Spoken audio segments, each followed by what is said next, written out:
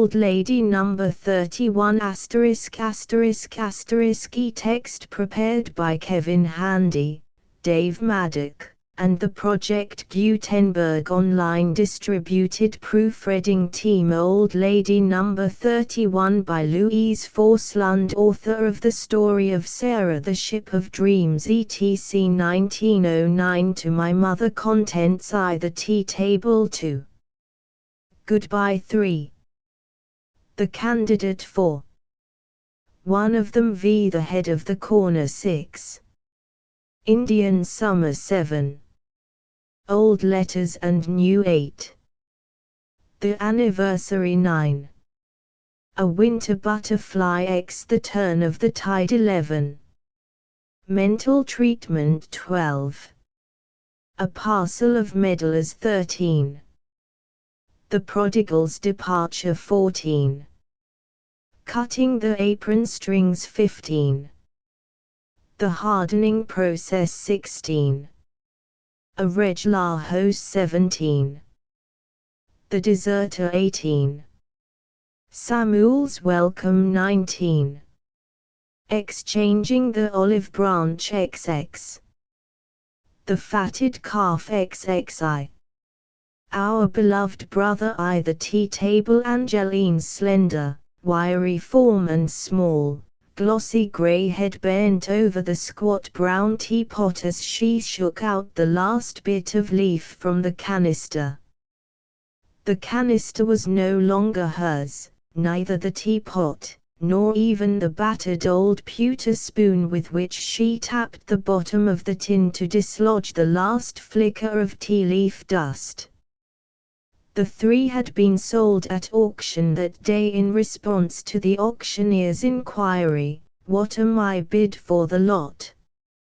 Nothing in the familiar old kitchen was hers, Angeline reflected, except Abraham, her aged husband, who was taking his last gentle ride in the old rocking chair, the old armchair with painted roses blooming as brilliantly across its back as they had bloomed when the chair was first purchased 40 years ago.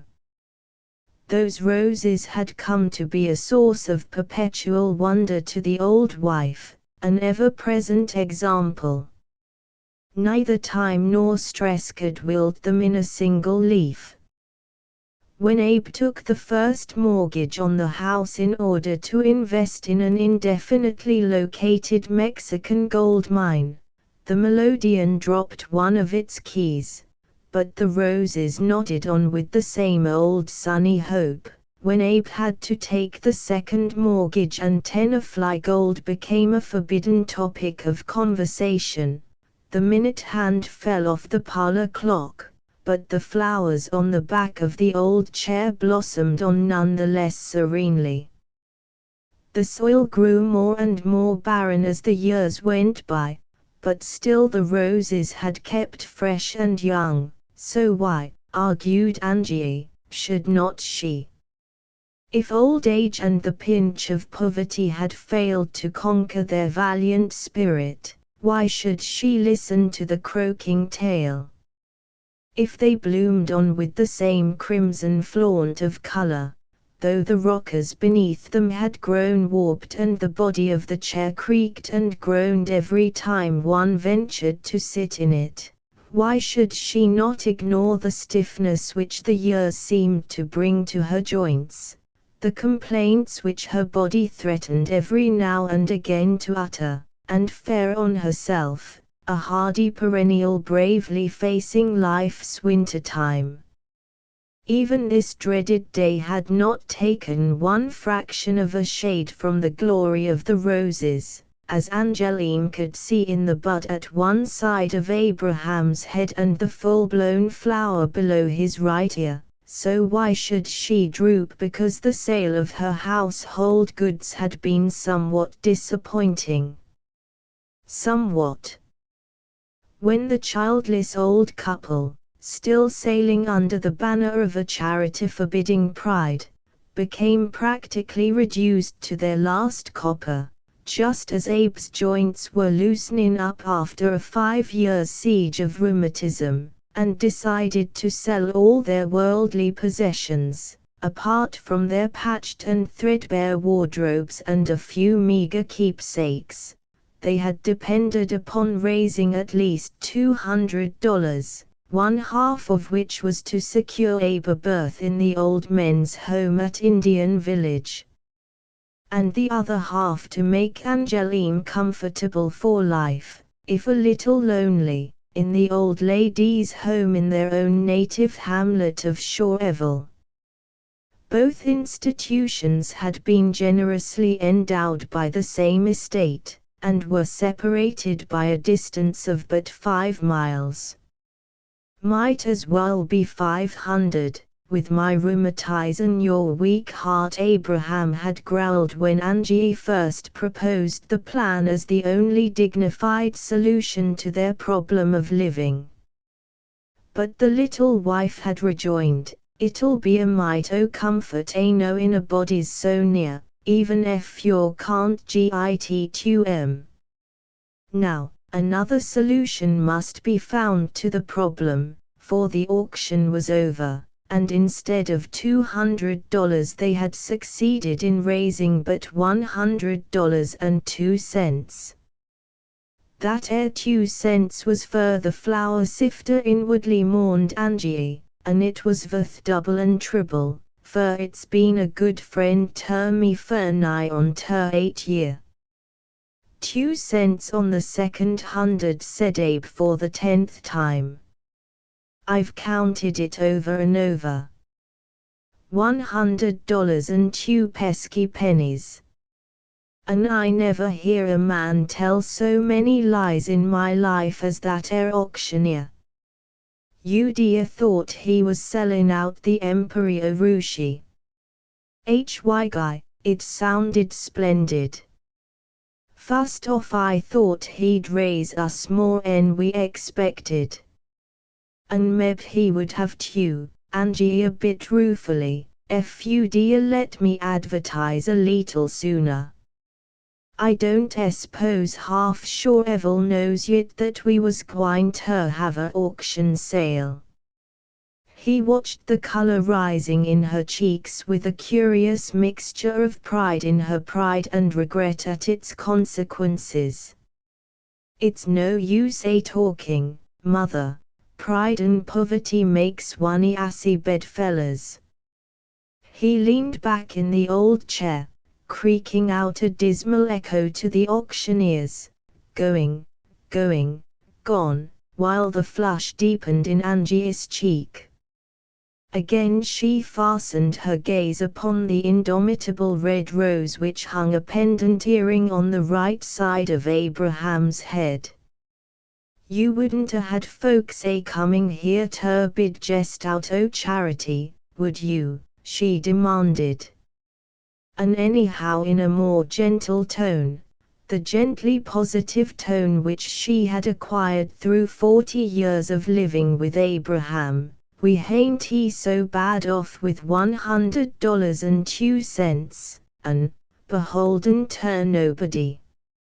It's 2 cents more 'n you need ter gitu in ter the old men's, and the extra 2 cents'll provide fer me jest beautiful."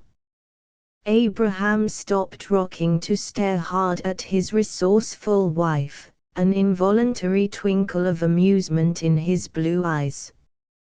With increased firmness, she repeated, "Just beautiful," whereupon Abe, scenting self-sacrifice on his wife's part, sat up straight and snapped, How so, mother?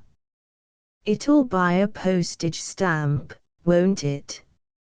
She was fairly aggressive now, and there's a envelope what warn't put up ter auction in the cupboard and a paper bag I kin iron out. Ketch me gwine ter the neighbors and beggin' fer writin' paper, and I'll jest set down and write a line ter Miss Halsey.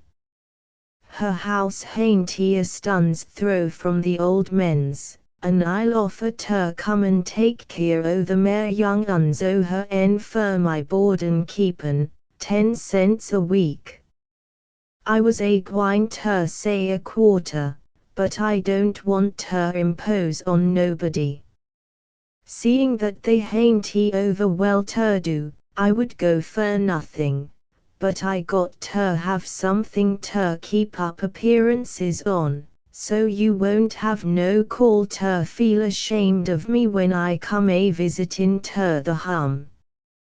Involuntarily, as she spoke, Angie lifted her knotted old hand and smoothed back the hair from her brow, for through all the struggling years she had kept a certain, not unpleasing, girlish pride in her personal appearance. Abraham had risen with creaks of his rheumatic joints, and was now walking up and down the room, his feet lifted slowly and painfully with every step, yet still his blue eyes flashing with the fire of indignant protest. Me a bunkin' comfortable in the old men's, and you a taking care o' them halsey young uns for 10 cents a week. I wouldn't take care o' 'em for 10 cents a short breath. Dar be young uns and young uns, he elucidated, but they be Tartars. You'd be in your grave afore the fust frost, and who's a gwine to bury your, the down? His tone became gentle and broken. No, Angie. You be a good gal, and you jest as we calc lated on. Eugen the old ladies, you've got friends over there, you'll git along splendid. And I'll git along too. You're no, throwing his shoulders back, he assumed the light, bantering tone so familiar to his wife. The poorhouse doors is always open. I'd jest admire to go there. There's a rocking chair in every room, and they say the grub is a number 1. He winked at her, smiling his broadest smile in his attempt to deceive. Both wink and smile, however, were lost upon Angie, who was busy dividing the apple sauce in such a way that Abe would have the larger share without suspecting it, hoping the while that he would not notice the absence of butter at this last home meal. She herself had never believed in buttering bread when there was sass to eat with it, but Abe's extravagant tastes had always carried him to the point of desiring both butter and sauce as a relish to his loaf. "Nao, fur as I'm concerned," pursued Abe, "I hain't got nothing agin the poorhouse for neither man nor woman. I'd as lief let you go tharst o' me, for I know very well that's what you laying out for to do." Yes, mother, you can't fool me. But think what folks would say. Think what they would say. They decrow, there's Abe taking his comfort in the old men's hum, and Angeline, she's eating her heart out in the poorhouse. Angeline had, indeed, determined to be the one to go to the poorhouse, but all her life long she had cared, perhaps to a faulty degree, for what folks would say. Above all, she cared now for what they had said and what they still might say about her husband and this final ending to his downhill road. She rested her 2 hands on the table and looked hard at the apple sauce until it danced before her eyes. She could not think with any degree of clearness. Vaguely she wondered if their supper would dance out of sight before they could sit down to eat it. So many of the good things of life had vanished ere she and Abe could touch their lips to them. Then she felt his shaking hand upon her shoulder and heard him mutter with husky tenderness, "My dear, this is the first chance since we've been married that I've had to take the worst of it. don't say a word agin it now, mother, don't you? I've brought you ter this pass. Lemme bear the brunt o' it. Ah, the greatest good of all had not vanished, and that was the love they bore one to the other. The sunshine came flooding back into Mother's heart. She lifted her face, beautiful, rosy, eternally young. This was the man for whom she had gladly risked want and poverty, the displeasure of her own people, almost half a century ago. Now at last she could point him out to all her little world and say, "See, he gives me the red side of the apple." She lifted her eyes, two bright sapphires swimming with the diamond dew of unshed, happy tears. "I'm thinking, father," she twittered, "that Naomi and you be gwine so fur apart, we be gittin' closer together in spirit than we've ever been afore." Abe bent down stiffly to brush her cheek with his rough beard, and then, awkward, as when a boy of 16 he had first kissed her, shy, ashamed at this approach to a return of the old-time love-making, he seated himself at the small, bare table. This warped, hill and dale table of the drop leaves, which had been brought from the attic only today after resting there for 10 years, had served as their first dining table when the honeymoon was young. Abe thoughtfully drummed his hand on the board, and as Angie brought the teapot and sat down opposite him, he recalled, "We had bread and tea and apple sauce the day we set up housekeeping, do you remember, Angie?" "And I burned the apple sauce," she supplemented, whereupon Abe chuckled, and Angie went on with a thrill of genuine gladness over the fact that he remembered the details of that long-ago honeymoon as well as she. "You don't mind having no butter tonight, do you, father?" He recalled how he had said to her at that first simple home meal, "You don't mind being poor with me, do you, Angie?" Now, with a silent shake of his head, he stared at her, wondering how it would seem to eat at table when her face no longer looked at him across the board, to sleep at night when her faithful hand no longer lay within reach of his own. She lifted her teacup, he lifted his, the two gazing at each other over the brims, both half distressed, half comforted by the fact that love still remained their toastmaster after the passing of all the years. Of a sudden Angie exclaimed, "We forgot to say grace."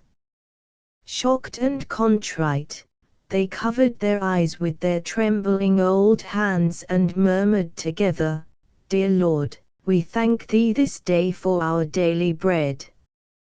Angie opened her eyes to find the red roses cheerfully facing her from the back of the rocking chair. A robin had hopped upon the windowsill just outside the patched and rusty screen and was joyfully caroling to her his views of life. Through the window vines in which the bird was almost meshed, the sunlight sifted softly into the stripped, bare, and lonely room. Angie felt strangely encouraged and comforted.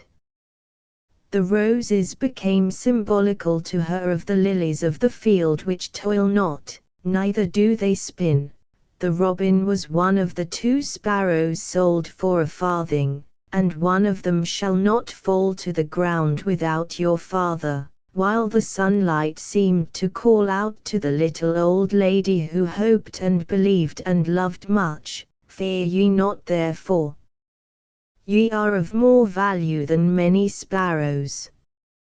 To goodbye when the last look of parting had been given to the old kitchen and the couple passed out of doors, hushed and trembling, they presented an incongruously brave, gala-day appearance. Both were dressed in their best.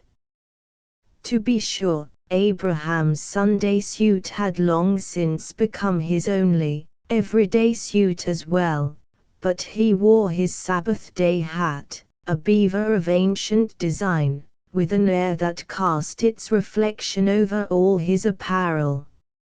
Angeline had on a black silk gown as shiny as the freshly polished stove she was leaving in her kitchen, a gown which testified from its voluminous hem to the soft yellow net at the throat that Angeline was as neat a mender and darner as could be found in Suffolk County. A black silk bonnet snuggled close to her head, from under its brim peeping a single pink rose. Every spring for 10 years Angeline had renewed the youth of this rose by treating its petals with the tender red dye of a budding oak. Under the pink rose, a soft pink flush bloomed on either of the old lady's cheeks. Her eyes flashed with unconquerable pride, and her square, firm chin she held very high, for now, indeed, she was filled with terror of what folks would say to this home leaving, and it was a bright June afternoon, too clear for an umbrella with which to hide one's face from prying neighbors, too late in the day for a sunshade. Angie tucked the green-black affair which served them as both under her arm and swung Abe's figured old carpet bag in her hand with the manner of one setting out on a pleasant journey. Abe, though resting heavily on his stout, crooked cane, dragged behind him Angie's little horsehair trunk upon a creaking, old, unusually large, toy express wagon which he had bought at some forgotten auction long ago. The husband and wife passed into the garden between borders of boxwood, beyond which nodded the heads of Angie's carefully tended, outdoor children, her roses, her snowballs, her sweet-smelling syringas, her wax-like bleeding hearts, and her shrub of bridal wreath. "Just a minute," she murmured, as Abe would have hastened on to the gate. She bent her proud head and kissed with furtive, half-ashamed passion a fluffy white spray of the bridal wreath. Now overtopping the husband's silk hat, the shrub had not come so high as his knee when they two had planted it nearly a half-century ago. "You're mine." Angie's heart cried out to the shrub and to every growing thing in the garden.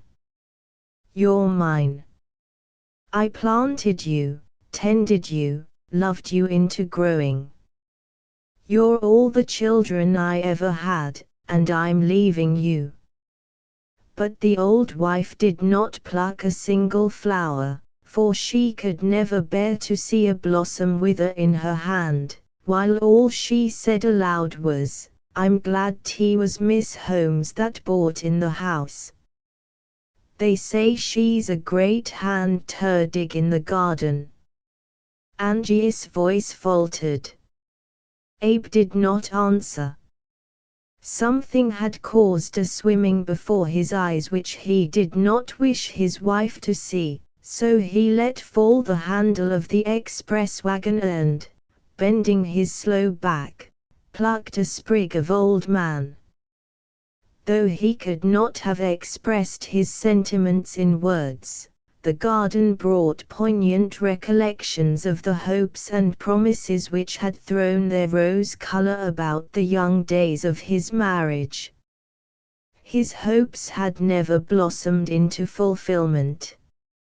His promises to the little wife had been choked by the weeds of his own inefficiency. Worse than this, the bursting into bloom of seeds of selfish recklessness in himself was what had turned the garden of their life into an arid waste. And now, in their dry and withered old age, he and Angie were being torn up by the roots, flung as so much rubbish by the roadside. "Mother, I be dreadful sorry to take you away from your poses," muttered Abraham as he arose with his green sprig in his hand. With shaking fingers, Angie sought a pin hidden beneath her basque. "Father, shall I pin your old man in your buttonhole?" she quavered. Then as he stooped for her to arrange the posy, she whispered, "I wouldn't care, 'cept for what folks must say. Let's hurry before anyone sees us. I told everybody that we weren't going to break up till tomorrow morning." Fortunately, there was a way across lots to the old lady's home, an unfrequented bypath over a field and through a bit of woodland, which would bring the couple almost unobserved to a side gate. Under ordinary circumstances, Angeline would never have taken this path, for it exposed her carefully patched and newly polished shoes to scratches, her fragile, worn silk skirt and stiff, white petticoat to brambles. Moreover, the dragging of the loaded little wagon was more difficult here for Abraham. But they both preferred the narrower, rougher way to facing the curious eyes of all Shoreville now, the pitying windows of the village street. As the couple came to the edge of the woodland, they turned with one accord and looked back for the last glimpse of the home. Blazing gold-red against the kitchen window flamed the afternoon sunlight. "Look at that!" Angie cried eagerly, as one who beholds a promise in the skies.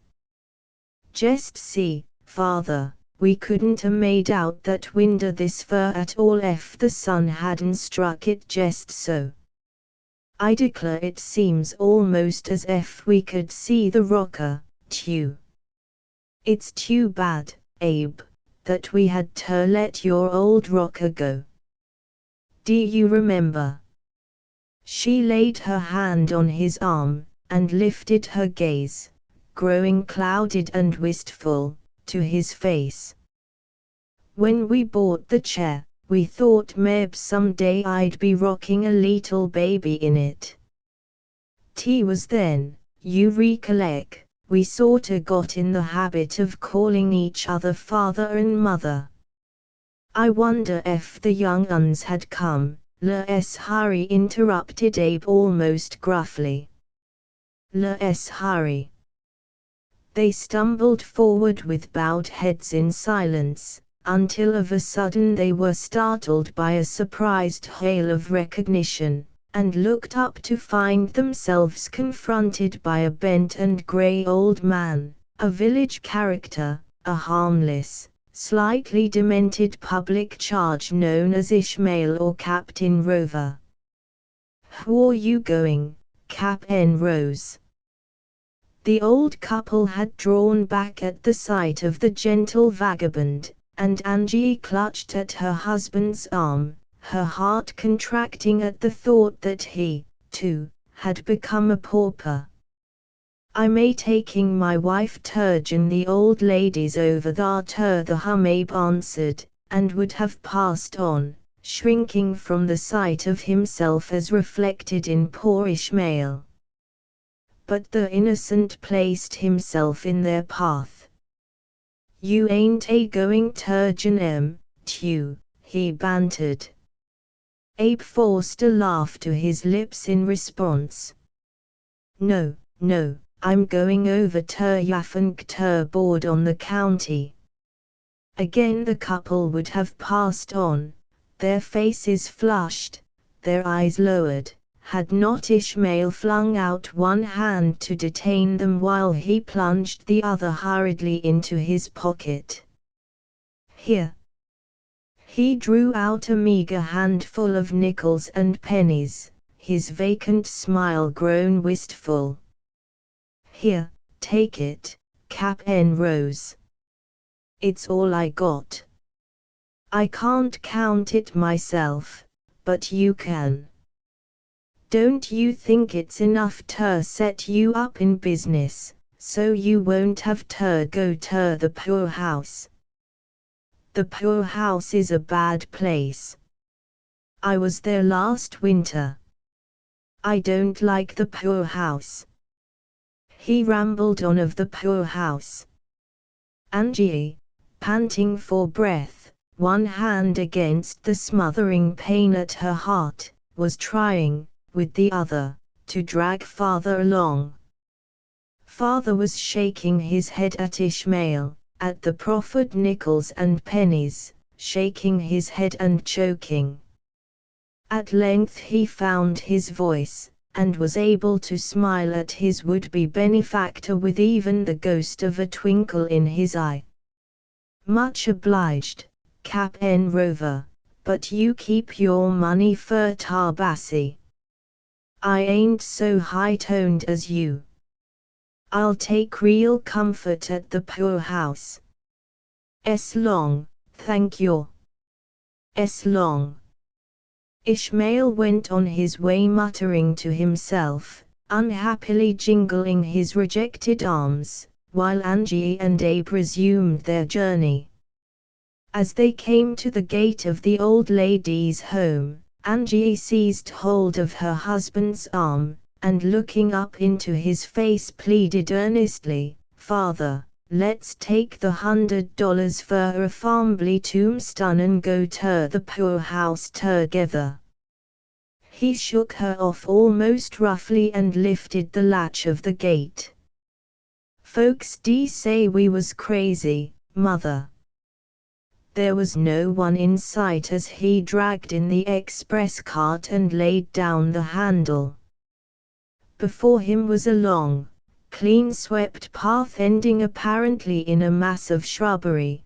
To the left was a field of sweet corn reaching to the hedge, to the right a strong and sturdy growth of pole lima beans, and just within the entrance, beneath the sweeping plumes of a weeping willow tree, was a shabby but inviting green bench. Abe's glance wandered from the bench to his wife's face. Angie could not lift her eyes to him. With bowed head she was latching and unlatching the gate through which he must pass. He looked at the sun and thoughtfully made reckon of the time. There were still 2 hours before he could take the train which, left Esco set Diona spell afore, he faltered, "Afore we say goodbye." She made no answer. She told herself over and over that she must, simply must, stop that all of a tremble feeling which was going on inside of her. She stepped from the gate to the bench blindly, with Abe's hand on her arm, though, still blindly, with exaggerated care she placed his carpet bag on the grass beside her. He laid down his cane, took off his high hat and wiped his brow. He looked at her anxiously. Still she could not lift her blurred eyes, nor could she check her trembling. Seeing how she shook, he passed his arm around her shoulder. He murmured something, what, neither he nor she knew, but the love of his youth spoke in the murmur, and again fell the silence. Angie's eyes cleared. She struggled to speak, aghast at the thought that life itself might be done before ever they could have 1 hour together again, but no words came. So much to say.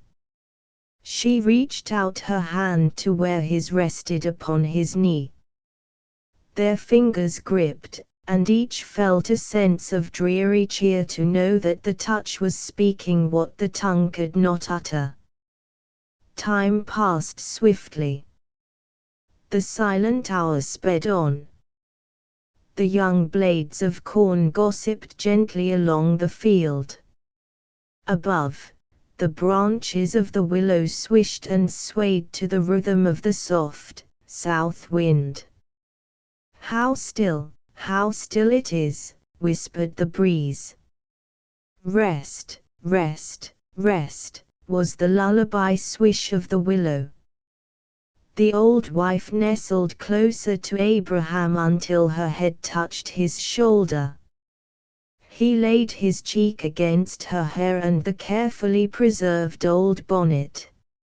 Involuntarily she raised her hand, trained by the years of pinching economy, to lift the fragile rose into a safer position.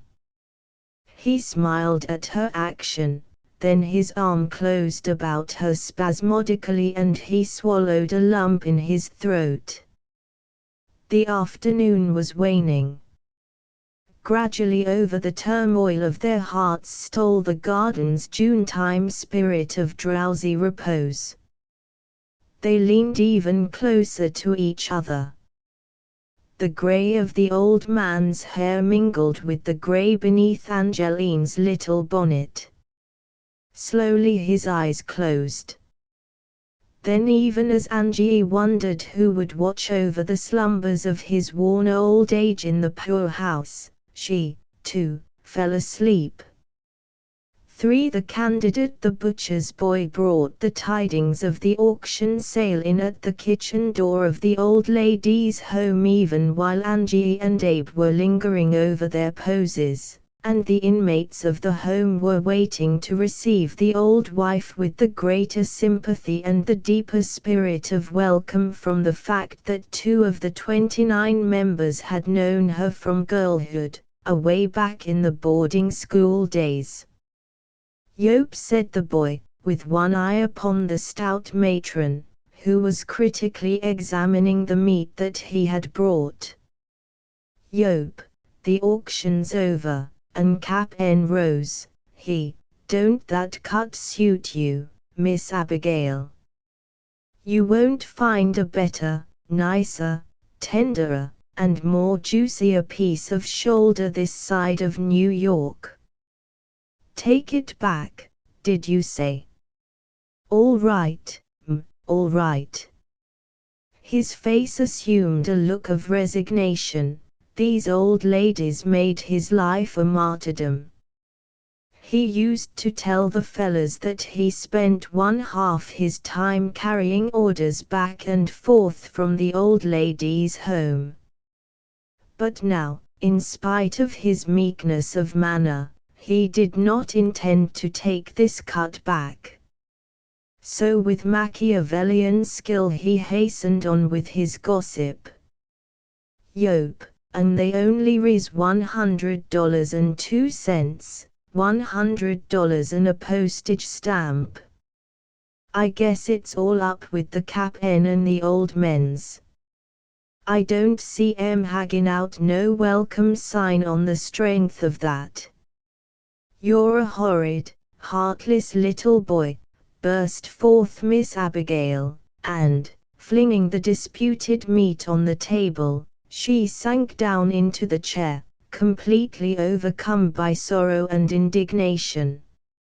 "You'll be old yourself some day," she sobbed, not noticing that he was stealthily edging toward the door, one eye on her, one on tomorrow's pot roast.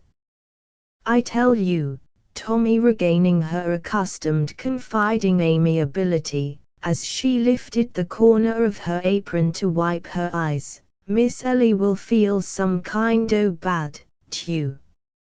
You know me and her and Angie all went ter school together, although Miss Ellie is so much younger 'en the rest o' us that we call her the baby." "Here." "Where?" But he was gone.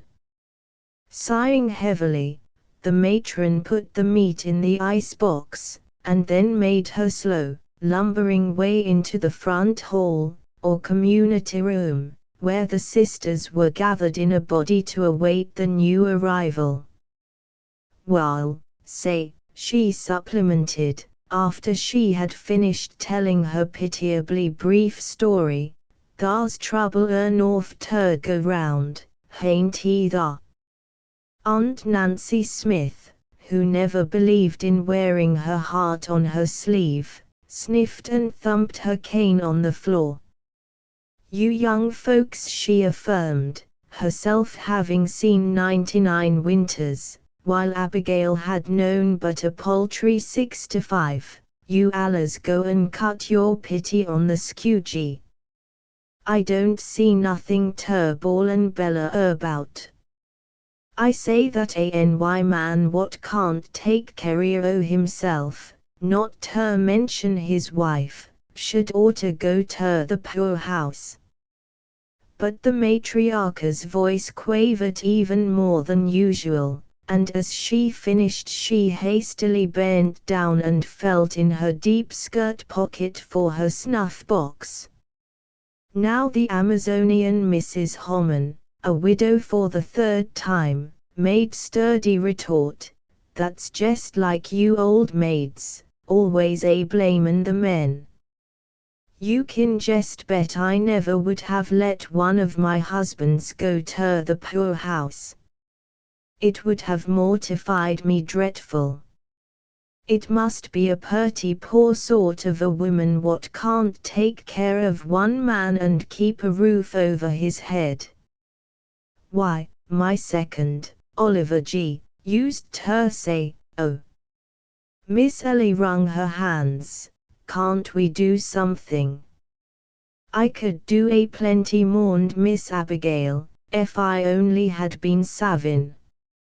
Here I git a salary o' $4 a month, and not one penny laid away."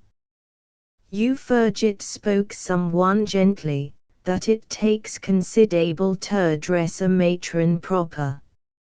Aunt Nancy, who had been sneezing furiously at her own impotence, now found her speech again. "We're a nice set ter talk about doin' something, a parcel o' poor lay critters like us." Her cackle of embittered laughter was interrupted by the low, cultivated voice of the belle of the home, Butterfly Blossie. "We've got to do something," said Blossie firmly. When Blossie spoke with such decision, every one of the sisters pricked up her ears.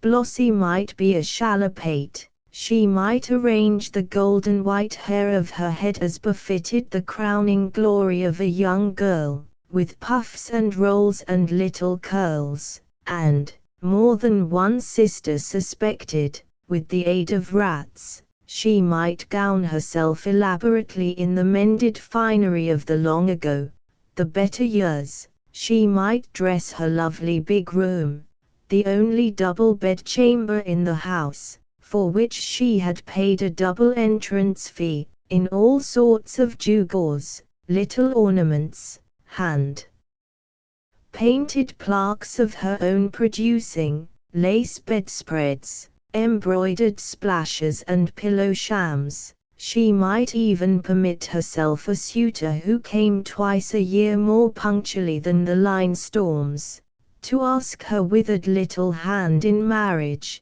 but her heart was in the right place, and on occasion she had proved herself a master hand at fixin' things. "Yes," said she, rising to her feet and flinging out her arms with an eloquent gesture, "we've got to do something, and there's just one thing to do, girls. Take the captain right here, here." She brought her hands to the laces on her bosom, "to our hearts." At first there was silence, with the ladies staring blankly at Blossie and then at one another.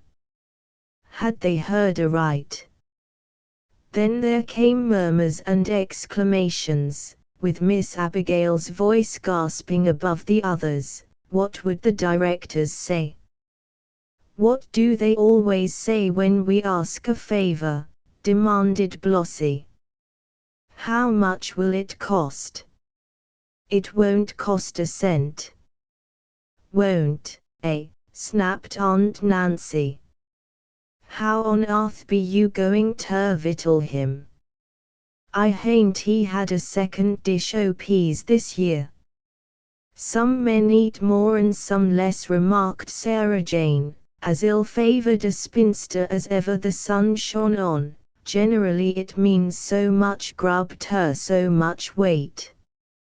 Miss Abigail glanced up at the ceiling, while Lazy Daisy, who had refused to tip the beam for 10 years, surreptitiously hid an apple into which she had been biting.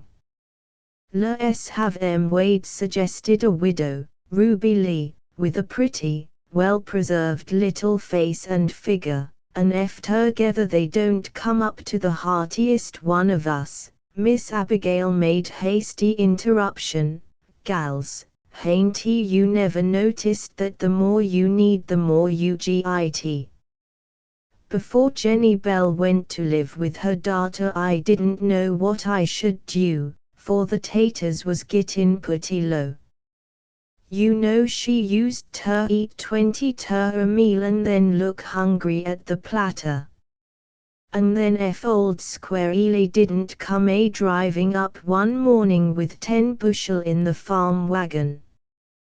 He'd been savin' 'em fer us all winter fer fear we might run short in the spring. Gals, thar's one thing you kin depend on, the foresightness of the Lord. I hain't he afraid ter risk a stretch in the board and keep o 30 ter provide ample fer 31. Nao, how many of you is willin' ter try it?" Every head nodded, I am, every eye was wet with the dew of merciful kindness, and Mrs. Homan and Sarah Jane, who had flung plates at each other only that morning, were observed to be holding hands. "But how on earth be we going to sleep him?" proceeded the matron uneasily. "Thar hain't he a extra corner in the hull place. Putting 2 people in number 30 is out of the question. It's just about the size of a Cinderella showbox, anyhow, and the garret leaks." She paused, for Blossie was pulling at her sleeve, the real Blossie, warm-hearted, generous, self-deprecating. "I think number 30 is just the coziest little place for one. Do let me take it, Miss Abigail, and give the couple my great big barn of a room." Aunt Nancy eyed her suspiciously. "You ain't gwine to make a fool o' yourself, and jump over the broomstick agin?" For Blossie's old suitor, Samuel Darby, had made one of his semi-annual visits only that morning. The belle burst into hysterical and self-conscious laughter, as she found every glance bent upon her.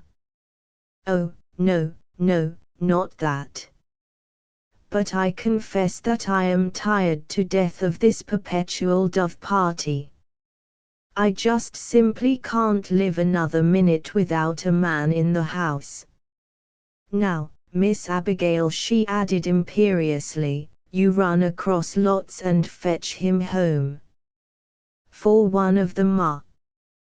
But Abraham slept that night as if he had been drawn to rest under the compelling shelter of the wings of all that flock which in happier days he had dubbed contemptuously the mere old hens. Never afterward could the dazed old gentleman remember how he had been persuaded to come into the house and up the stairs with Angeline. He only knew that in the midst of that heart-breaking farewell at the gate, Miss Abigail, all out of breath with running, red in the face, but exceedingly hearty of manner, had suddenly appeared. "Shoo, shoo, shoo," this stout angel had gasped. "Nao, Cap Abe, you needn't git nervous. We re as harmless as doves. Run right along. You won't see anybody tonight. Don't say a word. It's all right. SSSH. Shoo. And then, lo.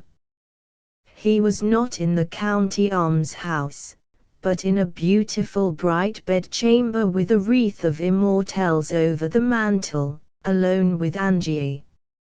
Afterward, it all seemed the blur of a dream to him, a dream which ended when he had found his head upon a cool, white pillow, and had felt glad, dear God, how glad, to know that Angie was still within reach of his outstretched hand, and so he had fallen asleep.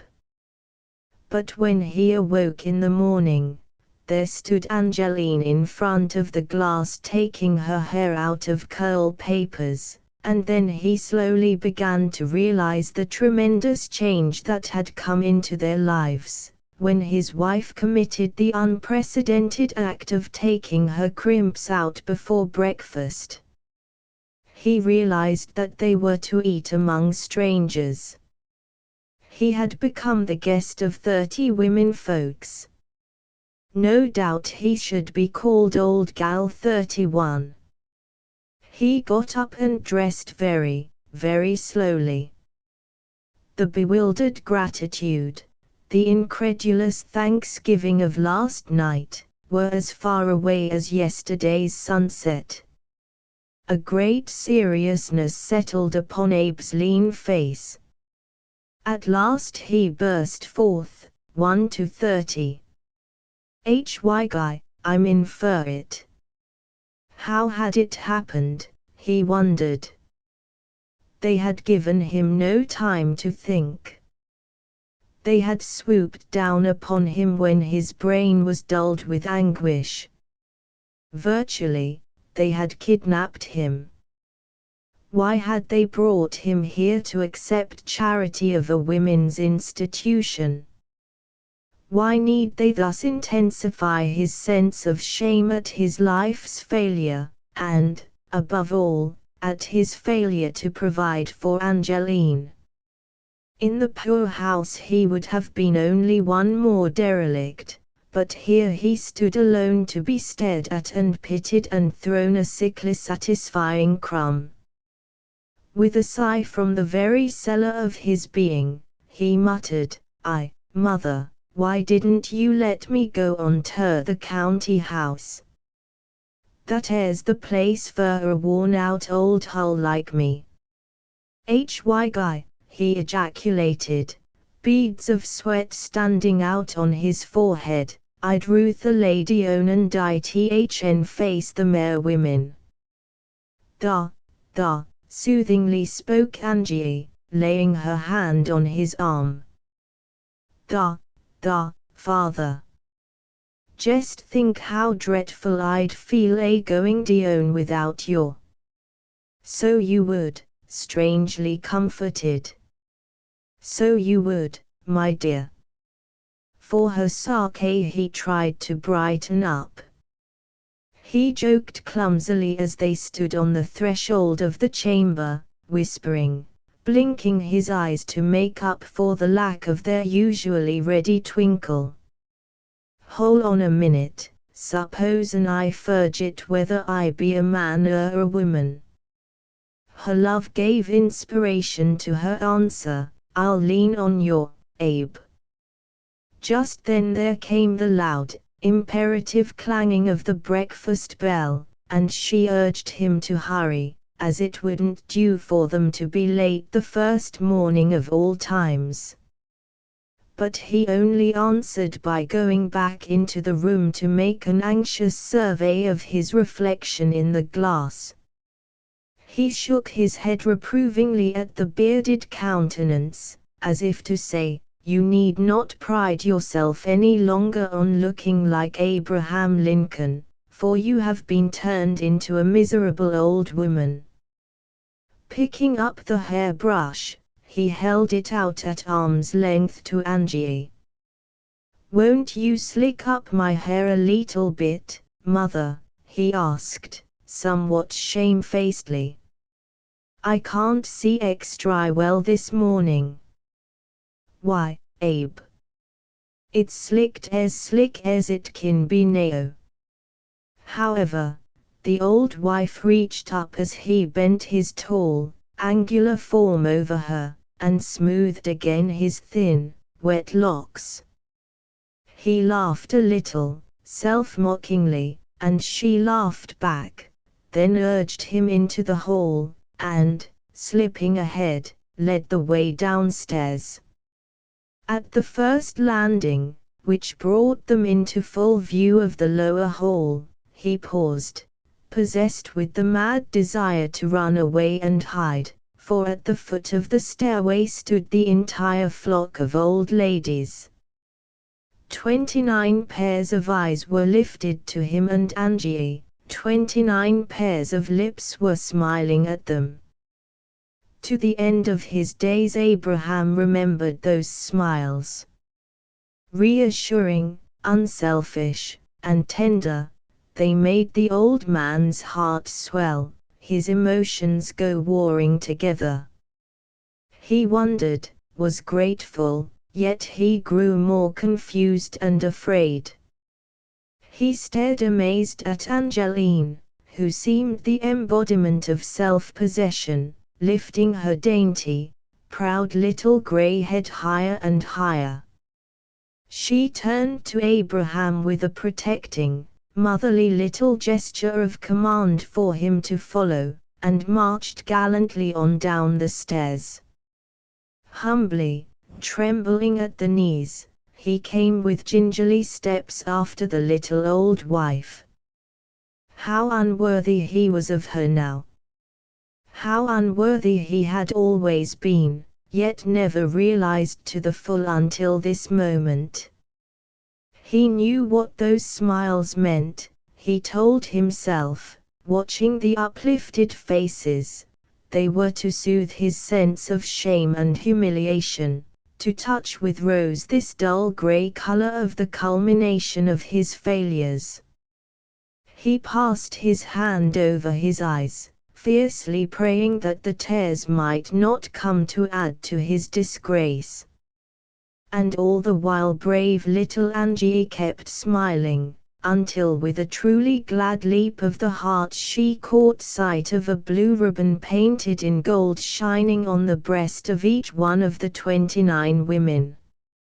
A pale blue ribbon painted in gold with, yes, peering her eyes she discovered that it was the word welcome.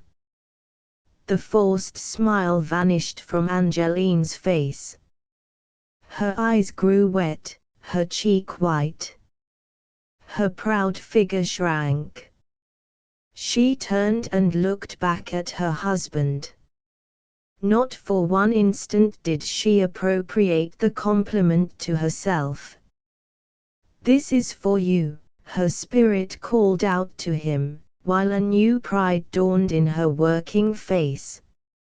40 years had she spent apologizing for Abraham, and now she understood how these 29 generous old hearts had raided him to the pedestal of a hero, while she stood a heroine beside him. Angie it was who trembled now, and Abe, gaining a manly courage from that, took hold of her arm to steady her. They had paused on a step near the foot of the stairs, and, looking around with his whimsical smile, he demanded of the bedecked company in general, "Ladies, be you 'spectin' the President?" Cackle went the cracked old voices of the 29 in a chorus of appreciative laughter, while the old heads bobbed at one another as if to say, "Won't he be an acquisition?" And then, from among the group there came forward Blossie, who had sacrificed most that this should come to pass, Blossie, who had sat till midnight painting the gold and blue ribbons, Blossie, the pride and beauty of the home, in a delicate, old, yellow, real lace gown. She held her two hands gracefully and mysteriously behind her back as she advanced to the foot of the stairs. Looking steadily into Abraham's eyes, She kept smiling until he felt as if the warmth of a belated spring had beamed upon him. "The President." Her mellow, well-modulated voice shook, and she laughed with a mingling of generous joy and tender pity. "Are we expecting the President?" "You dear modest man. We are welcoming you." Abe looked to Angie as if to say, "How shall I take it?" and behold, the miracle of his wife's bosom swelling and swelling with pride in him. He turned back, for Blossie was making a speech. His hand to his head, he bent his good ear to listen. In terms poetical and touching she described the loneliness of the life at the home as it had been, with no man under the roof of the house and only a deaf and dumb gardener, who hated her sex, in the barn. Then in contrast she painted life as it must be for the sisters now that the 30 tender vines had found a stanch old oak for their clinging. "Me?"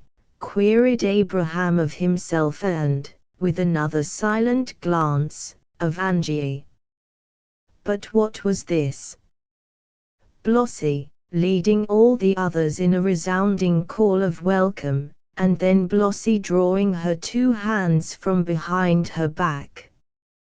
One held a huge blue cup, the other, the saucer to match. She placed the cup in the saucer and held it out to Abraham. He trudged down the few steps to receive it, unashamed now of the tears that coursed down his cheeks.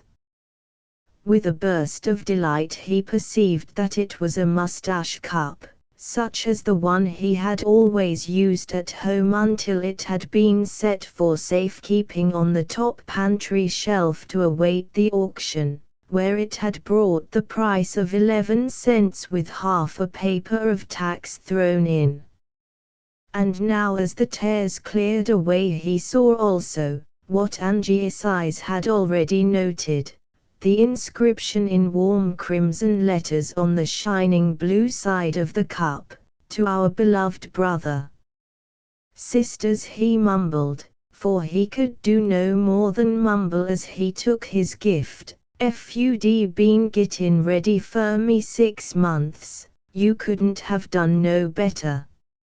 The head of the corner everybody wore their company manners to the breakfast table, the first time in the whole history of the home when company manners had graced the initial meal of the day.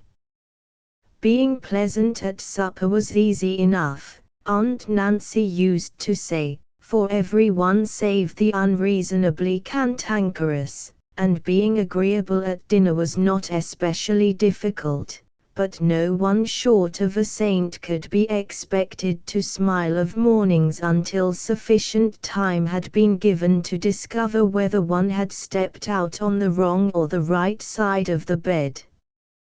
This morning, however, no time was needed to demonstrate that everybody in the place had gotten out on the happy side of his couch. Even the deaf and dumb gardener had untwisted his surly temper, and as Abraham entered the dining room, looked in at the east window with a conciliatory grin and nod which said as plainly as words, "'T is a welcome sight indeed to see one of my own kind around this establishment." "Why don't he come in?" questioned Abe, waving back a greeting as well as he could with the treasured cup in one of his hands and the saucer in the other, whereupon Sarah Jane, that ugly duckling, explained that the fellow, being a confirmed woman-hater, cooked all his own meals in the smokehouse, and insisted upon all his orders being left on a slate outside the tool house door. Abe sniffed disdainfully, contemplating her homely countenance, over which this morning's mood had cast a not unlovely, transforming glow. "Why, the scalawag!" He frowned so at the face in the window that it immediately disappeared. You don't mean to tell me he's sotagging you gals? He must be crazy. Sek a handsome, clever set o' women I never did see. Sarah Jane blushed to the roots of her thin, straight hair and sat down, suddenly disarmed of every porcupine quill that she had hidden under her wings, while there was an agreeable little stir among the sisters. Set down, all hands. Set down, enjoined Miss Abigail, fluttering about with the heaviness of a fat goose. Brother Abe, that's what we've all agreed to call you, by unanimous vote. You set right here at the foot of the table. Aunt Nancy always had the head and me the foot, but I only kept the foot, partly because thar warn't no man for the place, and partly because I was too sizable to squeeze in anywhere else. Seeing as Sister Angie is sek a leetle mite, though, I guess she kin easy make room for me t'other side o' her. Abe could only bow his thanks as he put his gift down on the table and took the prominent place assigned to him. The others seated, there was a solemn moment of waiting with bowed heads.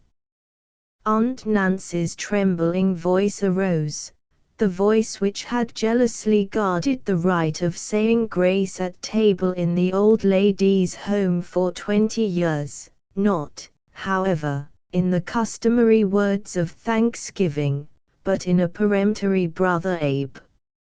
Abraham looked up. Could she possibly mean that he was to establish himself as the head of the household by repeating grace? Brother Abe, she called upon him again. You've asked a blessin' for one woman for many a year, supposin' you ask it for 30. Amid the amazement of the other sisters, Abe mumbled, and muttered, and murmured, no one knew what words, but all understood the overwhelming gratitude behind his incoherency, and all joined heartily in the Amen. Then, while Mrs. Homan, the cook of the week, went bustling out into the kitchen, Aunt Nancy felt that it devolved upon her to explain her action. It would never do, she thought, for her to gain a reputation for self-effacement and sweetness of disposition at her time of life. Son, I want you to understand one thing now at the start. You treat us right, and we'll treat you right. That's all we ask o' you. Miss Ellie, pass the radishes. I'll do my best, Abe hastened to assure her. Guy, that coffee smells some kind o' good, don't it? Between the smell o' the stuff and the looks o' my cup, it'll be so temptin' that I'll wish I had the neck of a giraffe, and could taste it all the way down. Angie, I be afraid we'll git the gout a living so high. Look at this here cream. Smiling, appreciative, his lips insisting upon joking to cover the natural feeling of embarrassment incident to this first meal among the sisters, but with his voice breaking now and again with emotion, while from time to time he had to steal his handkerchief to his old eyes, Abe passed successfully through the, to him, elaborate breakfast. And Angie sat in rapt silence, but with her face shining so that her quiet was the stillness of eloquence. Once Abe startled them all by rising stealthily from the table and seizing the morning's newspaper which lay upon the buffet. I knowed it, cavilled Lazy Daisy sotto voce to no one in particular. He couldn't wait for the news till he was through eating. But Abe had folded the paper into a stout weapon, and, creeping toward the window, dispatched by a quick, adroit movement a fly which had alighted upon the screen. "I hate the very sight o' them 'ere pesky critters," he explained half apologetically. Thar's another one and slaughtered that." "My, but you kin git 'em, can't you?" spoke Miss Abigail admiringly. "Them two be the very ones I tried ter ketch all day yistday. I kin see as a flycatcher you be a-going ter be vith the farm ter me. Set down and try some o' this here strawberry preserve." But Abe protested that he could not eat another bite unless he should get up and run around the house to joggle down what he had already swallowed. He leaned back in his chair and surveyed the family. On his right, generous-hearted Blossie, who had been smiling approval and encouragement at him all through the repast. At his left, and just beyond Angie, Miss Abigail indulging in what remained on the dishes now that she discovered the others to have finished, Aunt Nancy keenly watching him from the head of the board, and all the other sisters betwixt and between. He caught Mrs. Homan's eye where she stood in the doorway leading into the kitchen, and remarked pleasantly, "You oughter set up a pancake shop in York. You could make a fortune at it. I hain't had sec a meal o' victuals since I turned 50 year o' age." A flattered smile overspread Mrs. Homan's visage, and the other sisters, noting it, wondered how long it would be before she showed her claws in Abraham's presence. "Why guy, Angie," Abe went on, "you can't believe nothing you hear, kin you? Why, folks have told me that you ladies, what you hit in my foot for, mother. Folks have told me," a twinkle of amusement in his eye at the absurdity, "that you fight among yourselves like cats and dogs, when, law, I never see sec a clever lot o' women gathered together in all my life. An' I believe, mother, I hain't saying nothing. I jest want ter let 'em know what I think on 'em. I believe that thar must be 300 hearts in this here place 'stid o' 30. But do you know, gals, folks outside even go so fur's ter say that you throw plates at one another." There was a moment's silence, then a little gasp first from one and then from another of the group. Everyone looked at Mrs. Homan, and from Mrs. Homan to Sarah Jane. Mrs. Homan tightened her grip on the pancake turner. Sarah Jane uneasily moved her long fingers within reach of a sturdy little red and white pepper pot. Another moment passed, in which the air seemed filled with the promise of an electric storm. Then Blossie spoke hurriedly, Blossie the tactician, clasping her hands together and bringing Abe's attention to herself. "Really? You surprise me. You don't mean to say that folks talk about us like that?" "Slander is a dreadful long-legged critter," amended Miss Abigail, smiling and sighing in the same breath. "Sri Jane," inquired Mrs. Homan sweetly, "what's the matter with that pepper pot? Does it need fillin'?" And so began the reign of peace in the old lady's home. 6 Indian summer. Miss Abigail had not banked in vain on the foresightness of the Lord. At the end of 6 months, instead of there being a shortage in her accounts because of Abe's presence, she was able to show the directors such a balance sheet as excelled all her previous commendable records. "How do you explain it?" they asked her.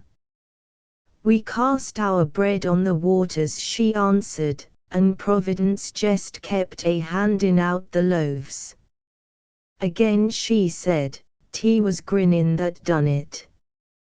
Brother Abe he kept the gardener good-natured, and the gardener he jest grinned at the garden sass until it was ashamed not ter flourish, and Brother Abe kept the gals good-natured and they warn't so nearsy about what they eat, and he kept the visitors a laughing jest ter see him here, and when you make folks laugh they want ter turn around and do something fer you. I tell you, if you kin only keep grittin' off ter grin, you kin drive away a drought. In truth, there had been no drought in the garden that summer, but almost a double yield of corn and beans, no drought in the gifts sent to the home, but showers of plenty. Some of these came in the form of fresh fish and clams left at the back door, some in luscious fruits, some in barrels of clothing. And the barrels of clothing solved another problem, for no longer did their contents consist solely of articles of feminine attire. Biled shirts poured out of them, socks and breeches, derby hats, coats and negligees, until Aunt Nancy with a humorous twist to her thin lips inquired if there were 30 men in this establishment and 1 woman. "I never thought I'd come to wearing a quilted silk basque with tassels on it," Abe remarked one day on being urged to try on a handsome smoking jacket. "Do I look like one of them sisser boys, jest a dude?" "It's dreadful becoming," insisted Angie. "Beautiful. Ain't it, gals?" Every old lady nodded her head with an air of proud proprietorship, as if to say, "Nothing could fail to become our brother." And Angie nodded her head, too, in delighted approval of their appreciation of our brother and my husband.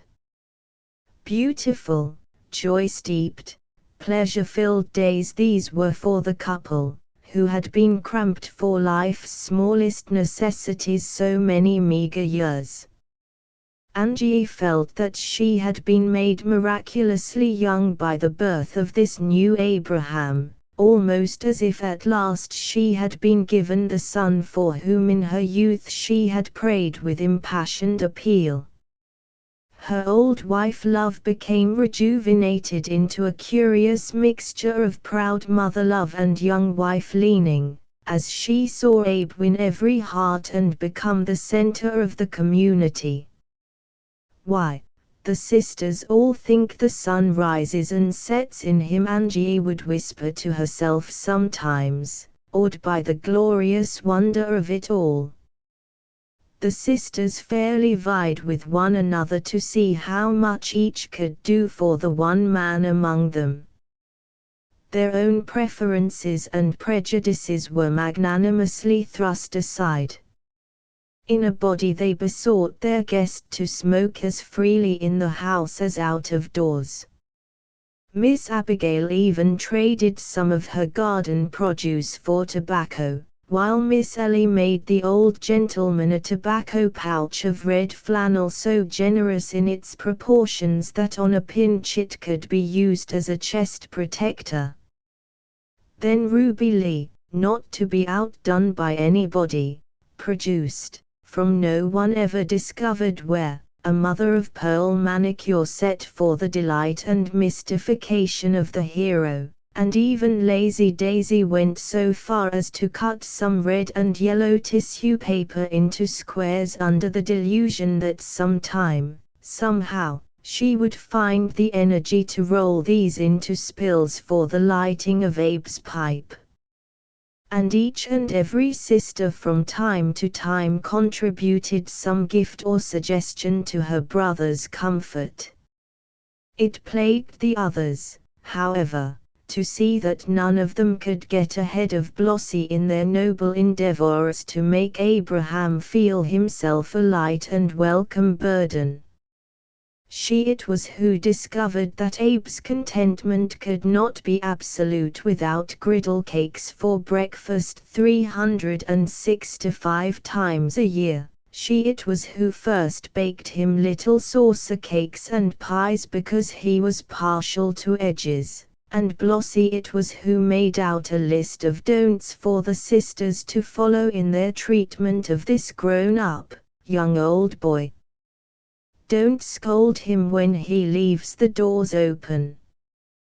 Don't tell him to wipe his feet. Don't ever mention gold mines or shiftless husbands, etc., etc.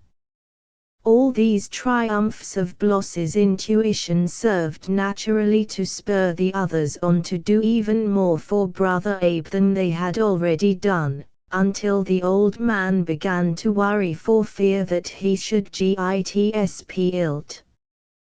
When he lay down for his afternoon nap and the house was dull and quiet without his waking presence, the ladies would gather in groups outside his door as if in a king's antechamber, waiting for him to awaken, saying to one another ever and again, "Pshaw, pshaw." He professed to scoff at the attentions he received, would grunt and growl humbug, yet nevertheless he thrived in this latter-day sunlight. His old bones took on flesh. His aged kindly face, all seamed with care as it had been, filled out, the wrinkles turning into twinkles. Abraham had grown young again. With the return of his youth came the spirit of youth to the old lady's home. Verily, verily, as Blossie had avowed from the first, they had been in sore need of the masculine presence. The ancient coat and hat which had hung in the hall so long had perhaps served its purpose in keeping the burglars away, but this lifeless substitute had not prevented the crabbed gnomes of loneliness and discontent from stealing in. Spinster, wife, and widow, they had every one been warped by the testy just-so-ness of the old maid. Now, instead of fretful discussions of health and food, recriminations and wrangling, there came to be laughter and good-humored chatter all the day long, each sister striving with all her strength to preserve the new-found harmony of the home. There were musical evenings, when Miss Abigail opened the melodeon and played Old Hundred and Abraham was encouraged to pick out with one stiff forefinger my grandfather's clock. Hymn tunes were sung in chorus, and then, in answer to Abe's appeal for something livelier, there came time-tried ditties and old love songs. And at last, one night, after leaving the instrument silent, mute in the corner of the parlor for many years, Aunt Nancy Smith dragged out her harp, and, seating herself, reached out her knotted, trembling hands and brought forth what seemed the very echo, so faint and faltering it was, of Douglas, Douglas, tender and true. There was a long silence after she had finished, her head bowed on her chest, her hands dropped to her sides.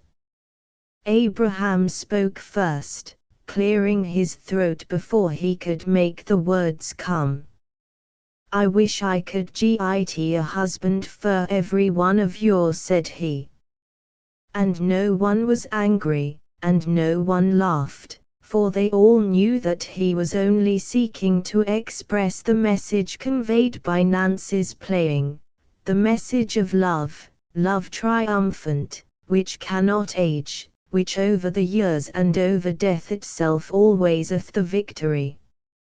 7 old letters and new Blossy left the room without a word, and went stealing up the stairs to the little cupboard where she now slept, and where was hung on the wall, in a frame of yellow hollyhocks, painted by her own hand, a photograph of Captain Samuel Darby, the man who had remained obstinately devoted to her since her days of pinafores. The picture betrayed that Captain Darby wore a wig designed for a larger man, and that the visage beneath was gnarled and weather-beaten, marked with the signs of a stubborn and unreasonable will. Even now the aged bell could hear him saying, "Here I be, come around ter pop agin. Ready ter hitch." Samuel's inelegant English had always been a source of distress to Blossy, yet still she stared long at the picture.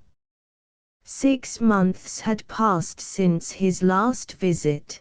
Tomorrow would be the date of his winter advent.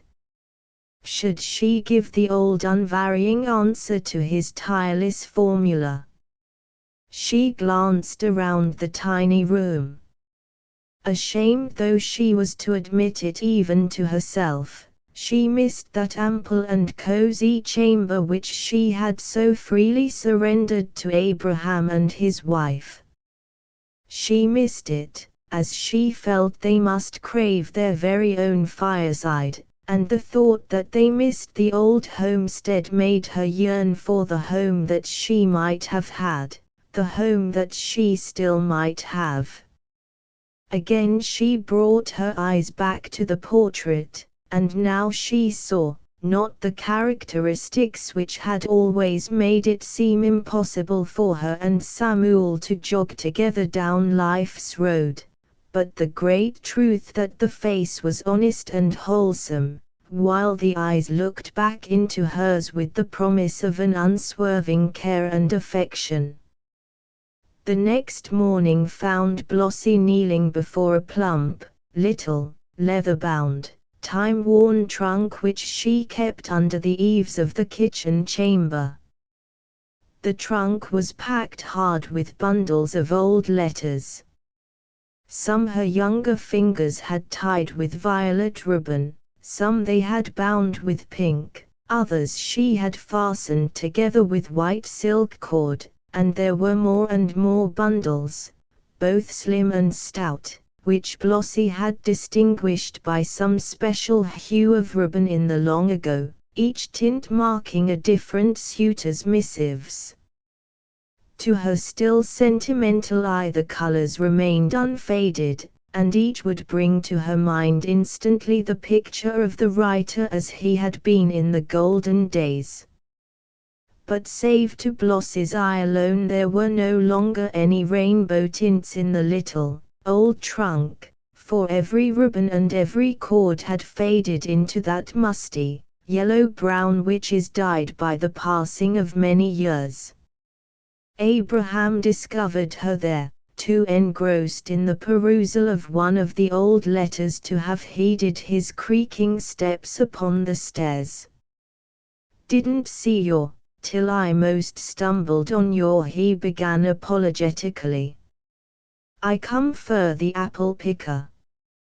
Dar's a handful of russets in the orchard yit, that's calc Latin ter spend Christmas up close ter heaven, but, say, Blossy," he added more loudly, since she did not raise her head, "you seen anything o' that 'ere picker?"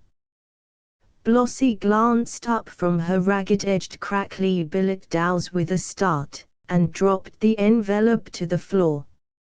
For the moment, so deep in reminiscence was she thought Captain Darby himself had surprised her. Then, recognizing Abe and recalling that Samuel's winter visits were invariably paid in the afternoon, she broke into a shamefaced laugh. "Oh, is that you, brother Abe? Don't tell the others what you found me doing." These with a wave of her delicate, blue-veined hands over the trunk and its contents, are all old love letters of mine. Do you think I'm a silly old goose to keep them cluttering around so long?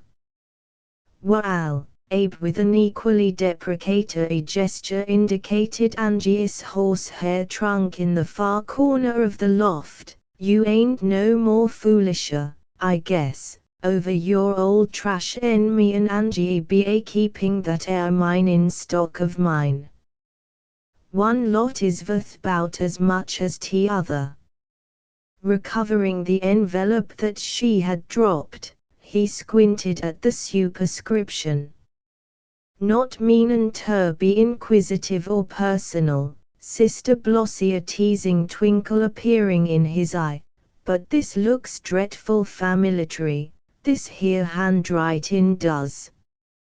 When I run the beach, you've heard me tell of the time I was on the life-savin' crew over ter Bleak Hill for a spell. My cap'n he had a fist jest like that.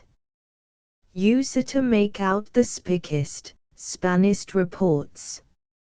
Lemme see the twinkle deepening. Didn't the gals say you was expectin' somebody terday? Law, I ain't saw Cap'n Samuel for 10 year or more. I guess on these here popping trips o' his he hain't wastin' time on no men folks. But, Blossie, you better give me a chance ter talk to him this afternoon, and meb I'll speak a good word fer you. Blossie, not always keen to see a joke, and with her vanity now in the ascendant, felt the color rise into her withered cheek. Oh, you needn't take the trouble to speak a good word for me. Any man who could ever write a letter like this doesn't need to be coaxed. Just listen, the man you take for a mate is the luckiest dog in the whole round world. I'd rather be him than king of all the countries on earth. I'd rather be him than strike a gold mine reaching from here to China. I'd rather be him than master of the finest vessel that ever sailed blue water. That's what I would. Why, the man who couldn't be happy with you would spill tears all over heaven. Blossie's cheek was still flushed, but no longer with pique. Her voice quavered, and broke, and finally there fell upon the faded page of the letter 2 sparkling tears. Abraham shuffled uncomfortably from one foot to the other, then, muttering something about the pesky apple hook, went scuffing across the floor in the direction of the chimney. Blossie, however, called him back. I was crying, Brother Abe, because the man I did take for a mate once was not happy, and neither was I. I was utterly wretched, so that I've always felt I never cared to marry again.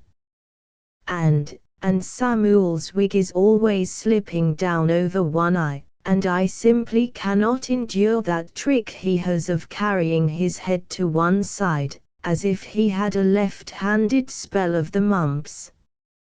It nearly drives me frantic. Brother Abe, now tell me honestly, do you think he would make a good husband? Abe cleared his throat. Blossie was in earnest. Blossie could not be laughed at. She was his friend, and Angie's friend, and she had come to him as to a brother for advice. He too had known Samuel as man to man, which was more than any of the sisters could say. Stroking his beard thoughtfully, therefore, he seated himself upon a convenient wooden chest, while Blossie slipped her old love letter in and out of the envelope, with that essentially feminine manner of weighing and considering. "Now," began Abe at length, this is some pen that requires careful debating. First off, howsomever, you must remember that wigs and ways never made a man yet. As I recollect Samuel, he was pretty good as men go. I should say he wouldn't be any more of a risk to you than I was to Angie, maybless. He's got quite a little laid by, I understand, and a tidy story and a half house, and front stoop, and, by golly, can't he cook? He's a splendid housekeeper. Housewifery, remarked Blossie sagely, as she began to gather her missives together, is an accomplishment to be scorned in a young husband, but not in an old one. They say there hasn't been a woman inside Samuel's house since he built it, but it's as clean as soap and sand can make it. I bet you're agreed, Abe. Hain't he never been no fly inside it, neither, I warrant you. Fly can't light arter Samuel's cleanin' up nohow, he's got ter skate. He says he built that little house for me, said the old lady, as she closed down the lid of the trunk. There was a wistful note in Blossie's voice, which made Abraham declare with a burst of sympathy, "'T ain't no disgrace ter git married at no time of life. Samuel's a good provider, why don't you snap him up ter day? We'll miss you a lot, but, here's the apple picker right over your head," interrupted Blossie tartly, and Abe felt himself peremptorily dismissed. Scarcely had he left the attic, however, than she too hastened down the steep, narrow stairs.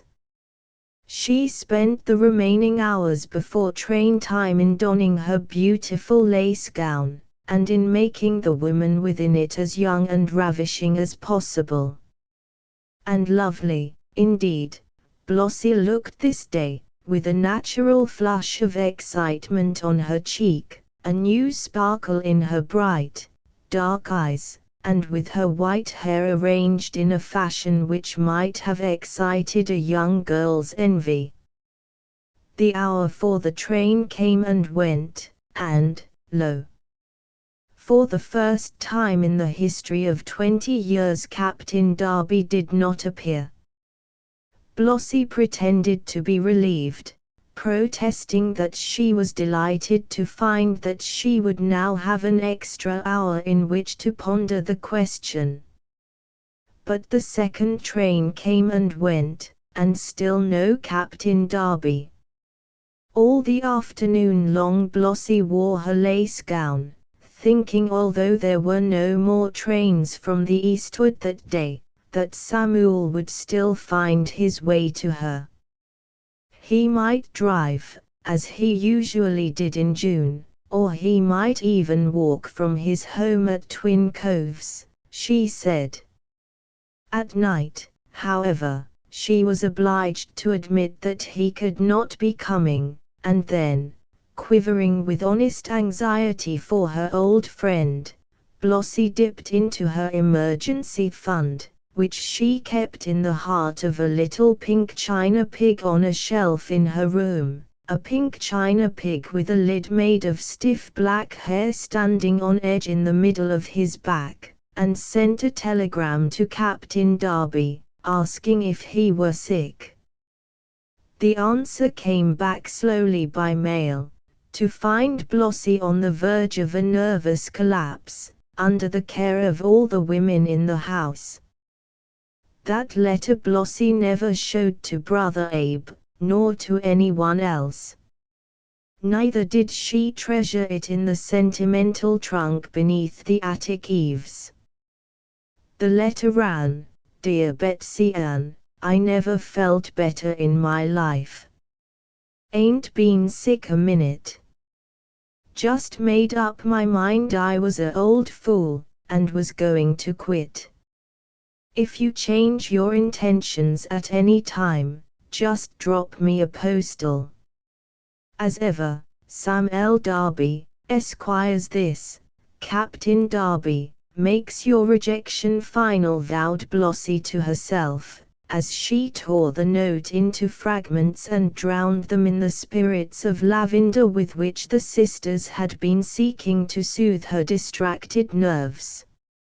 8. The anniversary. About this time Blossie developed a tendency to draw Brother Abraham aside at every opportunity, convenient or inconvenient, in order to put such questions as these to him. Did you say it is fully 35 years since you and Captain Darby were on the beach together? Do you think he has grown much older?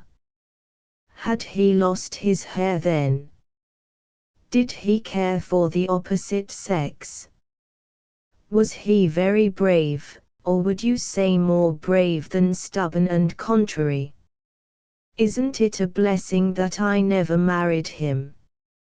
Fearful of the ridicule of the sisters, Blossie was always careful to conduct these inquiries in whispers, or at least in undertones, with a great observance of secrecy, sometimes stopping Abe on the stairs, sometimes beckoning him to her side when she was busy about her household tasks on the pretense of requiring his assistance. On one occasion she even went so far as to inveigle him into holding a skein of wool about his clumsy hands, while she wound the violet worsted into a ball, and delicately inquired if he believed Samuel spoke the truth when he had protested that he had never paid court to any other woman. Alas, Blossie's frequent tête-à-têtes with the amused but sometimes impatient Abraham started an exceedingly foolish suspicion. When, asked the sisters of one another, did Abe ever help anyone, save Blossie, shell dried beans or pick over prunes? When had he ever been known to hold wool for Angie's winding? Not once since wooing time, I warrant you. What could this continual hobnobbing and going off into corners mean, except flirtation? Ruby Lee whispered it first into Aunt Nancy's good ear. Aunt Nancy indulged in 4 pinches of snuff in rapid succession, sneezed an amazing number of times, and then acridly informed Ruby Lee that she was a jealous cat and always had been one. However, Aunt Nancy could not refrain from carrying the gossip to Miss Ellie, adding that she herself had been suspicious of Abe's behavior from the start. "Oh, no, no," cried the shocked and shrinking spinster. "And Angie so cheerful all the time. I don't believe it." But whisper, whisper, buzz, buzz, went the gossip, until finally it reached the pink little ears at the side of Miss Abigail's generously proportioned head. The pink ears turned crimson, likewise the adjoining cheeks, and Miss Abigail panted with righteous indignation. "It all comes of this plagued old winter time," she declared, sharply biting her thread, for she was mending a tablecloth. "Shet the windows on summer, and you catch the tail of slander in the latch every time. Nay, if I hear one word about this tarnal foolishness coming to Angie's ears, or Brother Abe's, or Blossie's either, for that matter, we'll all have to eat off oilcloth Sundays, the same as weekdays, until I see a more Christian spirit in the house." She gave the Sunday damask across her lap a pat which showed she was in earnest, and the rebuked sisters glanced at one another, as if to say, suppose the minister should walk in some Sabbath afternoon and find oilcloth on the table, and ask the reason why. They one and all determined to take Aunt Nancy's advice and sew a button on their lips. Fortunately, too, the February thaws had already set in, and the remainder of the winter passed without any severe strain on the buttonholes. And at length the welcome spring began to peep forth, calling to the old folks, "Come out, and grow young with the young year." With the bursting forth of the new spring tide, the winter's talk seemed to drop as a withered and dead oak leaf falls from its winter-bound branches, and Abe stood once more alive to the blessings of renewed approval. Angie went out of doors with Miss Abigail, and puttered around among the flowers as if they were her own, thanking God for Abe's increasing popularity in the same breath that she gave thanks for the new buds of the spring. The anniversary of the Rose's entrance into the home drew nearer, and Blossie suggested that the best way to celebrate the event would be by means of a pink tea. Neither Angie nor Abe, nor in fact half the sisters, had any clear conception of what a tinted function might be, but they one and all seized upon Blossie's idea as if it were a veritable inspiration, and for the time jealousies were forgotten, misunderstandings erased. Such preparations as were made for that tea. The deaf and dumb gardener was sent with a detachment of small boys to fetch from the wayside and meadows armfuls of wild roses for the decorations. Miss Abigail made pink icing for the cake. Ruby Lee hung bleeding hearts over the dining room door. Aunt Nancy resurrected from the bottom of her trunk a white lace cap with a rakish-looking pink bow for an adornment, and fastened it to her scant grey hairs in honor of the occasion. Blossie turned her pink china pig, his lid left upstairs, into a sugar bowl. Pink, pink, pink, everywhere, even in Angie's proud cheeks. Pink, and pink, and pink. Abe used to grow dizzy, afterward, trying to recall the various pink articles which graced that tea. But most delightful surprise of all was his anniversary gift, which was slyly slipped to his place after the discussion of the rose-colored strawberry gelatin. It was a square, 5-pound parcel wrapped in pink tissue paper, tied with pink string, and found to contain so much Virginia tobacco, which Blossie had inveigled an old Southern admirer into sending her for charitable purposes. After the presentation of this valuable gift, Abraham felt that the time had come for him to make a speech, practically his maiden speech. He said at the beginning, more suavely at his ease than he would have believed possible, secure of sympathy and approbation, with Angie's glowing old eyes upon her prodigy, that all the while he had been at the home, he had never before felt the power to express his gratitude for the welcome which had been accorded him, the welcome which seemed to wear, as if it were all wool and a yard wide, and could never wear out. The old ladies nodded their heads in approval of this, every face beaming, but as the speech went on the others perceived that Abe had singled out Blossie for special mention. Blind Abraham, Blossie, who had first proposed admitting him into this paradise, Blossie, who had given up her sunny south chamber to his comfort and Angie's, Blossie, who had been as a guardian angel to him, Blossie, who as a fitting climax to all her sisterly attentions had given him today this wonderful pink tea, and this 5 whole pound o' Virginie Tarbassa. He held the parcel close to his bosom, and went on, still praising Blossy, this innocent old gentleman, heedless of Angie's gentle tug at his coat-tail, while Blossy buried her absurdly lovely old face in the pink flush of a wild rose spray, and the other old ladies stared from him to her, their faces growing hard and cold. When Abraham sat down, aglow with pride over his oratorical triumphs, his chest expanded, his countenance wrinkled into 1,000 guileless, grateful smiles, there was absolute silence. Then Blossy, her head still bowed as if in shy confusion, began to clap her hands daintily together, whereat a few of the others joined her half-heartedly.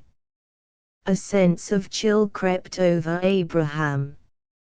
Accustomed as a rule to deferential attention, did he but say good morning, by no means aware that his throne had toppled during the winter, he was still forced to perceive that something had gone amiss. As always when aught troubled his mind, father turned to Angie, but instead of his composed and resourceful little wife he found a scared-faced and trembling woman. Angie had suddenly become conscious of the shadow of the green-eyed monster. Angie's loyal heart was crying out to her mate, "Don't git the sisters down on your Abe, cause then, Meb, you'll lose your hum." But poor Angeline's lips were so stiff with terror over the prospect of the county house for her husband, that she could not persuade them to speech.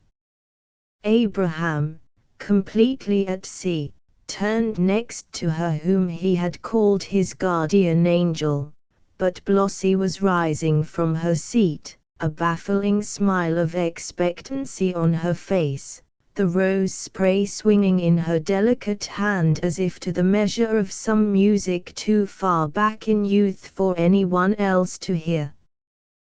Blossy had worn that expectant look all day. She might have been delightedly hugging to herself a secret which she had not shared even with the trusted Abraham. She was gowned in her yellow lace, the beauty and grace of which had defied the changing fashions as Blossy's remarkable elegance of appearance had defied the passing of the years. Brother Abe, in her heedlessness of the mischief she had wrought, Blossy seemed almost to sing, "I never shall forget your speech as long as I live. Will you excuse me now?" She swept out of the door, her skirts rustling behind her. Abe collected himself so far as to bow in the direction she had taken, then with lamb-like eyes of inquiry met the exasperated glances cast upon him. Not a sister moved or spoke. They all sat as if glued to their chairs, in a silence that was fast growing appalling. Abe turned his head and looked behind his chair for an explanation, but nothing met his eye, save the familiar picture on the wall of two white kittens playing in the midst of a huge bunch of purple lilacs. Then there broke upon the stillness the quavering old voice of Aunt Nancy, from her place opposite Abe's at the head of the board. The aged dame had her two hands clasped before her on the edge of the table, vainly trying to steady their palsied shaking. Her eyes, bright, piercing, age-defying, she fixed upon the bewildered Abraham with a look of deep and sorrowful reproach. Her unsteady head bobbed backward and forward with many an accusing nod, and the cap with its rakish pink bow bobbed backward and forward too. Abe watched her, fascinated, unconsciously wondering, even in the midst of his disquietude, why the cap did not slide off her bald scalp entirely. To his amazement, she addressed not himself, but Angie. "Sister Rose, you can leave the room." Implacable purpose spoke in Aunt Nancy's tone. Angie started, looked up, going first red and then white, but she did not move. She opened her lips to speak. "I don't want to hear a word from you, nor anybody else," sternly interposed Aunt Nancy. "I'm old enough to be your mother. Go upstairs." Angie's glance sought Miss Abigail, but the matron's eyes avoided hers. The little wife sighed, rose reluctantly, dropped her hand doubtfully reassuring on Abe's shoulder, and then went obediently to the door. From the threshold she looked wistfully back, but an imperious wave from Aunt Nancy banished her altogether, and Abe found himself alone, not with the sisters whom he loved, but with 28 hard-visaged strangers. "Nina Winter Butterfly Cap N Rose," began Aunt Nancy. Brother Abe pricked up his ears at the formal address. "Cap N Rose," she repeated, deliberately dwelling on the title. "I never believe in calling a man to account in front of his wife. It gives him somebody handy to blame things on to, just like Ole Adam. Now, look here. What I want is to ask you just one question. How on earth can we look for a decent behavin' Ole man if not in a old lady's home? Would you?" she exhorted earnestly, pointing her crooked forefinger at him. "Would you?" Abraham caught his breath. Beads of sweat had appeared on his brow. He broke in huskily, "Wait a minute, Aunt Nancy. Just tell me what I've been and done." The ladies glanced at one another, contemptuous, incredulous smiles on their faces, while Aunt Nancy almost wept at his deceitfulness.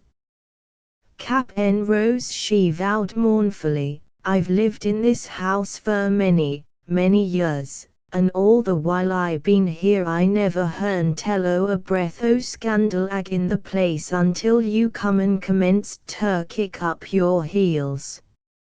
Lazy Daisy, who had long been an inmate, also nodded her unwieldy head in confirmation, while a low murmur of assent arose from the others.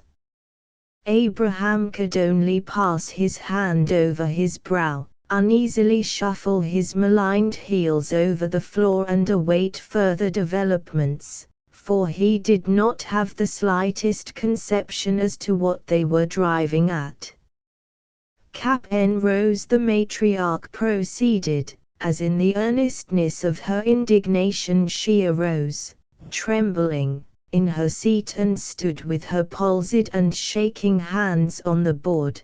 "Cap N Rose, your conduct with this here Miss Betsy Ann Blossom has been something _ridiculous. It's been disgraceful."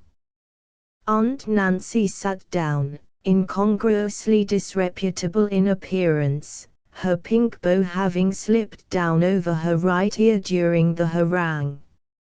Over the culprit's countenance light had dawned, but, shame to tell, it was a light not wholly remorseful. Then silent laughter shook the old man's shoulders, and then, could it be, there crept about his lips and eyes a smile of superbly masculine conceit. The sisters were fighting over him. Wouldn't mother be amused when he should tell her what all this fuss was about?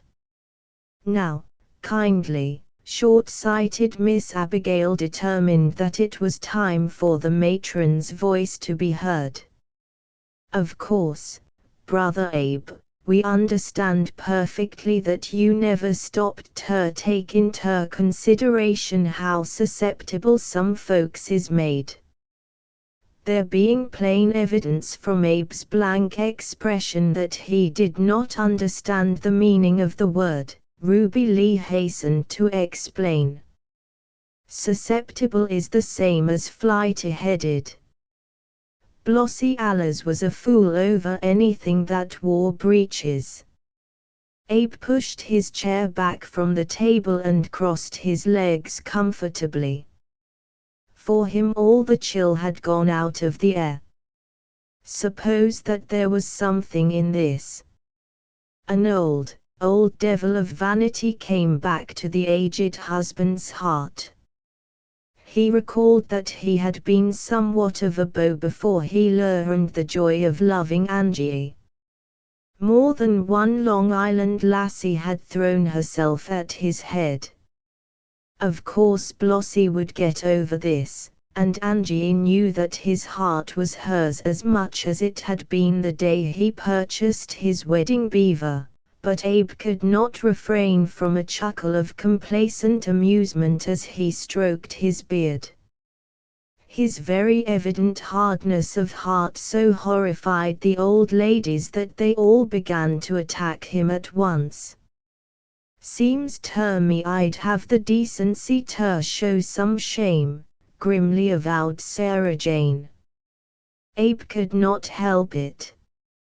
He sputtered. "Even Miss Abigail's, you were a stranger and we took you and did not sober him. If any one o' my husbands had acted the way you've acted," Abe Rose began Mrs. Homan. "Poor little Angie," broke in the gentle Miss Ellie pityingly. "She must 'a' lost 6 pounds." Abraham's mobile face clouded over. "Angie," he faltered.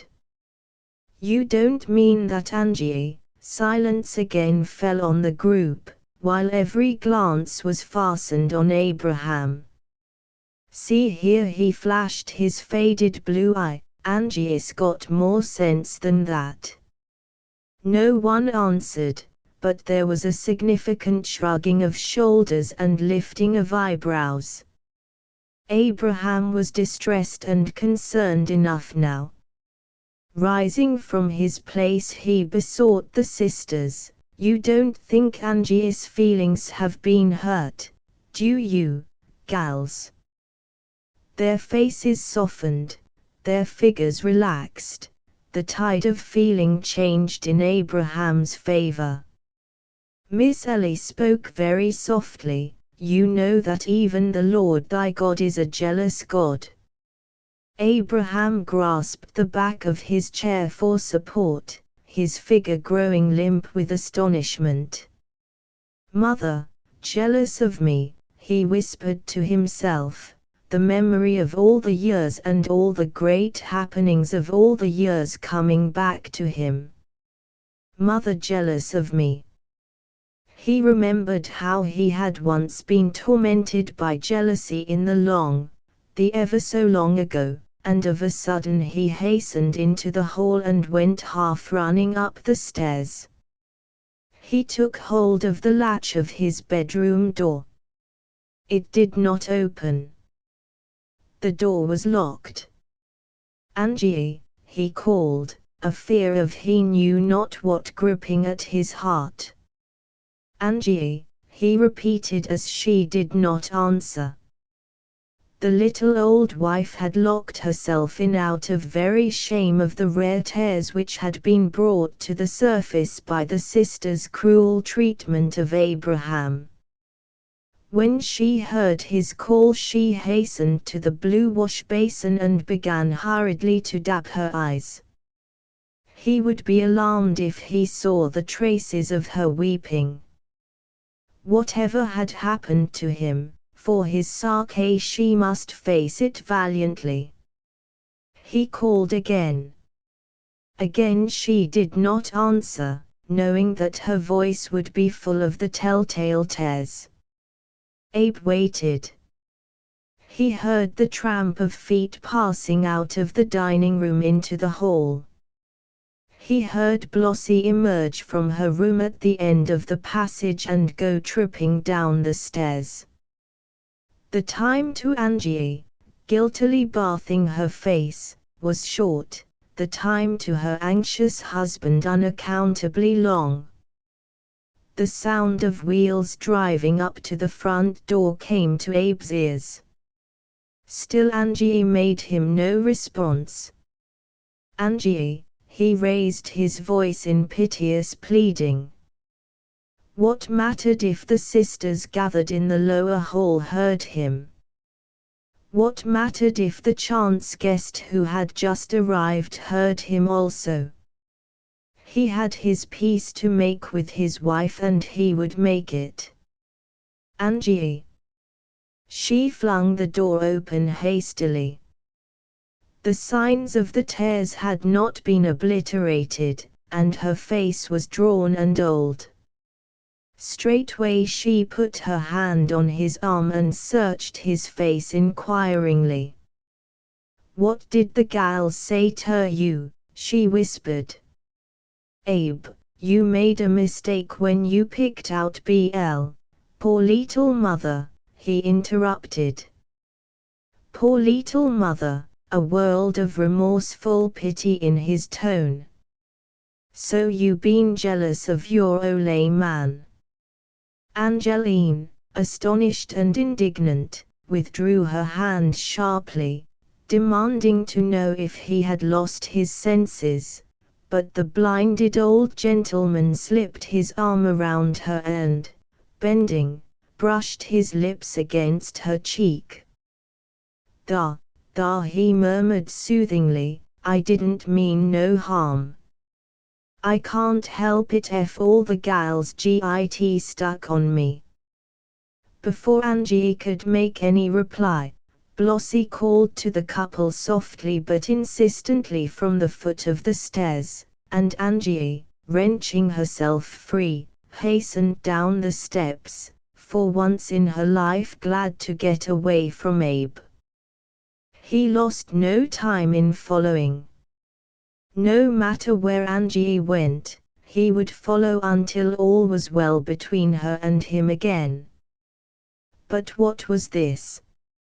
At the landing, Angie halted and so did Abe, for in the center of the sisters stood Blossie with her Sunday bonnet perched on her silver gold hair and her white India shawl over her shoulders. And beside Blossie stood Captain Samuel Darby with a countenance exceedingly radiant, his hand clasped fast in that of the aged beauty.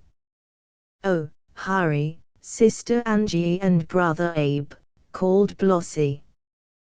We were waiting for you, and I've got some news for all my friends. She waited smilingly for them to join the others.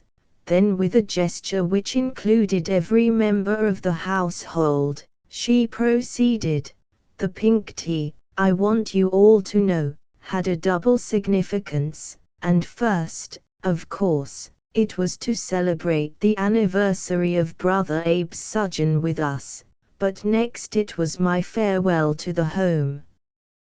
Here Blossie gurgled and gave the man at her right so coy a glance that Samuel's face flamed red and he hung his head lower to one side than usual, like a little boy that had been caught stealing apples. I left the tea a trifle early, you must forgive me, Brother Abe, but I heard the train whistle. Abe stood beside Angeline, rooted in astonishment, while Blossie continued to address him directly.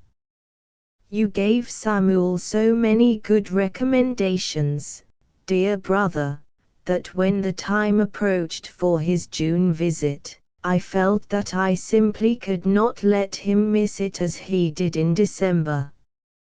Last year, on the day you entered, he was here through no desire of mine. Today he is here at my request. My friends again, she included the entire home in her glance. We'll come back a little later to say goodbye. Now, we're on the way to the minister's. The pair, Samuel tongue-tied and bewildered by the joy of his finally won success, moved toward the door. On the threshold of the home Blossie turned and waved farewell to the companions of her widowhood, while Samuel bowed in a dazed fashion, his face still as red as it was blissful. Then quickly the two passed out upon the porch. No one moved to see them off. Abe looked everywhere yet nowhere at all. Not a word was spoken even when the carriage was heard rolling down the drive, but the sound of the wheels seemed to arouse Angie from her stupor of amazement, and presently Abraham became conscious of a touch sympathetic, tender and true, a touch all understanding, the touch of Angie's hand within his own. The turn of the tide. From time immemorial the history of the popular hero has ever been the same. To king and patriot, to the favorite girl at school and the small boy who is leader of the gang, to politician, to preacher, to actor and author, comes first worship then eclipse. The great Napoleon did not escape this common fate, and the public idol who was kissed only yesterday for his gallant deeds is scorned today for having permitted the kissing. Oh, caprice of the human heart! Oh, cry of the race for the unaccustomed! From that first anniversary of his entrance into the home, Abraham felt his popularity decrease, in fact more than decrease. He saw the weather vane go square about, and where he had known for 365 days the gentle, balmy feel of the southwest zephyr, he found himself standing of a sudden in a cold, bleak northeast wind. The change bewildered the old man, and reacted on his disposition.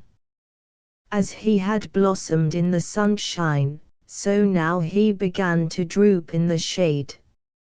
Feeling that he was suspected and criticized, he began to grow suspicious and fault-finding himself.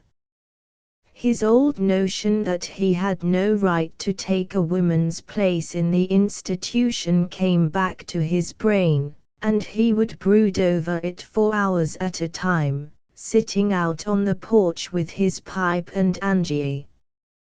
The old wife grieved to think that father was growing old and beginning to show his years. She made him some tansy tea, but neither her persuasions nor those of the whole household could induce him to take it. He had never liked doctoring anyway, although he had submitted to it more or less during the past year in unconscious subservience to his desire to increase his popularity, but now he fancied that where once he had been served as a king by all these female attendants, he was simply being pestered as a punishment for his past behavior with Blossie.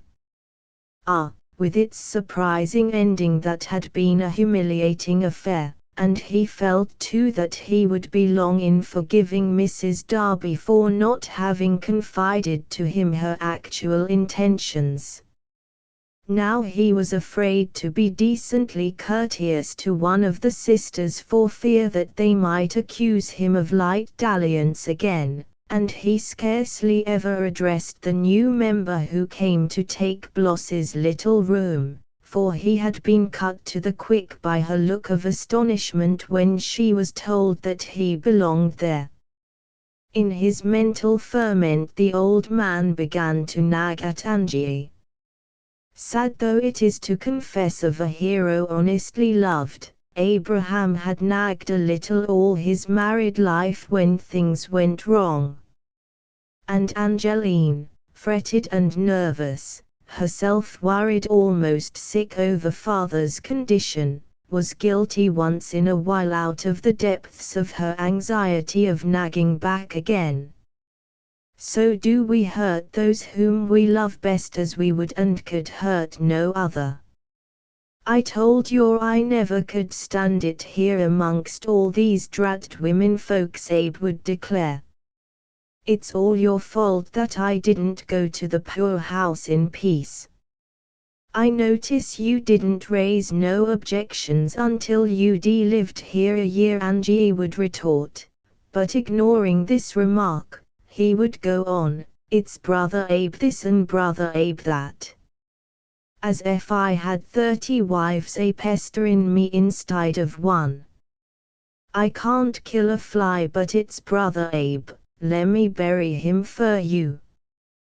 Do you all think I be a baby? Demanded the old gentleman with glaring eye. I guess I'm able to do something for myself once in a while. I ain't so old as some folks might think, he continued with superb inconsistence. I be a mere child compared with that plagued Nancy Smith. It took very little to exhaust Angie's ability for this style of repartee, and she would rejoin with tender but mistaken efforts to soothe and comfort him. Father. Don't get excited Neo. Seems to me you a little bit feverish. If only you take this here tansy tea. Abraham would give one exasperated glance at the tin cup and mutter into the depths of his beard, tansy tea and old women. Old women and tansy tea. Tansy tea be durned. Abe failed perceptibly during the summer, grew feebler as the autumn winds blew in, and by November he took to his bed, and the physician of the home, a little whiffet of a pompous idiot, was called to attend him. The doctor, determined at the start to make a severe case of the old man's affliction in order that he might have the greater glory in the end, be it good or bad, looked very grave over Abraham's tongue and pulse, prescribed medicine for every half hour, and laid especial stress upon the necessity of keeping the patient in bed. Humbug, growled the secretly terrified invalid, and in an excess of bravado took his black silk necktie from where it hung on the bedpost and tied it in a bow knot around the collar of his pink-striped night-shirt, so that he would be in proper shape to receive any of the sisters. Then he lay very still, his eyes closed, as they came tiptoeing in and out. Their tongues were on gentle tiptoe too, although not so gentle but that he could hear them advising, 1. A good, stiff mustard plaster, 1. An onion poultice, another, a Spanish blister, while Aunt Nancy stopped short of nothing less than old-fashioned bleeding. Abe lay very still and wondered if they meant to kill him. He was probably going to die anyhow, so why torment him? Only when he was dead, he hoped that they would think more kindly of him. And so, surrounded yet alone, the old man fought his secret terror until mercifully he went to sleep.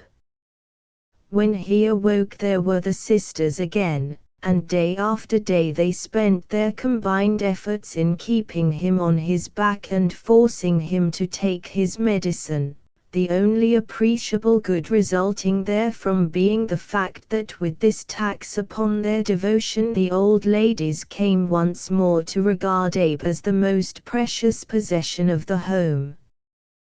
What if he should die? They whispered among themselves. repentant enough of their late condemnation of him and already desolate at the thought of his leaving this little haven with them for the great haven over there, and the whisper reaching the sickroom, Abe's fever would rise, while he could never lift his lashes except to see the spectre of helpless old age on one side of the bed and death upon the other. "What's the matter with me?" he demanded of the doctor, as one who would say, "Pooh!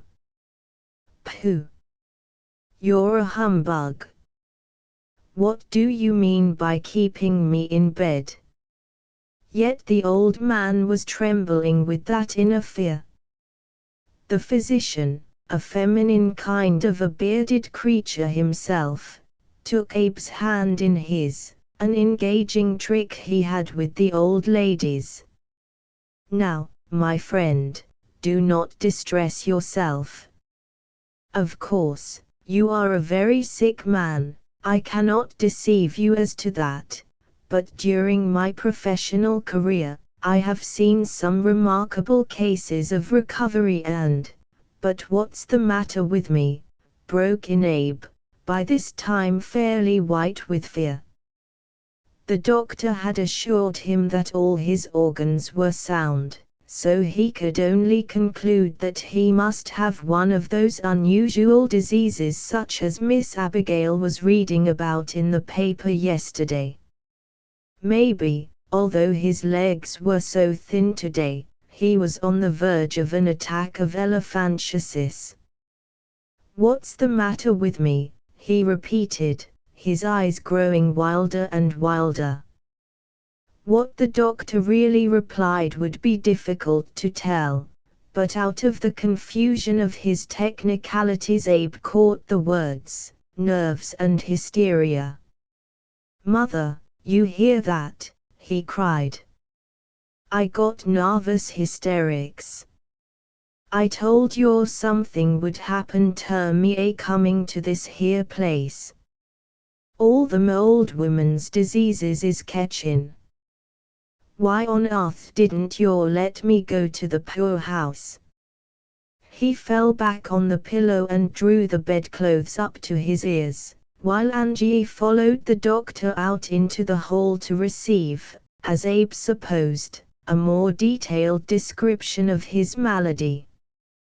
He felt too weak, however, to question Angie when she returned, and stubbornly kept his eyes closed until he heard Mrs. Homan tiptoe into the room to announce in hushed tones that Blossie and Samuel Darby were below, and Samuel wanted to know if he might see the invalid. Then Abe threw off the covers in a hurry and sat up. "Samuel Darby?" he asked, the strength coming back into his voice. "A man. Nary a woman nor a doctor." Yes, show him up." Angie nodded in response to Mrs. Homan's glance of inquiry, for had not the doctor told her that it would not hasten the end to humor the patient in any reasonable whim? And she also consented to withdraw when Abe informed her that he wished to be left alone with his visitor, as it was so long since he had been face to face with a man and no petticoat hanging round the corner. "Nao, be careful, Cap'n Darby," the little mother-wife cautioned at the door, "be very careful. Don't stay too long and don't rile him up, for he's dreadful excited, Abe is." 11 Mental treatment. Little Samuel Darby paused at the foot of the bed and stared at Abe without saying a word, while Abe fixed his dim, distressed eyes on his visitor with a dumb appeal for assistance. Samuel looked a very different man from the old bachelor who used to come a-wooing every 6 months at the home. Either marriage had brought him a new growth of hair, or else Blossie had selected a new wig for him, a modest, close, iron grey which fitted his poll to perfection. Marriage or Blossy had also overcome in Samuel that tendency to hang his head to starboard, and now he lifted his bright eyes with the manner of one who would say, "See, I'm king of myself and my household. Behold what one woman has done for me." And in turn Abe's unstrung vigor and feeble dependence cried out as loudly, "I haven't a leg left to stand on. Behold what too much woman has done for me." "Ain't you going to shake hands?" inquired Abraham at last, wondering at the long silence and the incomprehensible stare, his fears accentuated by this seeming indication of a supreme and hopeless pity. "Ain't you going to shake hands? Be you afeard of catching it, too?" For a moment longer Samuel continued to stare, then of a sudden he roared, "Git up!" "Ha!" queried Abe, not believing his own ears. "Why, Cap'n Samuel, don't you know that I'm a doomed man? I got the nervous hysterics." "You got the pip," retorted Captain Darby contemptuously, and trotting quickly around to the side of the bed, he seized Abe by the shoulders and began to drag him out upon the floor, crying again, "Git up!" The sick man could account for this remarkable behavior in no way except by concluding that his old captain had gone into senile dementia. Oh, cruel, cruel afflictions that life brings to old folks when life is almost done. Well, thought Abe, he would rather be sick and die in his right mind than go crazy. He began to whimper, whereupon Samuel threw him back upon his pillows in disgust, crying, "Oh, I swan, he's crying." Darby gave a short laugh pregnant with scorn. Abe rose. "Do you know what ails you?" he demanded, fixing his eyes fiercely upon the invalid. "Do you know what'll happen to you if you don't git out o' this bed and this here house? Either your beard'll fall out and you'll dwindle down to the size o' a baby, or you'll turn into a downright old woman. Aunt Abraham, won't that sound nice? Or you'll die or you'll go crazy. Git out o' bed." The patient shook his head and sank back, closing his eyes, more exhausted than ever. And he himself had heard Angie warn this man in a whisper not to rile him up. Remorselessly went on the rejuvenated Darby, "Ain't he going to git up, he? You old mollycoddle. You baby. Old lady 31. Kiffy calf. But I hain't blamin' you. If I had lived in this here place a year and a half, I'd be stark, starin' mad. Leetle tootsie wootsie. Git up." Abe had opened his eyes and was once more staring at the other, his mind slowly coming to the light of the realization that Samuel might be more sane than himself. "That's what I told Angie all along," he ventured. "I told her, I says I, humbug. Foolishness. Ye remarkin' a reg'lar baby of me.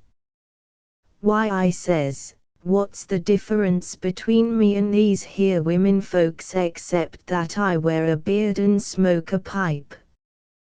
"Then why don't you git up?" demanded the inexorable Samuel. "Git up and fool 'em, or, gosh all hemlock, they'll be measurin' you fer your coffin next week. When I come into the hall, what do you think these here sisters Oyen was a discussin'? They was a arguin' the p'int as to whether they'd bury you in a shroud or your Sunday suit. Abraham put one foot out of bed. Samuel took hold of his arm, and with this assistance the old man managed to get up entirely and stand, though shaking as if with the palsy, upon the floor. "Feel pretty good, don't you?" demanded Samuel, but with less severity. "A leetle soft," muttered the other. "Gimme my cane." "Da, if one o' them women comes in the door I'll." Abraham raised his stick and shook it at the innocent air. "Whar's my pipe?" "Miss Homan, she went and hid it last week." After some searching, Samuel found the pipe in Abe's hat box underneath the old man's beaver, and produced from his own pocket a package of tobacco, whereupon the two sat down for a quiet smoke, Samuel chuckling to himself every now and again, Abe modestly seeking from time to time to cover his bare legs with the skirt of his pink-striped night robe, not daring to reach for a blanket lest Samuel should call him names again. With the very first puff of his pipe, the light had come back into the invalid's eyes. With the second, the ashen hue completely left his cheek, and when he had pulled the 10th time on the pipe, Abe was ready to laugh at the sisters, the whole world, and even himself. "Hy guy, but it's splendid to feel like a man agin." The Witch of Hawthorne's story never gazed more fondly at her feather-top than Samuel now gazed at Abraham puffing away on his pipe, but he determined that Abraham's fate should not be as poor Feathertop's. Abe must remain a man. "Now look here, Abe," he began after a while, laying his hand on the other's knee. "Do you know that you come put nigh gettin' swamped in the big breakers? Ef I hadn't come along and throwed out the lifeline, you," Samuel interrupted the new Abraham, not without a touch of asperity, "whar you been these 6 months? A leaving me ter die of apron strings and doctors. Of course I didn't 'spect nothing o' you when you was just a bachelor, and we'd sort o' lost sight o' each other fer many a year, but arter you got connected with the hum by marriage sorter, connected with the hum by marriage," broke in Samuel with a snort of indignant protest. "Me?"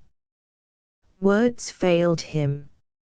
He stared at Abe with burning eyes, but Abe only insisted sullenly, "Whar you and Blossie been all this time?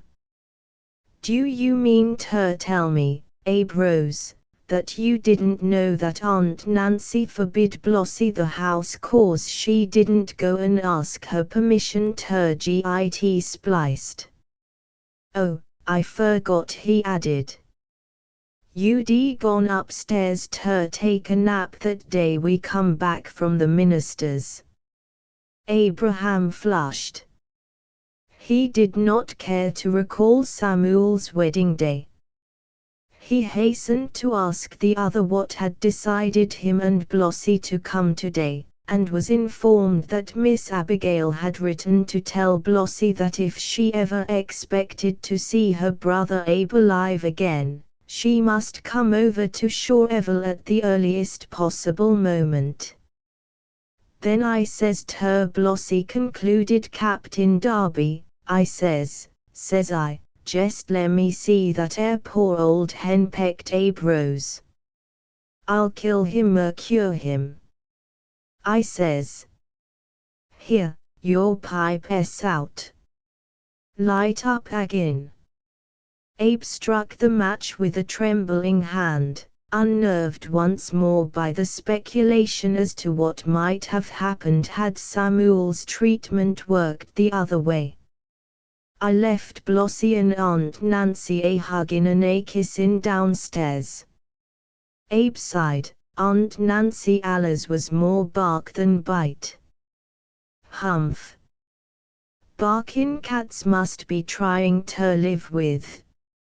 Abe, he tapped the old man's knee again. Do you know what you need? A little vacation, a change of air. You want to cut loose from this all-fired old lady's shebang and go skylarkin'.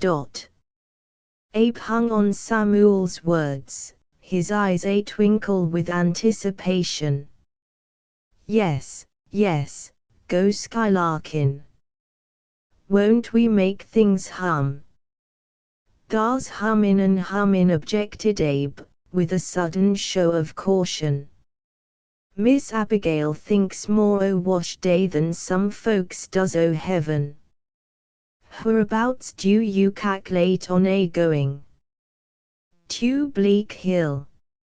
Abraham's face lost its cautious look, his eyes sparkled once more. Go back to the life-saving station where he had worked in his lusty youth, back to the sound of the surf upon the shore, back to the pines and cedars of the beach, out of the bondage of dry old lavender to the goodly fragrance of balsam and sea salt. Back to active life among men. Men, nothin' but men. Samuel exploded as if he had read the other's thought. Nothin' but men for a whole week, that's my prescription for you. How do you feel now, mate?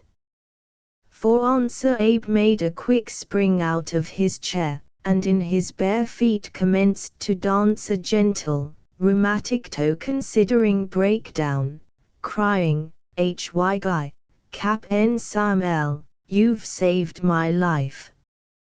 While Darby clapped his hands together, proud beyond measure at his success as the emancipator of his woman-ridden friend. Neither heard the door open nor saw Angie standing on the threshold, half paralyzed with fear and amazement, thinking that she was witnessing the mad delirium of a dying man, until she called out her husband's name. At the sound of her frightened voice, Abe stopped short and reached for the blanket with which to cover himself. "No, don't get scared, mother, don't get scared," he abjured her. "I'm all right in my head. Cap'n Samuel here, he brung me some wonderful medicine." Blossie said you did," interrupted Angie, a light of intense gratitude flashing across her face as she turned eagerly to Darby. "Lemme see the bottle." "I chucked it out o' the window," affirmed Samuel without winking, and Abe hastened to draw Angie's attention back to himself. "See, mother, I kin stand as good as anybody. Hain't he got no fever, I kin walk alone. You seen me dancin' jest now, tew. An' ef I had that pesky leetle banty rooster of a doctor here, I'd kick him all the way downstairs. Cap'n Samuel's worth 25 o' him." "You kept the prescription, didn't you, Cap'n?" demanded Angie. "No, ef he should be took agin." Samuel turned away and coughed. Mother," cried Abe, "shet the door and come set down or all the sisters'll come a pillin' in. I've had a invite, I have." Angie closed the door and came forward, her wary suspicious eye trailing from the visitor to her husband. "Hy guy, ain't it splendid?" Abe burst forth. Me and Cap'n Samuel here is going over to Bleak Hill for a week. Bleak Hill in December. Angie cried, aghast. No, see here, father resolutely, medicine or no medicine, he's got to git hardened up firmly interposed Dr. Darby, it'll be the marking o' him. Angie turned on Samuel with ruffled feathers. He'll freeze to death. You shan't, here Abe's stubborn will, so rarely set against Angie's gentle persistence, rose up in defiance. We're a-gwine on a reg'lar #1 spree with the boys, and no women folks is a-going to stop us neither. When? Asked Angie faintly, feeling Abe's brow, but to her surprise finding it cool and healthy. Tomorrow, proclaimed Samuel, whereupon Abe looked a little dubious and lifted up his 2 feet, wrapped as they were in the blanket, to determine the present strength of his legs. Don't you think you'd better make it day after tomorrow? He ventured. Or long about May or June. Angie hastily amended. Samuel gave an exasperated grunt. See here, whose spree is this? Abe demanded of the little old wife. She sighed, then resolved on strategy. No, Abe, if you be bound and possessed to go to the beach, you go, but I'm going visitin' you, and I couldn't git the pair o' us ready inside a week. I'm going down to see Blossie. She asked me just now, pendin', she says, Cap'n Samuel here cures Abe up and off to git him off. I thought she was crazy then. Samuel knocked the ashes out of his pipe against the windowsill and arose to go. While he said grudgingly, make it a week from today then, rain shine, snow or blow, or a blizzard. If you're ever going to git hardened, Abe, now's the time. I'll drive over long about 10 o'clock and git somebody to sail us from here, if the bay freezes over twixt now and then, to take us in a scooter. A scooter, it may be explained, is an ice boat peculiar to the Great South Bay, a sort of modified dinghy on runners. Yes, yes, a scooter, repeated Samuel, turning suddenly on Abe with the sharp inquiry, are you a shiverin'? Hain't he, eh? Well then, a week from today, so be it, he ended. But me and Blossie is a-coming to see you often on pretty frequent meanst while, and, Abe, if ever I catch you a-laying abed, I'll leave you to your own destruction. 12 A parcel of meddlers. Angie's secret hope that Abe would change his mind and abandon the projected trip to the beach remained unfulfilled, in spite of the fact that cold weather suddenly descended on the south side, and the bay became first scummed over with ice, and then frozen so solid that all its usual craft disappeared, and the scooters took possession of the field. Abe and Samuel held stubbornly to their reckless intentions, and the sisters, sharing Angie's anxiety, grew solicitous almost to the point of active interference. They withheld nothing in the way of counsel, criticism, or admonition which could be offered. "Nao," said Mrs. Homan in her most commanding tones at the end of a final discussion in the big hall, on the evening before the date set for departure, "if you rebound, bent, and determined, Brother Abe, to run in the face of Providence, You want to mind one thing, and wear your best set of flannels tomorrow. Sho, thar hain't no danger of me catchin' cold, decried Abe. I didn't say your thickest set of flannels, I said your best. When a man gets throwed out onto the ice kerflump, the thickness of his clothes ain't going to help him much. The first thing I last taught my husbands was to have everything clean and whole on, when there was any likelihood of a sudden death. You 'spect me to go and prink up for a sudden death, thundered Abraham. I hain't never heard tell on a scooter a killin' nobody yet. It's them plagued ice boats upstate what. That's all very well, persisted Mrs. Homan, not to be diverted from her subject, but when old Dr. Billings got run over by the train at Mastic Crossin' on 4th o' July 8 year ago, his wife told me with her own lips that she never would git over it, 'cause he had his hull big toe stickin' out o' the end of his stockin'. I tell you, these days we've got to prepare for a violent end.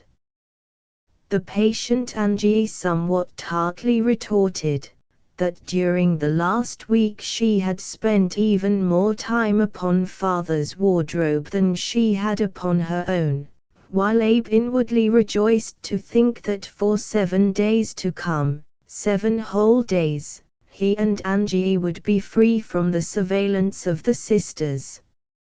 Mrs. Homan, in no way nonplussed, boomed on, I most forgot about his necktie. Course, they don't dress up much at the station, but just the same that tie o' yen, brother Abe, is a disgrace. I told you you'd spile it wearing it to bed. Nao, I got a red and green plaid what belonged to my second stepson, Henry O. He never would a died o' pneumonia, either, if he'd took my advice and made himself a newspaper nightcap last time he substituted with the Savers. And you can have that necktie just as well as not. Nao, don't say a word. I'm better able to part with it and you be not to take it. No one ever attempted the fruitless task of stopping Mrs. Homan once fully launched, but when at last she permitted her back to rest against her chair, folding her arms with the manner of one who makes a sacrifice in a worthy cause, Abe broke into an explosive protest. If anyone fretted him in his somewhat fretful convalescence, it was this grenadier member of the household, who since Bloss's marriage had endeavored to fill the vacant post of guardian angel. Miss Homan, he sputtered, rising to his feet, I wouldn't wear a red and green plaid tie to a eel's funeral. Then with a somewhat ungracious good night to the company in general, he trudged across the hall and up the stairs, muttering something to himself about a parcel of meddlers. Well-meaning Miss Abigail, who had been nodding half asleep, roused herself to call after him, and he paused unwillingly to heed. "Nao, don't you lose no sleep ternight," she admonished, worryin' about the change in your victuals. I told Cap'n Samuel that heartache and sec like wouldn't never do for your weak stomach, and he promised me faithful he'd send somebody to the mainland every day for milk. Do you think I be a baby? Shouted Abraham, turning on his heel. I know now what makes my teeth so sore lately, mumbling to himself. It's from this here arrowroot and all these puddin' messes. They need hardenin', too. 13 The prodigal's departure. Abraham was up betimes in the morning to greet a day crisp and cold, quiet, yet with sufficient breeze stirring the evergreens in the yard outside to make him predict a speedy voyage. The old man was nervous and excited, and, in spite of his buoyant anticipations, somewhat oppressed, now that the day had actually come, with a sense of timidity and fear. Still, he put on a bold face while Angeline fastened his refractory collar and tied his cravat. This was neither Mrs. Roman's offering nor Abe's own old, frayed tie, but a new black one which had mysteriously been thrust through the crack under the door during the night. So, the last finishing touches having been put upon his toilet, and Angie having made ready by lamplight for her own trip, even before the old man was awake, there seemed nothing left to be done until the breakfast bell should ring. Abe sat down, and looking hard at his open carpet bag wondered audibly if they had everything in. The last time they two had packed Abe's wardrobe for a visit to Bleak Hill had been many years ago, when Samuel Darby, though somewhat Abe's junior, was keeper of the life-saving station, and Abe was to be gone for a whole season's duty. Then all of his possessions had been stowed in a long, bolster-like canvas bag for the short voyage. Both Angie and her husband recalled that time now, the occasion of their first, and almost of their last, real separation. "A week'll pass in no time," murmured Angie very quickly, with a catch in her voice. Looking ahead, though, 7 days seems awful long when you're old, but, oh, law, yes. "A week'll pass in no time," she repeated. "Only do be careful, Abe, and don't take cold." She perched herself on her little horsehair trunk which she had packed to take to Bloss's, looking in her time-worn silk gown like a rusty blackbird, and, like a bird, she bent her head first to one side and then the other, surveying Abe in his barrel clothes with a critical but complimentary eye. "Wonder who made that necktie?" she questioned. "I'll bet your tea was Aunt Nancy. She's got a sharp tongue, but a lot of silk pieces and a tender spot in her heart for you, Abe. Ruby Lee says she never thought you'd bring her around. You regretful taking in your ways, father, thar's no use talking." Abraham glanced at himself in the glass, and pulled at his beard, his countenance not altogether free from a self-conscious vanity. "I hain't sec a bad-looking fella when I'm dressed up, be I, mother? I dunno as it's so much fur folks ter say I look like Abe Lincoln, after all," he was dreadful humbly. "Father," Angie said coaxingly, "why don't you put some o' that sweet stuff Miss Abigail give you on your hair? She'll feel real hurt ef she don't smell it on you when you go downstairs." Abe made a wry face, took up the tiny bottle of Jockey Club and rubbed a few drops on his hands. His hands would wash, and so he could find some way of removing the odor before he reached the station and the men.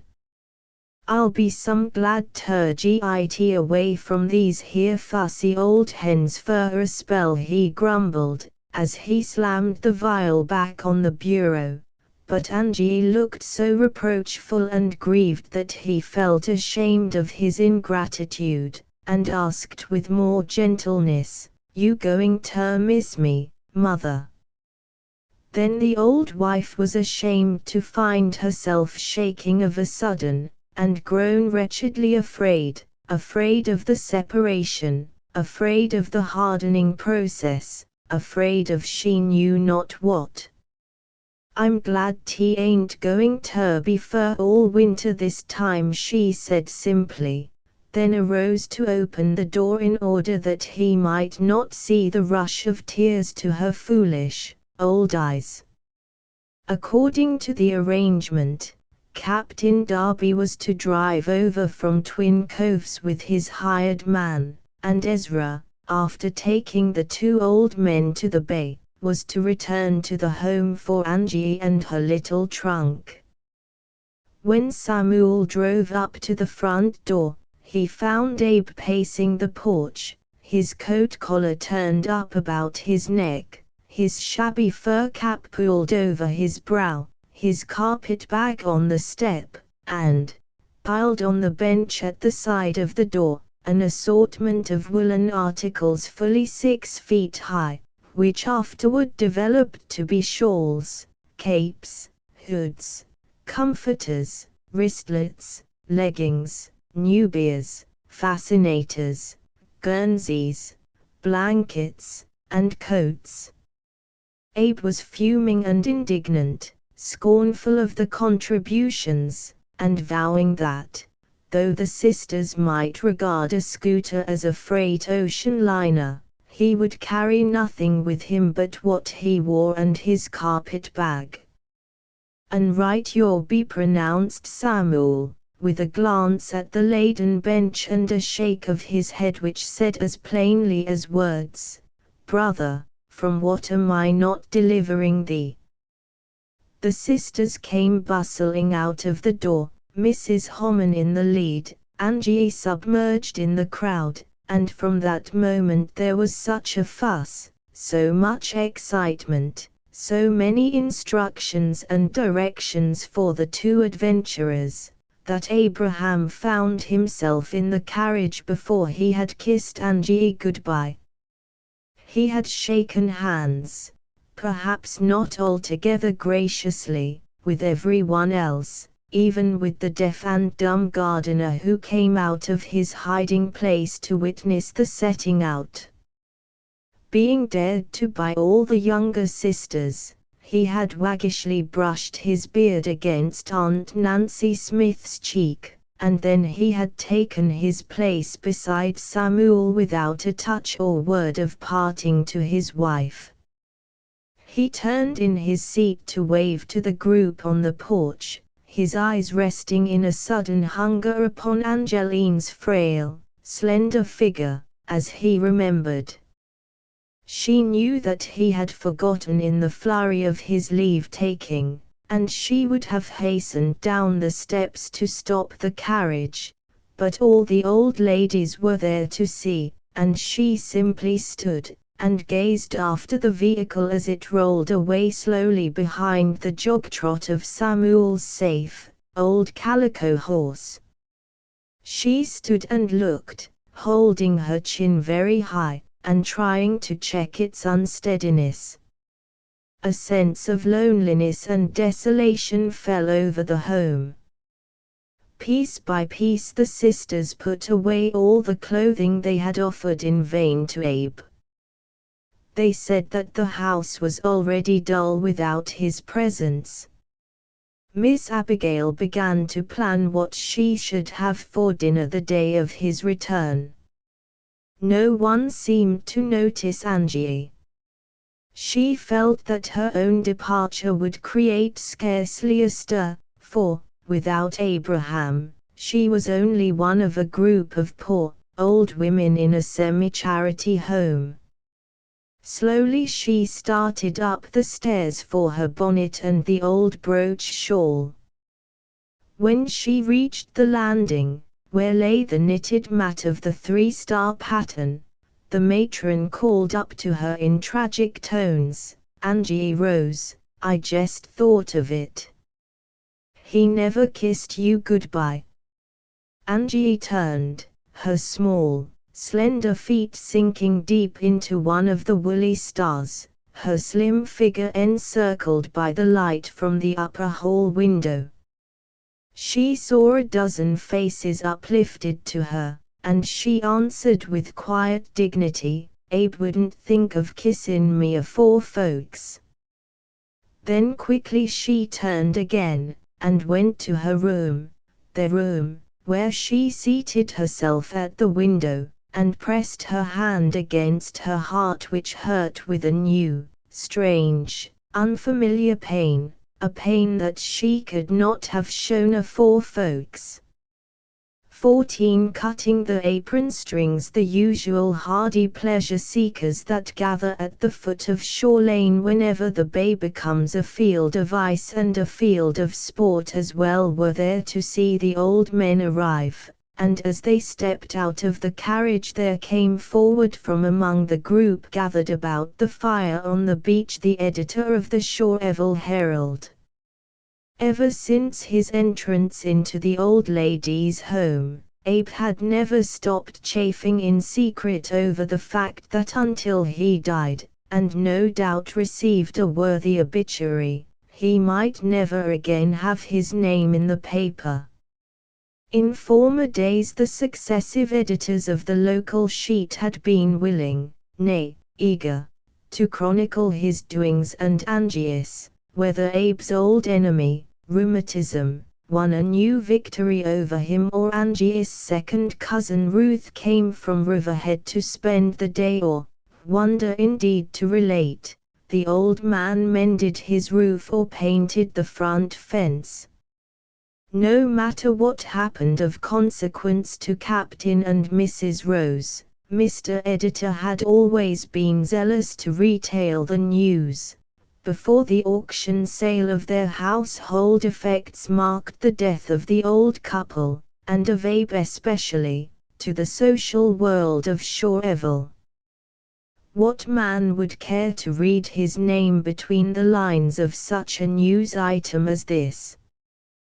The old lady's home is making preparations for its annual quilting bee. Donations of worsted, cotton batting, and linings will be gratefully received. Mr. Editor touched his cap to the two old men. He was a keen-faced, boyish little man with a laugh bigger than himself, but he always wore a worried air the day before his paper, a weekly, went to press, and he wore that worried look now. Touching his hand to his fur cap, he informed Samuel and Abe that news was as scarce as hen's teeth, then added, "What's doing?" "Oh, nothin', nothin'," hastily replied Samuel, who believed that he hated publicity, as he gave Abe's foot a sly kick. "We was jest a-gwine ter take a leetle scooter sail." He adjusted the skirt of his coat in an effort to hide Abe's carpet bag, his own canvas satchel, and a huge market basket of good things which Blossie had cooked for the life-savers. "Seen anything of that R.F. seaman?" Samuel added, shading his eyes with his hand and peering out upon the gleaming surface of the bay, over which the white sails of scooters were darting like a flock of huge, single-winged birds. "Effers racing with Captain Bill Green," replied the newspaper man. "Captain Bill's got an extra set of new runners at the side of his scooter and wants to test them. Say, boys," looking from one to the other of the old fellows, "so you're going scootering, eh? Lively sport. Cold kind of sport for men of your age. Do you know, I've a good mind to run in tomorrow an article on Long Island and longevity taking headline, eh?" Captain Rose, turning to Abe as Samuel would do no more than glower at him, "To what do you attribute your good health at your time of life?" Abe grinned all over his face and cleared his throat importantly, but before he could answer, Samuel growled, "Term me." his health and his life both. I dragged him up out of a deathbed only a week ago. The editor took out his notebook and began scribbling. What brought you so low, Captain Rose? He inquired without glancing up. Again, before Abe could answer, Samuel trod on his toe. 30 mollycoddling women folks. Abe found his voice and slammed the fist of one hand against the palm of the other. If you go and put that in the paper, I'll, words failed him. He could see the sisters fairly fighting for the possession of the Shoreville Herald tomorrow evening, as they always scrambled each for the first glance at the only copy taken at the home, and he could hear one reading his name aloud, reading of the black ingratitude of their brother member. Just say, he added eagerly, that the time for old folks to stick home under the cellar door has passed, and nobody is too old to go a gallivantin nowadays. And then you might mention, the old man's face was shining now as he imagined Angie's pleasure, that Miss Rose is gone down to Twin Coves to visit Miss Samuel Darby for a week. And Cap'n Darby and Cap'n Abraham Rose, his breast swelling out, is a going to spend a week at Bleak Hill. Da, hain't he that Cap'n F a scootin' in now? I guess the mare new runners o' Bill Green's didn't work. He hain't he nowhere in sight.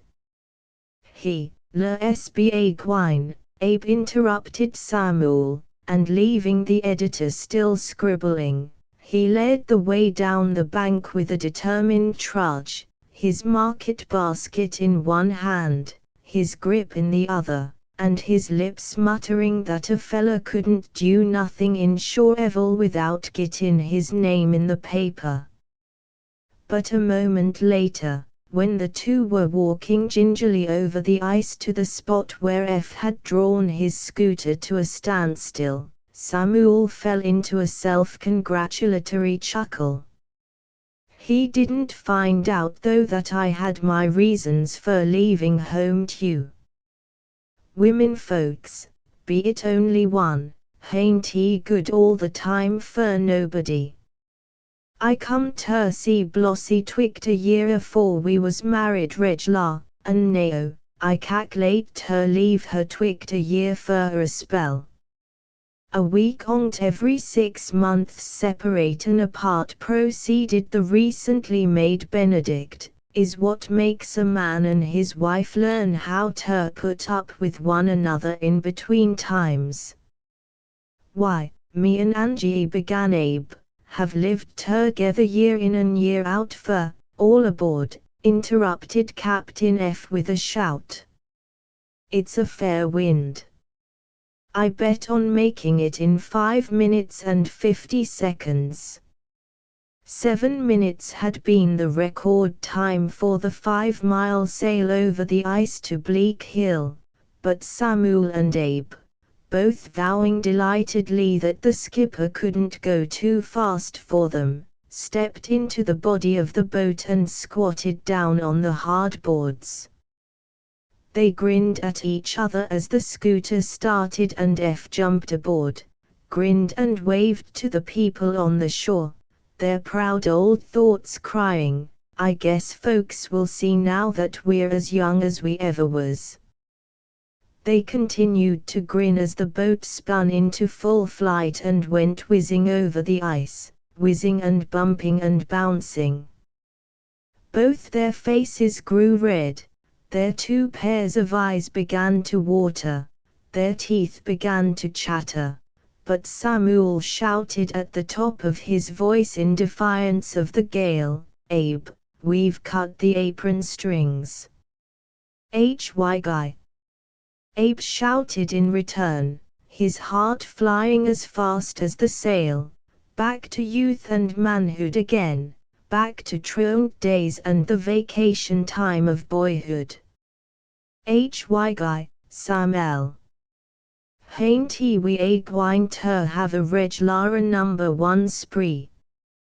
15. The hardening process. The life-saving station was very still. Numbers 3 and 5 had gone out on the 8 o'clock patrol. The 7th man was taking his 24 hours off at his home on the shore.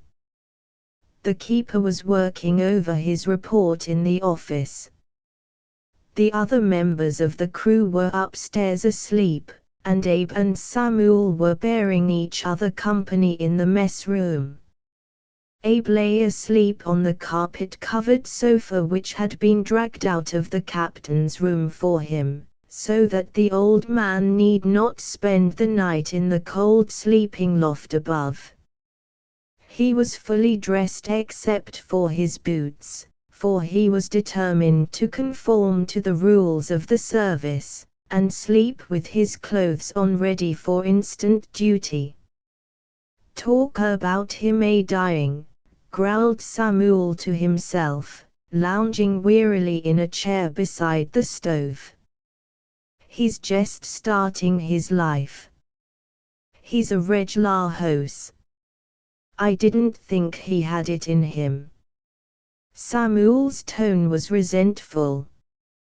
He was a little jealous of the distinction which had been made between him and Abe, and drawing closer to the fire, he shivered in growing distaste for the cot assigned to him with the crew upstairs, where the white frost lay on the window latches.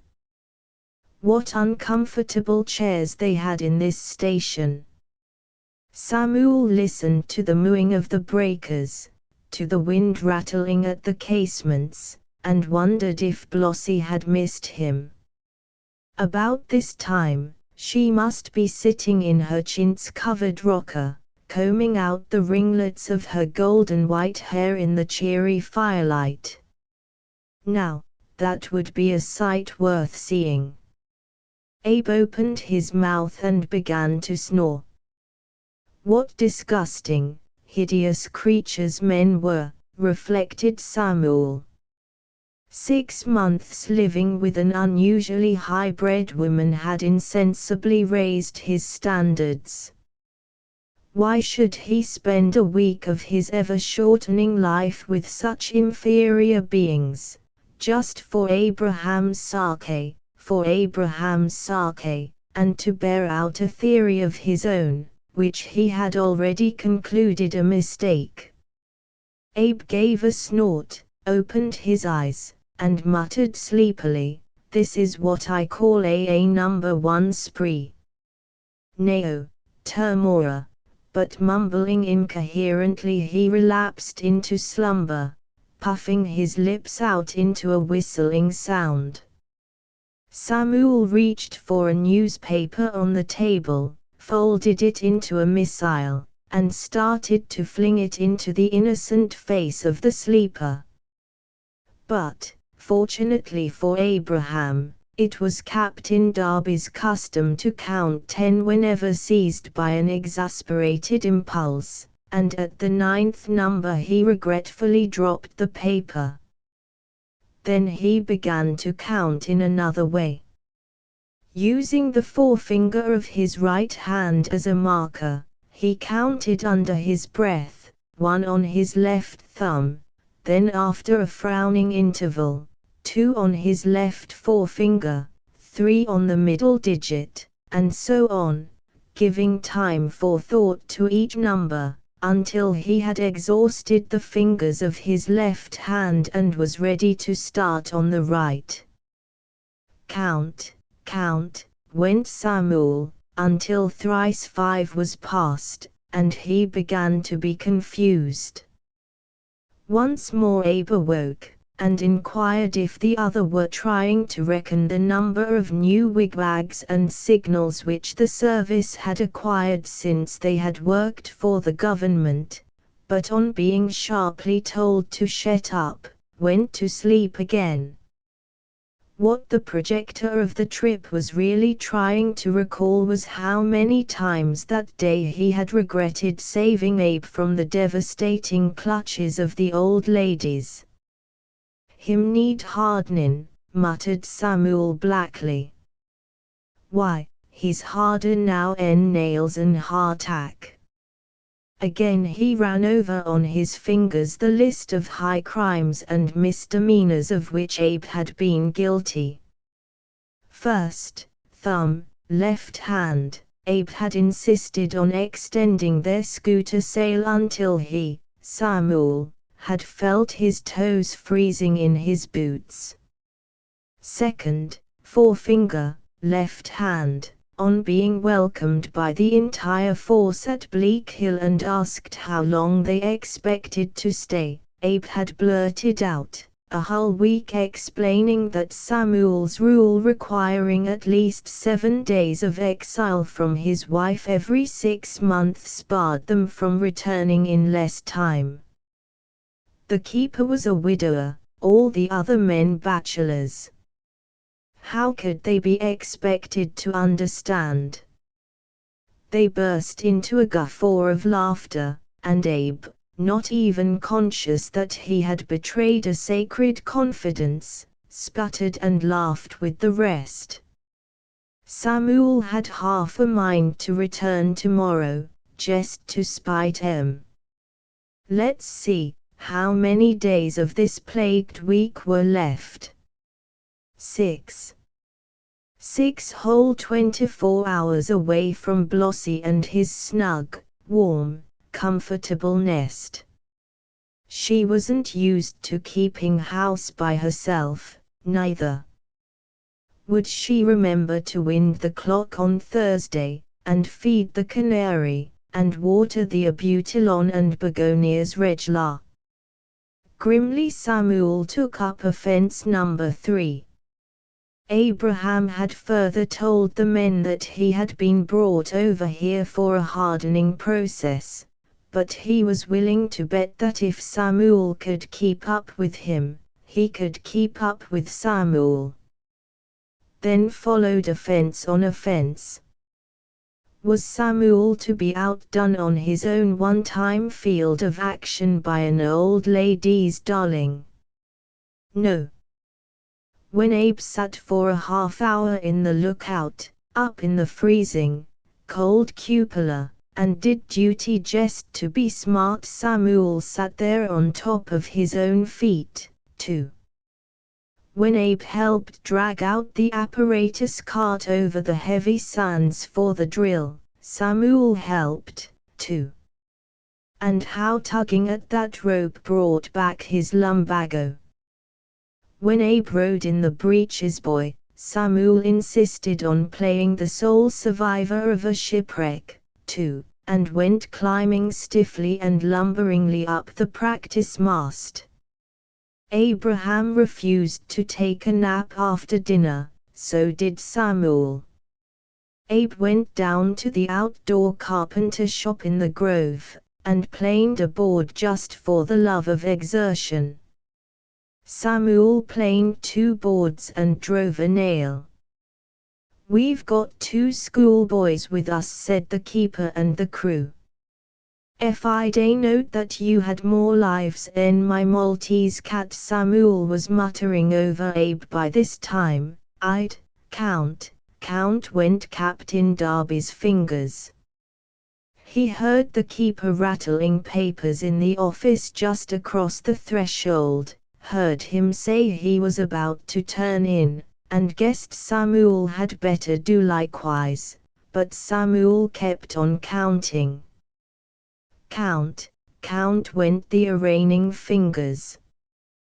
Gradually he grew drowsy, but still he went over and over poor Abe's offenses, counting on until of a sudden he realized that he was no longer numbering the sins of his companion.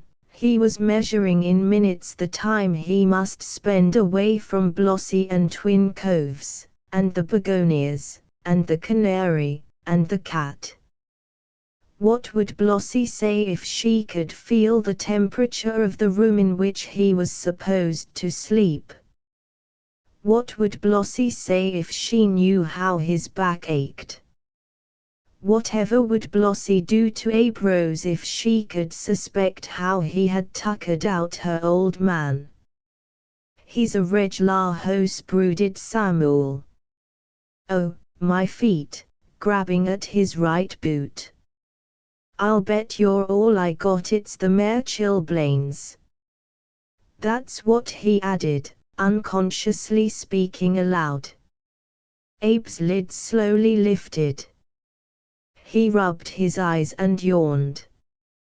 He turned his head on his hard, blue gingham-covered pillow, and stared sleepily at the other.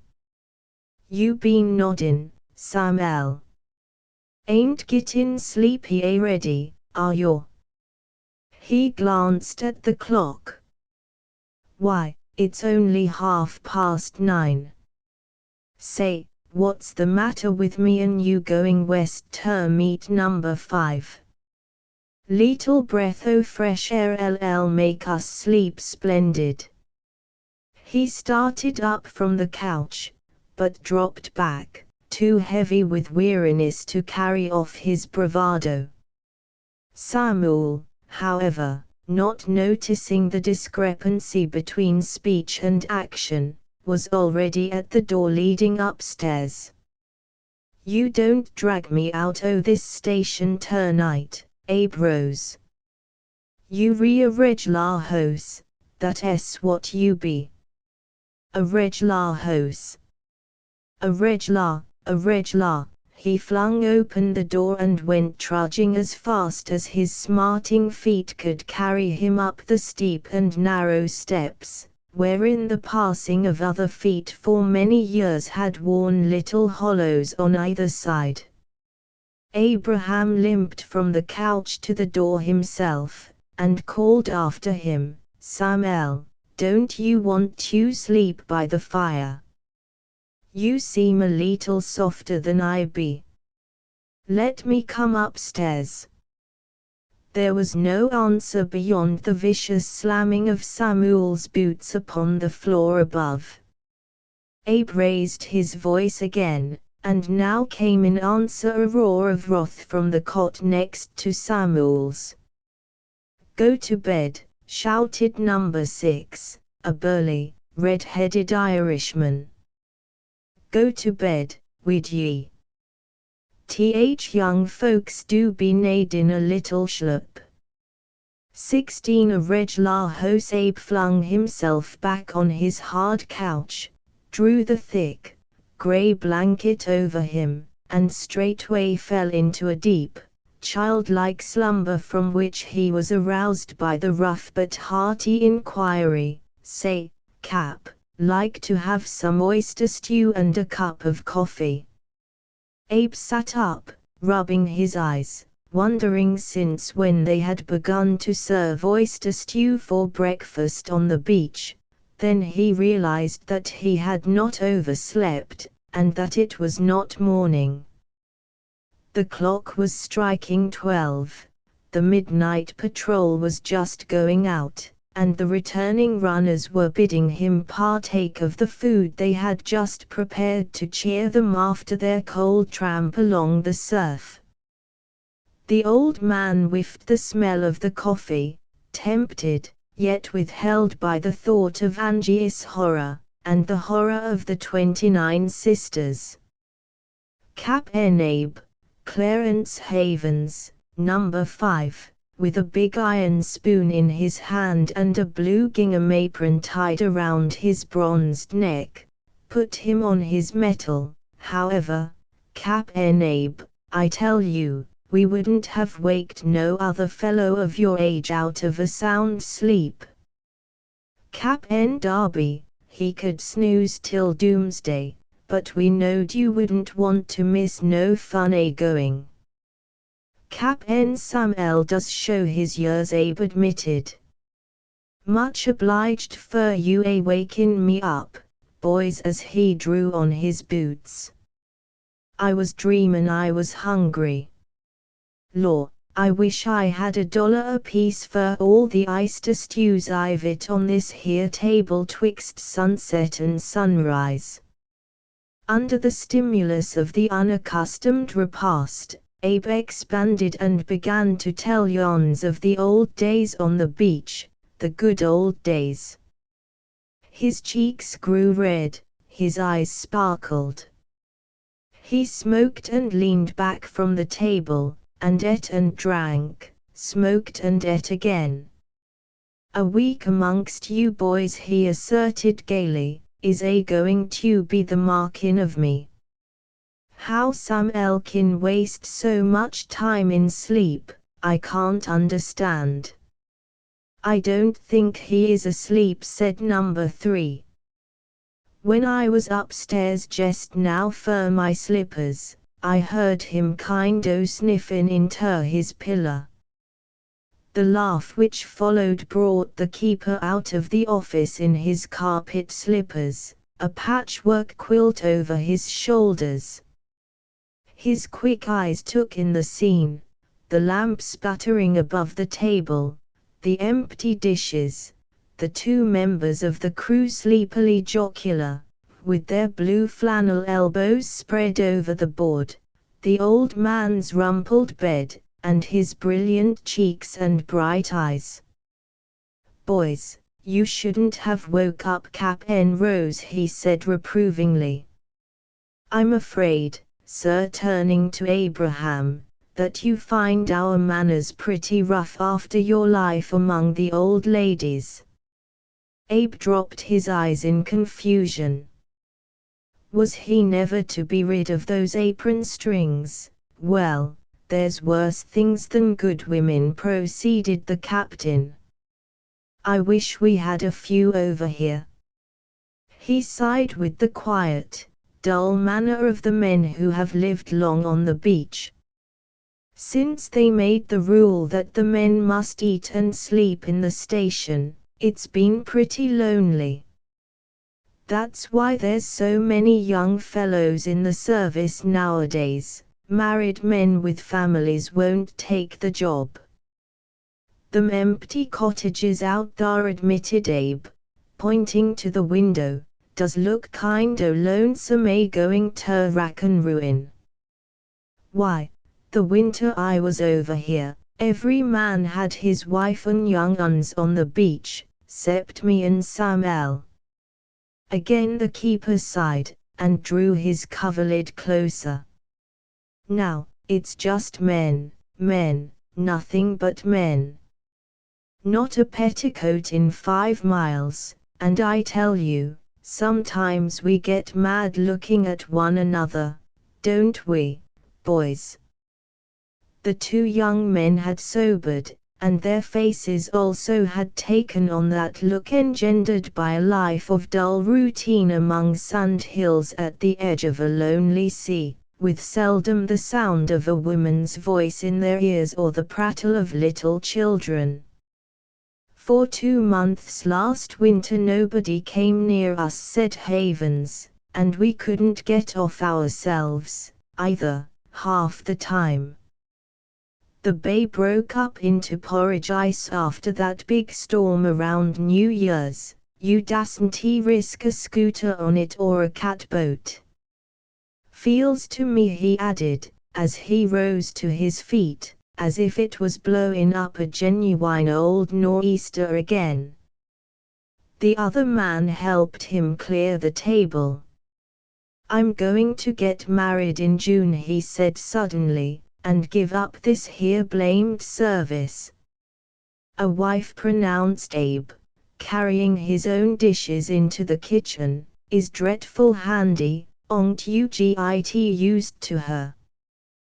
The keeper went into the office with a somewhat hurried good night, and soon Abe found himself alone again, the light in the kitchen beyond, no sound in the room save that of the booming of the surf, the rattling of the windows, and now and again the fall of a clinker in the stove. The old man was surprised to find that he could not fall back into that blissful slumber again. Not sleeping, he had to think. He thought and thought, sober night thoughts, while the oysters laid like a log in his stomach and the coffee seemed to stir his brain to greater activity. Suppose, said the intoxicated brain, another big storm should swoop down upon you and the bay should break up, and you and Samuel should be imprisoned on the beach for 2 or 3 months with a handful of men folks. Moo! Moo! Roared the breakers on the shore. Serve you right for finding fault with the sisters. Come to think of it, if he had not been so ungracious of Miss Abigail's concern for him, he would now be in possession of a hop pillow to lull him back to sleep. Well, he had made his bed, and he would have to lie on it, although it was a hard old carpet-covered lounge. Having no hop pillow, he would count sheep, 1 sheep going over the fence, 2 sheep, 3, how tired he was. How his bones ached.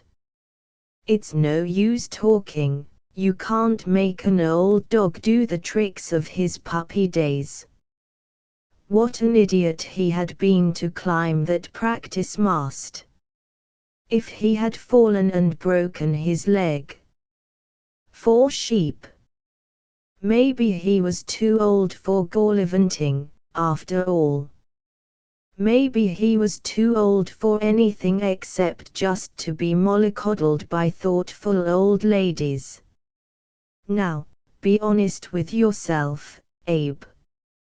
Did you enjoy yourself today? No, yesterday. Did you? Well, yes and no. Now, if Angie had been along. Angie.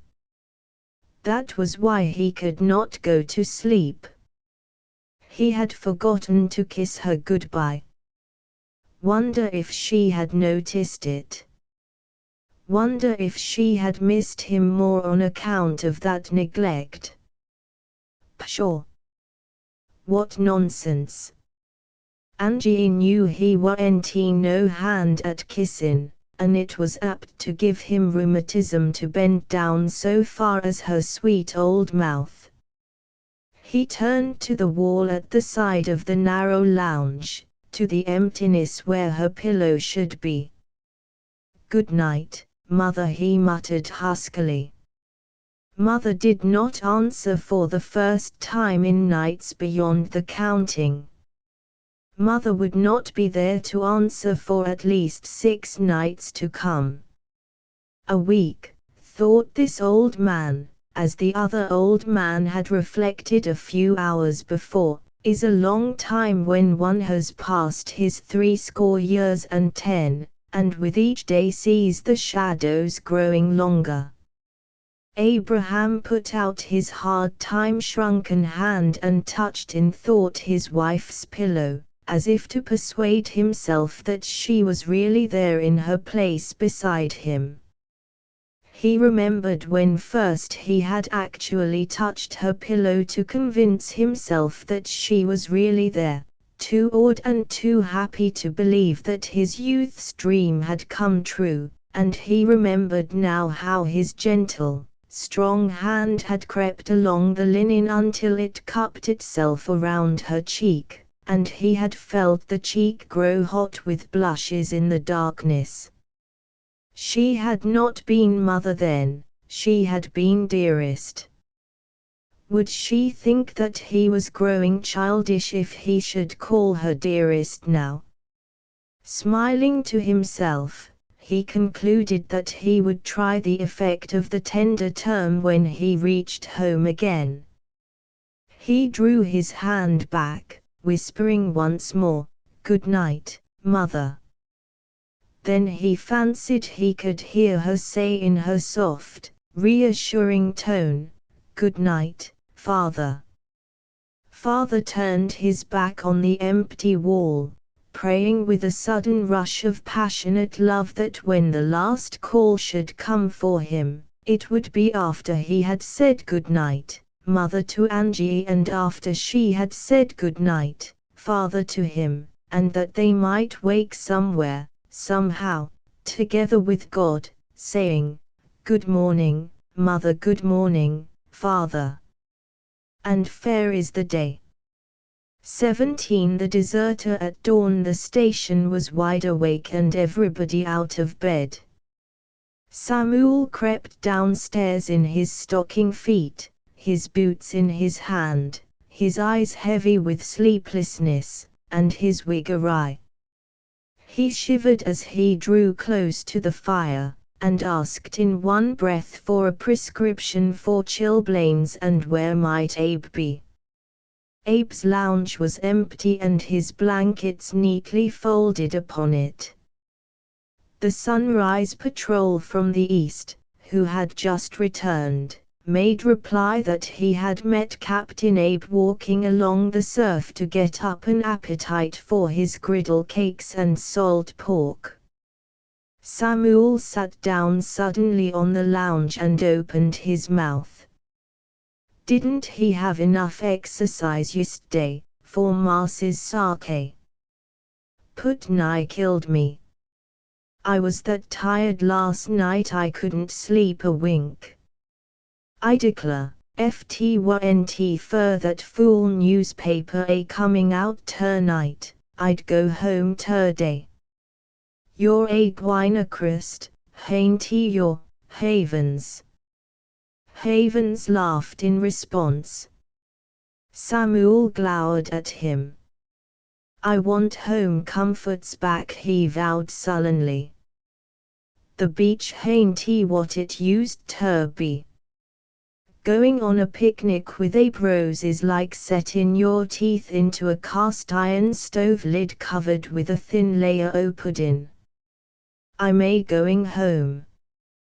The keeper assured him that no one would attempt to detain him if he found the station uncomfortable, and that if he preferred to leave Abraham behind, the whole force would take pleasure in entertaining the more active old man. That old fella bates a phonograph, affirmed the Irishman. It's good to hear that he'll be left anyhow for Comp NY with this storm coming up. Samuel rushed to the window, for upstairs the panes had been too frosty for him to see out. A storm coming up. The beach did look grey and desolate, dun-coloured in the dull light of the early day, with the winter-killed grass and the stunted green growth of cedar and holly and pine only making splotches of darkness under a grey sky which was filled with scurrying clouds. The wind, too, had risen during the night, and the increased roar of the surf was telling of foul weather at sea. A storm threatening. And the pleasant prospect of being shut in at the beach with the cast-iron Abraham and these husky life-savers for the remainder of the winter. No doubt Abe would insist upon helping the men with the double duties imposed by thick weather, and drag Samuel out on patrol. When do you start, Havens? Demanded Samuel in shaking tones. Let's get off afore Abe gets back and tries to hold me. He seems to be so plagued stuck on the life over here, he'll think I must be too. But, though Havens had to wait for the return of the man who had gone off duty yesterday morning, still Abe had not put in an appearance when Samuel and the life-saver trudged down the trail through the woods to the bay. As he stepped into the scooter, Samuel's conscience at last began to prick him. You sure the men will look after the old fellow well and not let him overdue? But the whiz of the flight had already begun and the scooter's nose was set toward Twin Coves, her sail skimming swiftly with the ring of the steel against the ice over the shining surface of the bay. Law, yes, Samuel eased his conscience, of course they will. They couldn't hurt him, anyhow. I never seen nobody take so kindly ter hardening as that Abe. 18 Samuel's welcome. The shore at Twin Coves was a somewhat lonely spot, owing to stretches of marshland and a sweep of pine wood that reached almost to the edge of the water. Samuel, however, having indicated that he wished to be landed at the foot of a path through the pines, found himself on the home shore scarcely 10 minutes after he had left Bleak Hill, Havens already speeding toward his home some miles to the eastward, the bay seemingly deserted except for his sail, a high wind blowing, and the snow beginning to fall in scattered flakes. Samuel picked up his grip, trudged through the heavy sand of the narrow beach, and entered the sweet-smelling pine wood. He was stiff with cold after the rough, swift voyage. His feet alone were hot, burning hot with chilblains.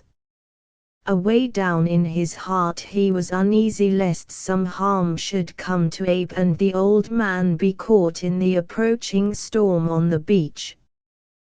But, oh, wasn't he glad to be home. His house was still half a mile away, but he was once more on good, solid, dry land.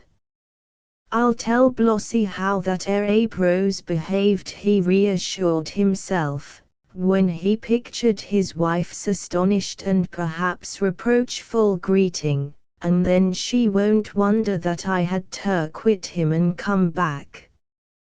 He recollected that Angie would be there, and hoped fervently that she might not prove so strenuous a charge as Abraham. Moreover, he hoped that she would not so absorb Blossie's attention as to preclude a wifely ministering to his aching feet and the application of street jerusalem to his lame and sore back.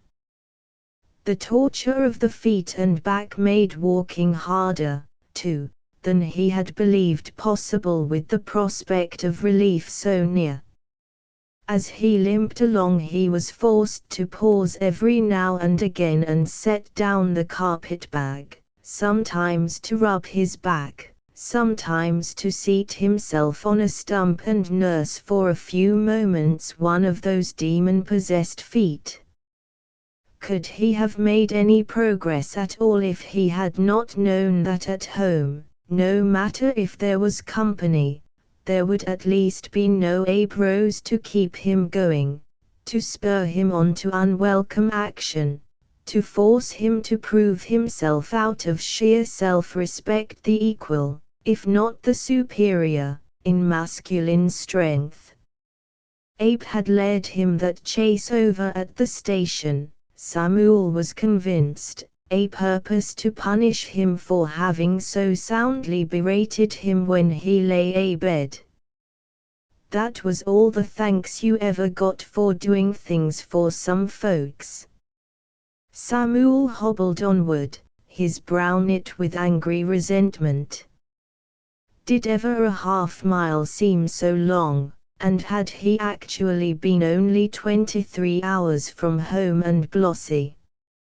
Oh, oh. His back and his feet. Oh, the weight of that bag. How much he needed sleep. How good it would be to have Blossie tuck him under the covers, and give him a hot lemonade with a stick of ginger in it. If only he had hold of Abe Rose now to tell him his opinion of him.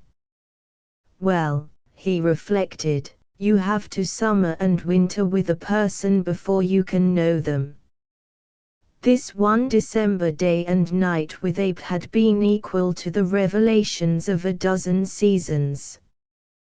The next time Samuel tried to do good to anybody more than 6 to 5, he'd know it. The next time he was persuaded into leaving his wife for overnight, he'd know that, too. various manuals for the young husband, which he had consulted, to the contrary notwithstanding, the place for a married man was at home. Samuel sat down on a fallen tree which marked the halfway point between his place and the bay.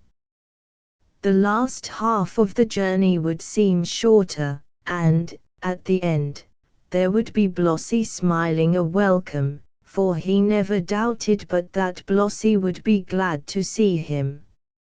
She thought a good deal of him, nor had she been especially anxious for that week of separation. His face smoothed its troubled frowns into a look of shining anticipation, the look that Samuel's face had worn when first he ushered Blossie into his tidy, little home and murmured huskily, "Miss Darby, you remaster o' the vessel now, I'm jest for castle hand." Forgetting all his aches, his pains, his resentments, Samuel took a peppermint lozenge out of his pocket, rolled it under his tongue, and walked on. Presently, as he saw the light of the clearing through the trees, he broke into a run, an old man's trot, thus proving conclusively that his worry of lumbago and chilblains had been merely a wrongly diagnosed case of homesickness. He grinned as he pictured Abe's dismay on returning to the station to find him gone. Still, he reflected, maybe Abe would have a better time alone with the young fellows. He had grown so plagued young himself all of a sudden. Samuel surely need not worry about him. More and more good-natured grew Samuel's face, until a sociable rabbit, peeping at him from behind a bush, decided to run a race with the old gentleman, and hopped fearlessly out into the open. "Ah, you young rascal!" cried Samuel. "You re the fella that eat up all my winter cabbages." At this uncanny reading of his mind, Mr. Cottontail darted off into the woods again to seek out his mate and inform her that their guilt had been discovered. Finally, Samuel came to the break in the woodland, an open field of rye, green as springtime grass, and his own exquisitely neat abode beckoning across the grey rail fence to him. How pretty Blossie's geraniums looked in the sitting-room windows! Even at this distance, too, he could see that she had not forgotten to water his pet abutilon and begonias. How welcome in the midst of this flurry of snow, how welcome to his eye was that smoke coming out of the chimneys. All the distress of his trip away from home seemed worthwhile now for the joy of coming back. Before he had taken down the fence rail and turned into the path which led to his back door, he was straining his ears for the sound of Blossie's voice gossiping with Angie. Not hearing it, he hurried the faster. The kitchen door was locked. The key was not under the mat, it was not in the safe on the porch, behind the stone pickle pot. He tried the door again, and then peered in at the window. Not even the cat could be discerned. The kitchen was set in order, the breakfast dishes put away, and there was no sign of any baking or preparations for dinner. He knocked loudly. No answer.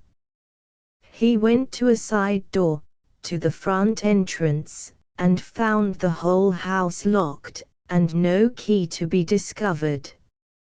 It was still early in the morning, earlier than Blossie would have been likely to set out upon an errand or to spend the day, and then, too, she was not one to risk her health in such chilly, damp weather, with every sign of a heavy storm. Samuel became alarmed. He called sharply, "Blossie." No answer. "Miss Rose." No answer. "Ezra." And still no sound in reply. His alarm increased. He went to the barn, that was locked and Ezra nowhere in sight. By standing on tiptoe, however, and peeping through a crack in the boards, he found that his horse and the two-seated surrey were missing. "Well, I never," grumbled Samuel, conscious once more of all his physical discomforts. "The minute my back's turned, they go a gallivantin'. I bet you're," he added after a moment's thought, "I bet you're it's that 'ere Angie Rose. She's got tergit and gad every second same as Abe, and my poor wife has been drug along with her."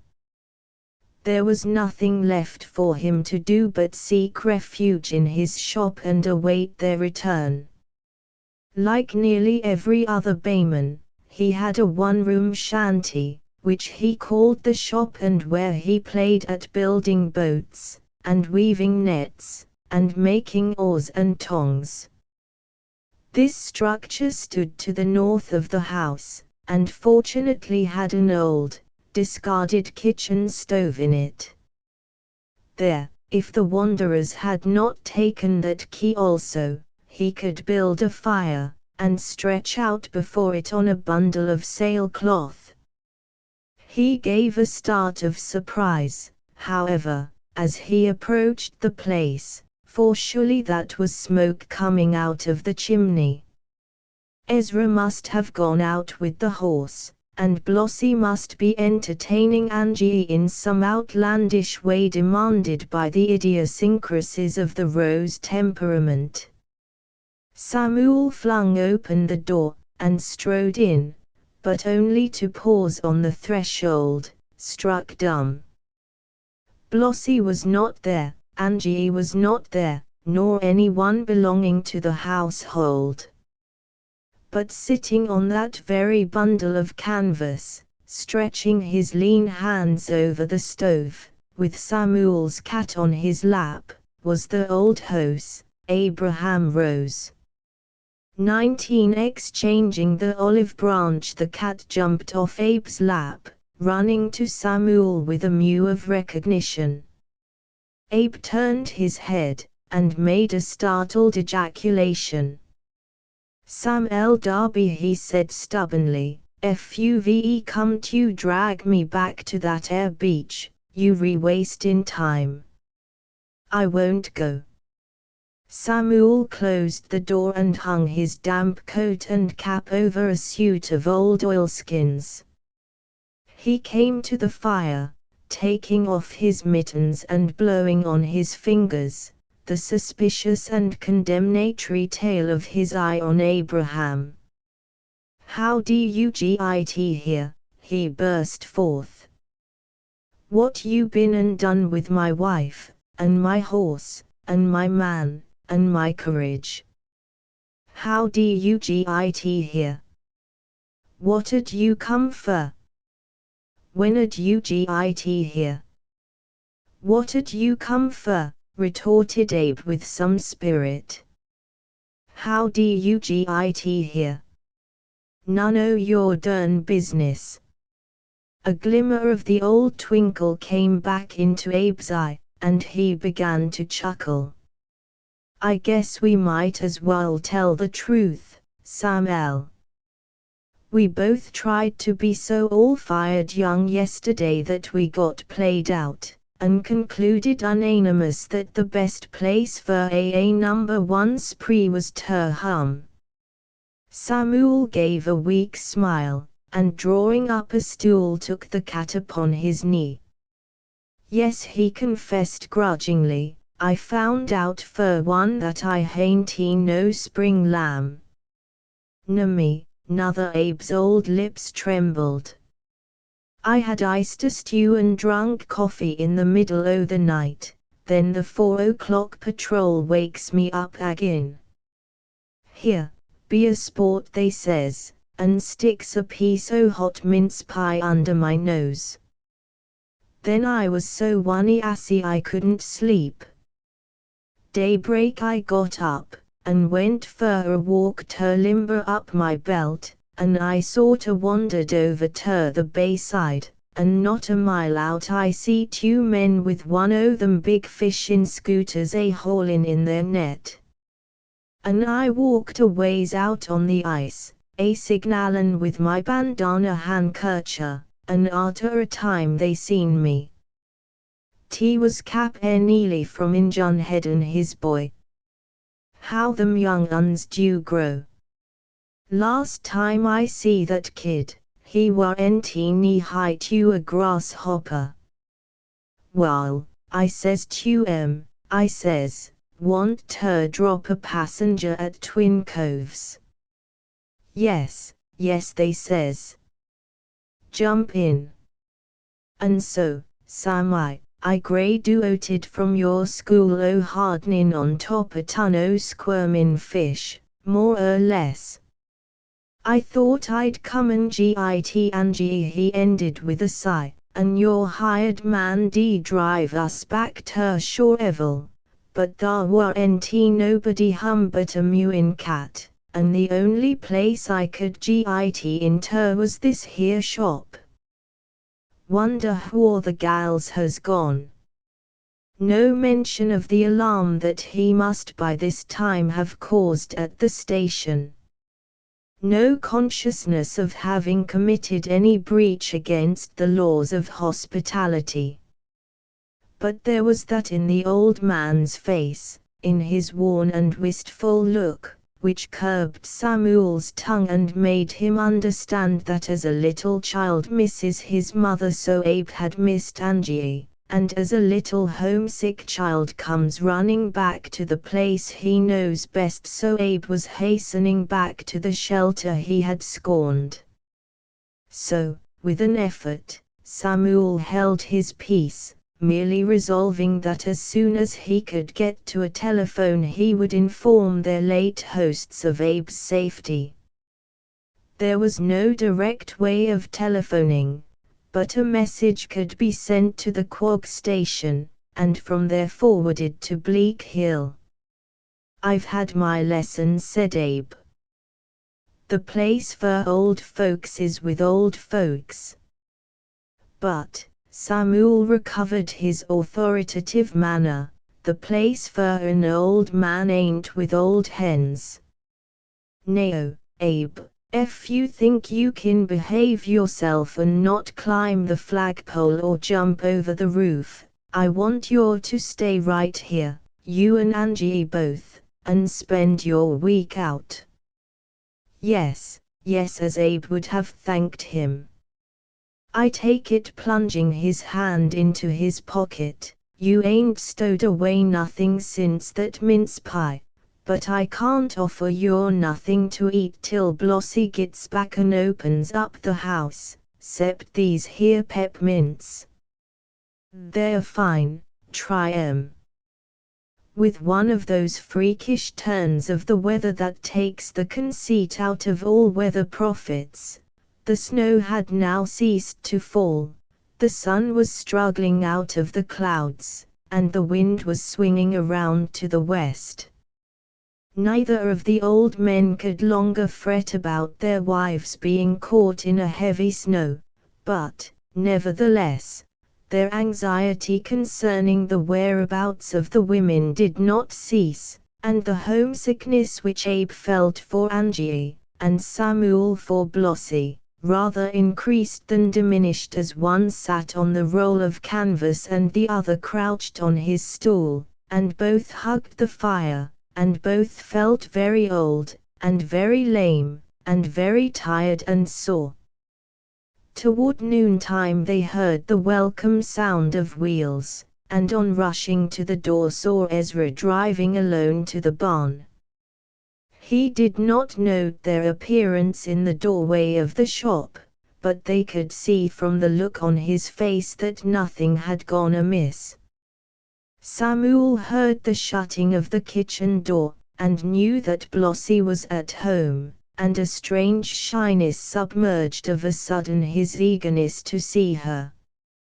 What would she say to this unexpected return? Would she laugh at him, or be disappointed? "You go fast," he urged Abe, "and tell my wife that I've got the chilblains and lumbago so bad I can't hardly git to the house, and I had ter come hum fur my street Jerusalem and her receipt fur frosted feet." XX The fatted calf. Abe had no such qualms as Samuel. He wanted to see Angie that minute, and he did not care if she did know why he had returned. He fairly ran to the back door under the grape arbor, so that Samuel, observing his gait, was seized with a fear that he might be that young Abe of the beach, during his visit, after all. Abraham rushed into the kitchen without stopping to knock. "I'm back, Mother," he cried, as if that were all the joyful explanation needed. She was struggling with the strings of her bonnet before the looking-glass which adorned Bloss's parlor kitchen. She turned to him with a little cry, and he saw that her face had changed marvelously, grown young, grown glad, grown soft and fresh with a new excited spirit of jubilant thanksgiving. "Oh, Father! Weren't you surprised to get the telephone? I knowed you'd come flying back." Blossy appeared from the room beyond, and slipped past them, knowing intuitively where she would find her lord and master, but neither of them observed her entrance or her exit. Angie clung to Abe, and Abe held her close. What had happened to her, the undemonstrative old wife? What made her so happy, and yet tremble so? Why did she cry, wetting his cheek with her tears, when she was so palpably glad? Why had she telephoned for him, unless she, too, had missed him as he had missed her? Recalling his memories of last night, the memories of that long-ago honeymoon time, he murmured into his grey beard, "Dearest." She did not seem to think he was growing childish. She was not even surprised. At last she said, half between sobbing and laughing, "Oh, Abe, ain't God been good to us? Ain't it just beautiful to be rich?" "Rich," she cried. "Rich." Abe sat down suddenly, and covered his face with his hands. In a flash he understood, and he could not let even Angie see him in the light of the revelation. "The mine in stock," he muttered, and then low to himself, in an awed whisper, "Tenafly gold. The mine in stock." After a while he recovered himself sufficiently to explain that he had not received the telephone message, and therefore knew nothing. "Did I get a offer, Mother? A offer of $15 a share. The letter come last night for you, and $15 a share." He was astounded. "And we've got 5,000 shares. $15, and I paid 90 cents. Angie, if ever I catch you fish in your winter bonnet out of a charity barrel again, I'll $15. "But that ain't the best of it," interrupted Angie. "I couldn't sleep a wink, and Blossy says not to send word to you, 'cause meb't was a joke, and to wait till morning and go see some ls lawyer down ter Injun Head. That's where we've jest come from, and we telephoned Turquoise station from the. And the lawyer at first he didn't appear to think very much of it, but Blossie, she got him to call up some broker fella in York, and gee whiz, he says, turning round all excited from the phone.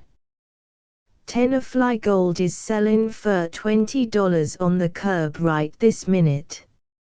And he says he, you git your husband, and bring that air stock over this afternoon, and says he, I'll realize on it for your tomorrow morning. Abe stared at his wife, at her shining silk dress with its dons and careful patches, at her rough, worn hands, and at the much-mended lace over her slender wrists. That mine was closed down 18 years ago. They must have opened it up again, he spoke dully, as one stunned. Then with a sudden burst of energy, his eyes still on his wife's figure, Mother, that dress o'yen is a disgrace for the wife of a financier. You better git a new silk for yourself and Miss Abigail, too, fast thing. Her Sunday one hain't nothing extra. But your old beaver, Abe. Angie protested. It looks as if it come out of the ark. Last Sunday you said it looked splendid. His tone was absent-minded again. He seemed almost to ramble in his speech. We must see that Ishmael gets fixed up comfortable in the old men's home. You remember how he offered us all his pennies that day we broke up housekeeping. And we must do something handsome for the Darbys, too. If it hadn't been for Samuel, I might be dead now, and never know nothing about this here streak o' luck. Tenafly gold, he continued to mutter. They must have struck a new lead. And folks said I was a fool to invest. His face lightened. The weight of the shock passed. He threw off the awe of the glad news. He smiled the smile of a happy child. Now, Mother, we can buy back our old chair, the rocker with the red roses onto it. Seems to me them roses must a knowed all the time that this was a going to happen. They was just as pert and sassy that last day. Angie laughed. She laughed softly and with unutterable pride in her husband. Why, Father, don't you see you can buy back the old chair, and the old place, too, and then have plenty to spare? So we can, Mother, so we can. He nodded his head, surprised. He plunged his hands into his pockets, as if expecting to find them filled with gold. Wonder if Samuel wouldn't lend me $1 or so in small change. If I only had something to jingle, maybe I could get closer to this FAC. He drew her to him, and gave her waist a jovial squeeze. Guy, Mother, we're rich. Ain't it splendid? Their laughter rang out together, trembling, near to tears laughter. The old place, the old chair, the old way, and plenty. Plenty to mend the shingles. Plenty to rebuild the house, if they chose. Plenty with which to win back the smiles of Angie's garden. The dreadful dream of need, and lack, and want, of feeding at the hand of charity, was gone by. Plenty. The goodness and greatness of God. Plenty. Abe wanted to cry it out from the housetops. He wanted all the world to hear. He wished that he might gather his wealth together and drop it piece by piece among the multitude. To give where he had been given, to blossom with abundance where he had withered with penury. The little wife read his thoughts. We'll save just enough for ourselves to keep us in comfort the rest of our lives and bury us decent. They were quiet a long while, both sitting with bowed heads as if in prayer, but presently Angie raised her face with an exclamation of dismay. Don't it beat all, that it happened just too late to get in this week's Shoreville Herald. Too late, exclaimed the new-fledged capitalist. There ain't nothing too late for a man with money. We'll hire the editor to get out another paper, fast thing tomorrow. XXI our beloved brother. The services of the Shoreville Herald, however, were not required to spread the news. The happiest and proudest couple on Long Island saw their names with the story of their sudden accession to wealth in a great New York daily the very next morning. A tall, old gentleman with a real barber's haircut, a shining, new high hat, a suit of store clothes which fitted as if they had been made for him, a pair of fur gloves, and brand new $10 boots, and a remarkably pretty, old lady in a violet bonnet, a long black velvet cape, with new shoes as well as new kid gloves, and a big silver fox muff. This was the couple that found the paper spread out on the hall table at the old lady's home, with the sisters gathered around it, peering at it, weeping over it, laughing, both sorrowing and rejoicing. This'll be goodbye to brother Abe. Aunt Nancy had sniffed when the news came over the telephone the day before, and though Miss Abigail had assured her that she knew Abe would come to see them real often, the matriarch still failed to be consoled. Hain't you noticed, gals, she persisted, that there hain't been a death in the house since we took him in? And I missed my regular spell o' bronchitis last winter and this one too, so fur, she added dismally, and began to cough and lay her hands against her chest. That was alas the way when I was a young un, she continued after a while. I never had a pet dog or cat or even a tame chicken that it didn't up and run away sooner or later. This here loss, gals, LL be the death o' me. Nay, mark my words. Then followed a consultation among the younger sisters, the result of which was that they met Abe in the morning with a unanimous petition. They could neither ask nor expect him to remain, that was impossible, but, hip, hooray! Hip, hip, hooray, cried Abe, waving an imaginary flag as he entered. Samuel dropped us at the gate.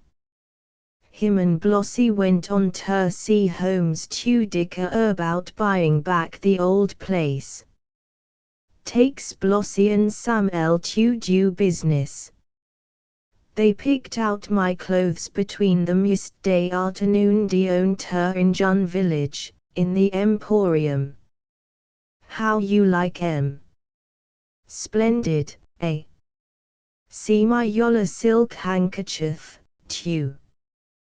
We just dropped in to get our things. We thought meb you'd want to slick up the room and get ready for the new. He was allowed to say no more. The sisters, who had been kissing and hugging Angie one by one, now swooped upon him. He was hugged, too, with warm, generous congratulation. His hands were both shaken until they ached, and his clothes and Angi's silently admired.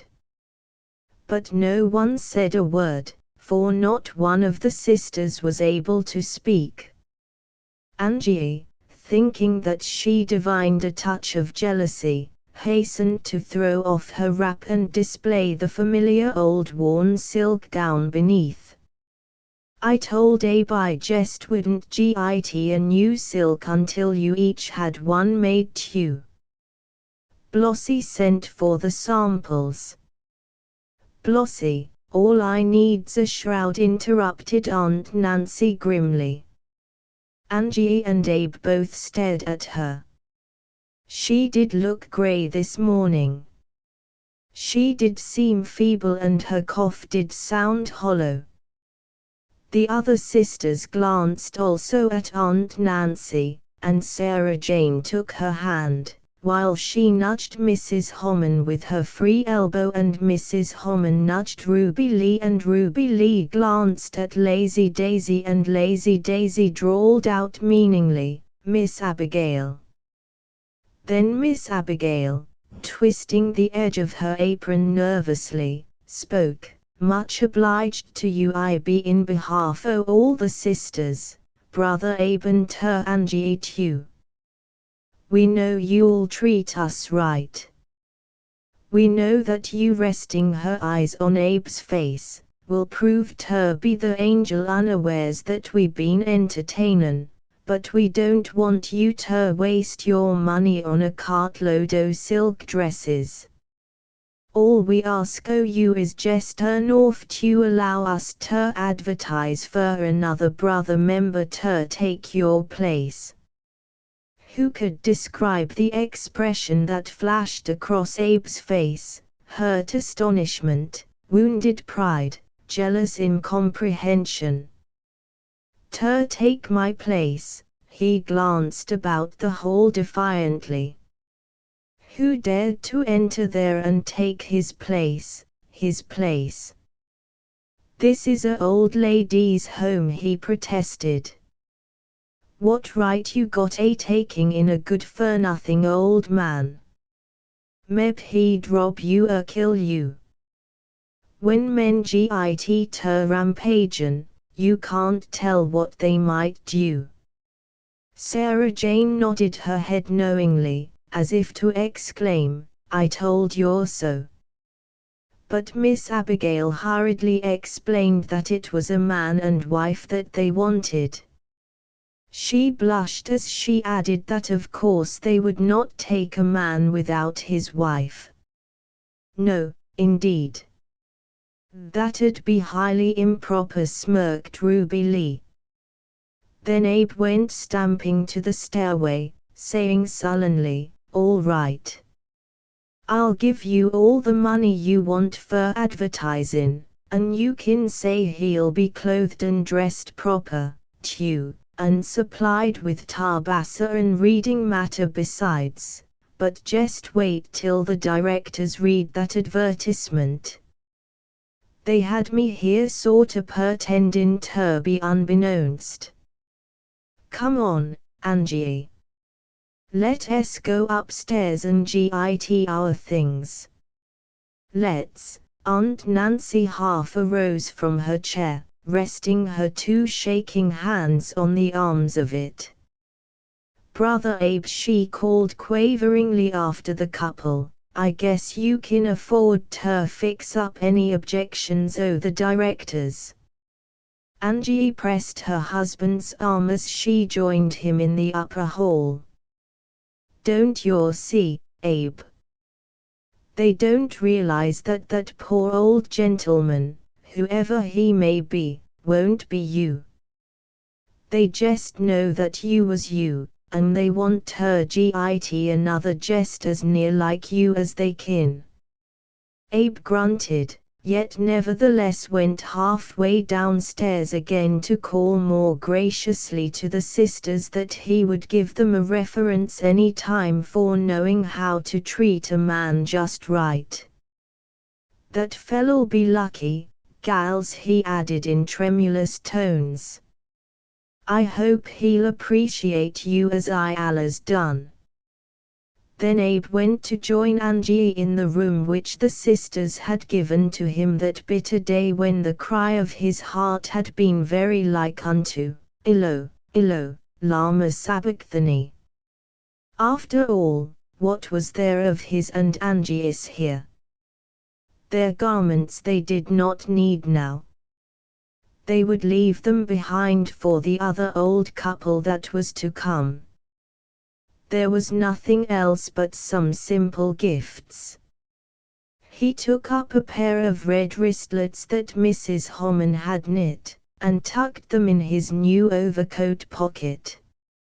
He also took Abigail's bottle of Jockey Club which he had despised so a few days ago, and tucked that in his watch pocket. When he bought himself a watch, he would buy a new clock for the dining room downstairs, too, a clock with no such asthmatic strike as the present one possessed. All his personal belongings, every one of them gifts, he found room for in his pockets. Angie had even less than he. Yet they had come practically with nothing, and compared with that nothing, what they carried now seemed much. Angie hesitated over the pillow shams. Did they belong to them or to the new couple to come? Abe gazed at the shams too. They had been given to him and Angie last Christmas by all the sisters. They were white muslin with white cambric frills, and in their centers was embroidered in turkey red cotton, mother on one pillow, father on the other. Every sister in the home had taken at least one stitch in the names. Father and mother, not Angie and Abe. Why father and mother? A year ago no one could have foreseen the fortune, nor have prophesied the possession of the room by another elderly couple. Angie drew near to Abe, and Abe to Angie. They locked arms and stood looking at the pillows. He saw, and she saw, the going back to the old bedroom in the old home across the woods and over the field, the going back. And in sharp contrast they each recalled the first time that they had stepped beneath that roof nearly half a century ago, the first homecoming, when her mother heart and his father heart had been filled with the hope of children, children to bless their marriage, children to complete their home, children to love, children to feed them with love in return. "Let's adopt some little folks," said Angie, half in a whisper. "I'm afeard the old place'll seem lonesome without, might better adopt the sisters," he spoke almost gruffly. "I allers did think young uns would be the most comfort to you after they growed up." "A baby is dreadful cunning," Angie persisted. But she added sadly, "I don't suppose a heathen mite would find much in common with us." "Anyway," vowed Abe, suddenly beginning to unfasten the pillow shams, "these belong to us, and I may going to take 'em." They went downstairs silently, the shams wrapped in a newspaper carried under his arm. "Well, Nao," he tried to speak cheerfully as they rejoined the others, and he pushed his way toward the dining room, "I'll go and get my cup and saucer." But Miss Abigail blocked the door, again blushing, again confused. "That to our beloved brother cup," she said gently, her eyes not meeting the wound in his. "We bout concluded you'd better leave here for the one what answers the ad. You got so much Nao, and him," she did not finish. She could not. She felt rather than saw the blazing of Abe's old eyes.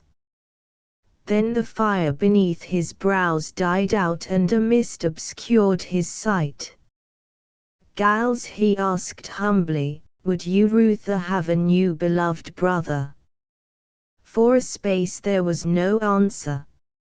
Aunt Nancy's head was bowed in her hands. Lazy Daisy was openly sobbing. Miss Ellie was twisting her fingers nervously in and out. She unwound them to clutch at Angie's arm as if to hold her. At last Miss Abigail spoke with so unaccustomed a sharpness that her voice seemed not her own. "Such a foolish question as that nobody in their sound senses would ask." Abe sat down in his old place at the fireside and smiled 1,000 smiles in one. He smiled and rubbed his hands before the blaze. The blaze itself seemed scarcely more bright and warm than the light from within which transfigured his aged face.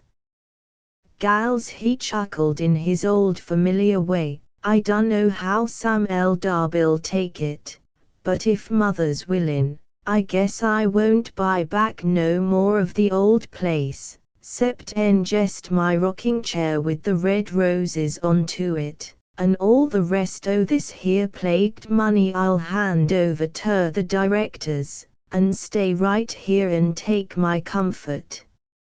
Angie bent down and whispered in his ear, "I'd ruther do it, too, father. Anything else would seem like going a visitin'. But you don't want ter go and blame me," she added anxiously. "Fugit all riled up and sick abed agin." "Pshaw, mother," he protested, "you forget I was adopted then, now I be adoptin'. Thar's a big difference." She lifted her face, relieved, and smiled into the relieved and radiant faces of Abe's children and her own. End of the Project Gutenberg ebook Old Lady number 31 ****. Updated editions will replace the previous one, the old editions will be renamed. Creating the works from print editions not protected by U.S. copyright law means that no one owns a United States copyright in these works, so the Foundation, and you, can copy and distribute it in the United States without permission and without paying copyright royalties. Special rules, set forth in the general terms of use part of this license, apply to copying and distributing Project Gutenberg trademark symbol electronic works to protect the Project Gutenberg trademark symbol concept and trademark. Project Gutenberg is a registered trademark, and may not be used if you charge for an ebook, except by following the terms of the trademark license, including paying royalties for use of the Project Gutenberg trademark. If you do not charge anything for copies of this ebook, complying with the trademark license is very easy. You may use this ebook for nearly any purpose such as creation of derivative works, reports, performances and research. Project Gutenberg ebooks may be modified and printed and given away. You may do practically anything in the United States with ebooks not protected by U.S. copyright law. Redistribution is subject to the trademark license, especially commercial redistribution. Start. Full license. The full Project Gutenberg license. Please read this before you distribute or use this work to protect the Project Gutenberg trademark symbol mission of promoting the free distribution of electronic works, by using or distributing this work, or any other work associated in any way with the phrase Project Gutenberg. you agree to comply with all the terms of the full Project Gutenberg trademark symbol license available with this file or online at www.gutenberg.org/license. Section 1. General Terms of Use and Redistributing Project Gutenberg Trademark Symbol Electronic Works 1.0. By reading or using any part of this Project Gutenberg trademark symbol electronic work, you indicate that you have read, understand, agree to and accept all the terms of this license and intellectual property, trademark/copyright, agreement. If you do not agree to abide by all the terms of this agreement, you must cease using and return or destroy all copies of Project Gutenberg trademark symbol electronic works in your possession. If you paid a fee for obtaining a copy of or access to a Project Gutenberg trademark symbol electronic work and you do not agree to be bound by the terms of this agreement, you may obtain a refund from the person or entity to whom you paid the fee as set forth in paragraph 1.e.8. 1.b Project Gutenberg is a registered trademark. It may only be used on or associated in any way with an electronic work by people who agree to be bound by the terms of this agreement. There are a few things that you can do with most Project Gutenberg trademark symbol electronic works even without complying with the full terms of this agreement. See paragraph 1.c below. There are a lot of things you can do with Project Gutenberg trademark symbol electronic works if you follow the terms of this agreement and help preserve free future access to Project Gutenberg trademark symbol electronic works. See paragraph 1.e below. 1.c. The Project Gutenberg Literary Archive Foundation, the Foundation or PGLAF, owns a compilation copyright in the collection of Project Gutenberg trademark symbol electronic works. Nearly all the individual works in the collection are in the public domain in the United States. If an individual work is unprotected by copyright law in the United States and you are located in the United States, we do not claim a right to prevent you from copying, distributing, performing, displaying or creating derivative works based on the work as long as all references to Project Gutenberg are removed. Of course, we hope that you will support the Project Gutenberg trademark symbol mission of promoting free access to electronic works by freely sharing Project Gutenberg trademark symbol works in compliance with the terms of this agreement for keeping the Project Gutenberg trademark symbol name associated with the work. You can easily comply with the terms of this agreement by keeping this work in the same format with its attached full Project Gutenberg trademark symbol license when you share it without charge with others. 1.d. The copyright laws of the place where you are located also govern what you can do with this work. Copyright laws in most countries are in a constant state of change. If you are outside the United States, check the laws of your country in addition to the terms of this agreement before downloading, copying, displaying, performing, distributing or creating derivative works based on this work or any other Project Gutenberg trademark symbol work. The Foundation makes no representations concerning the copyright status of any work in any country other than the United States. 1.e unless you have removed all references to Project Gutenberg. 1.e.1. The following sentence, with active links to, or other immediate access to, the full Project Gutenberg trademark symbol license must appear prominently whenever any copy of a Project Gutenberg trademark symbol work, any work on which the phrase Project Gutenberg appears, or with which the phrase Project Gutenberg is associated, is accessed, displayed, performed, viewed, copied or distributed.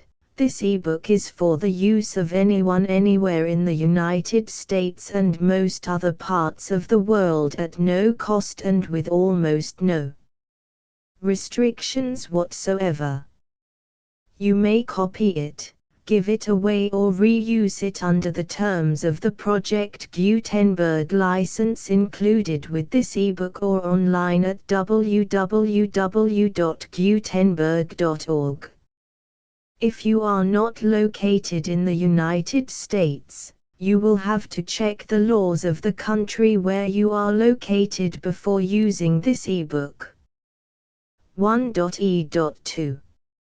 If an individual Project Gutenberg trademark symbol electronic work is derived from texts not protected by U.S. copyright law, does not contain a notice indicating that it is posted with permission of the copyright holder, the work can be copied and distributed to anyone in the United States without paying any fees or charges. If you are redistributing or providing access to a work with the phrase Project Gutenberg associated with or appearing on the work, you must comply either with the requirements of paragraphs 1.e.1 through 1.e.7 or obtain permission for the use of the work and the Project Gutenberg trademark symbol trademark as set forth in paragraphs 1.e.8 or 1.e.9. 1.e.3. If an individual Project Gutenberg trademark symbol electronic work is posted with the permission of the copyright holder, your use and distribution must comply with both paragraphs 1.e.1 through 1.e.7 and any additional terms imposed by the copyright holder. Additional terms will be linked to the Project Gutenberg trademark symbol license for all works posted with the permission of the copyright holder found at the beginning of this work. 1.e.4. Do not unlink or detach or remove the full Project Gutenberg trademark symbol license terms from this work, or any files containing a part of this work or any other work associated with Project Gutenberg trademark symbol. 1.e.5. Do not copy, display, perform, distribute or redistribute this electronic work, or any part of this electronic work, without prominently displaying the sentence set forth in paragraph 1.e.1 with active links or immediate access to the full terms of the Project Gutenberg trademark symbol license. 1.e.6. You may convert to and distribute this work in any binary, compressed, marked up, non-proprietary or proprietary form, including any word processing or hypertext form. However, if you provide access to or distribute copies of a Project Gutenberg trademark symbol work in a format other than plain vanilla ASCII or other format used in the official version posted on the official Project Gutenberg trademark symbol website, www.gutenberg.org, you must, at no additional cost, fee or expense to the user, provide a copy, a means of exporting a copy, or a means of obtaining a copy upon request, of the work in its original plain vanilla ASCII or other form. Any alternate format must include the full Project Gutenberg trademark symbol license as specified in paragraph 1.e.1. 1.e.7. Do not charge a fee for access to, viewing, displaying, performing, copying or distributing any Project Gutenberg trademark symbol works unless you comply with paragraph 1.e.8 or 1.e.9. 1.e.8. You may charge a reasonable fee for copies of or providing access to or distributing Project Gutenberg trademark symbol electronic works provided that you pay a royalty fee of 20% of the gross profits you derive from the use of Project Gutenberg trademark symbol works calculated using the method you already use to calculate your applicable taxes. The fee is owed to the owner of the Project Gutenberg trademark symbol trademark, but he has agreed to donate royalties under this paragraph to the Project Gutenberg Literary Archive Foundation.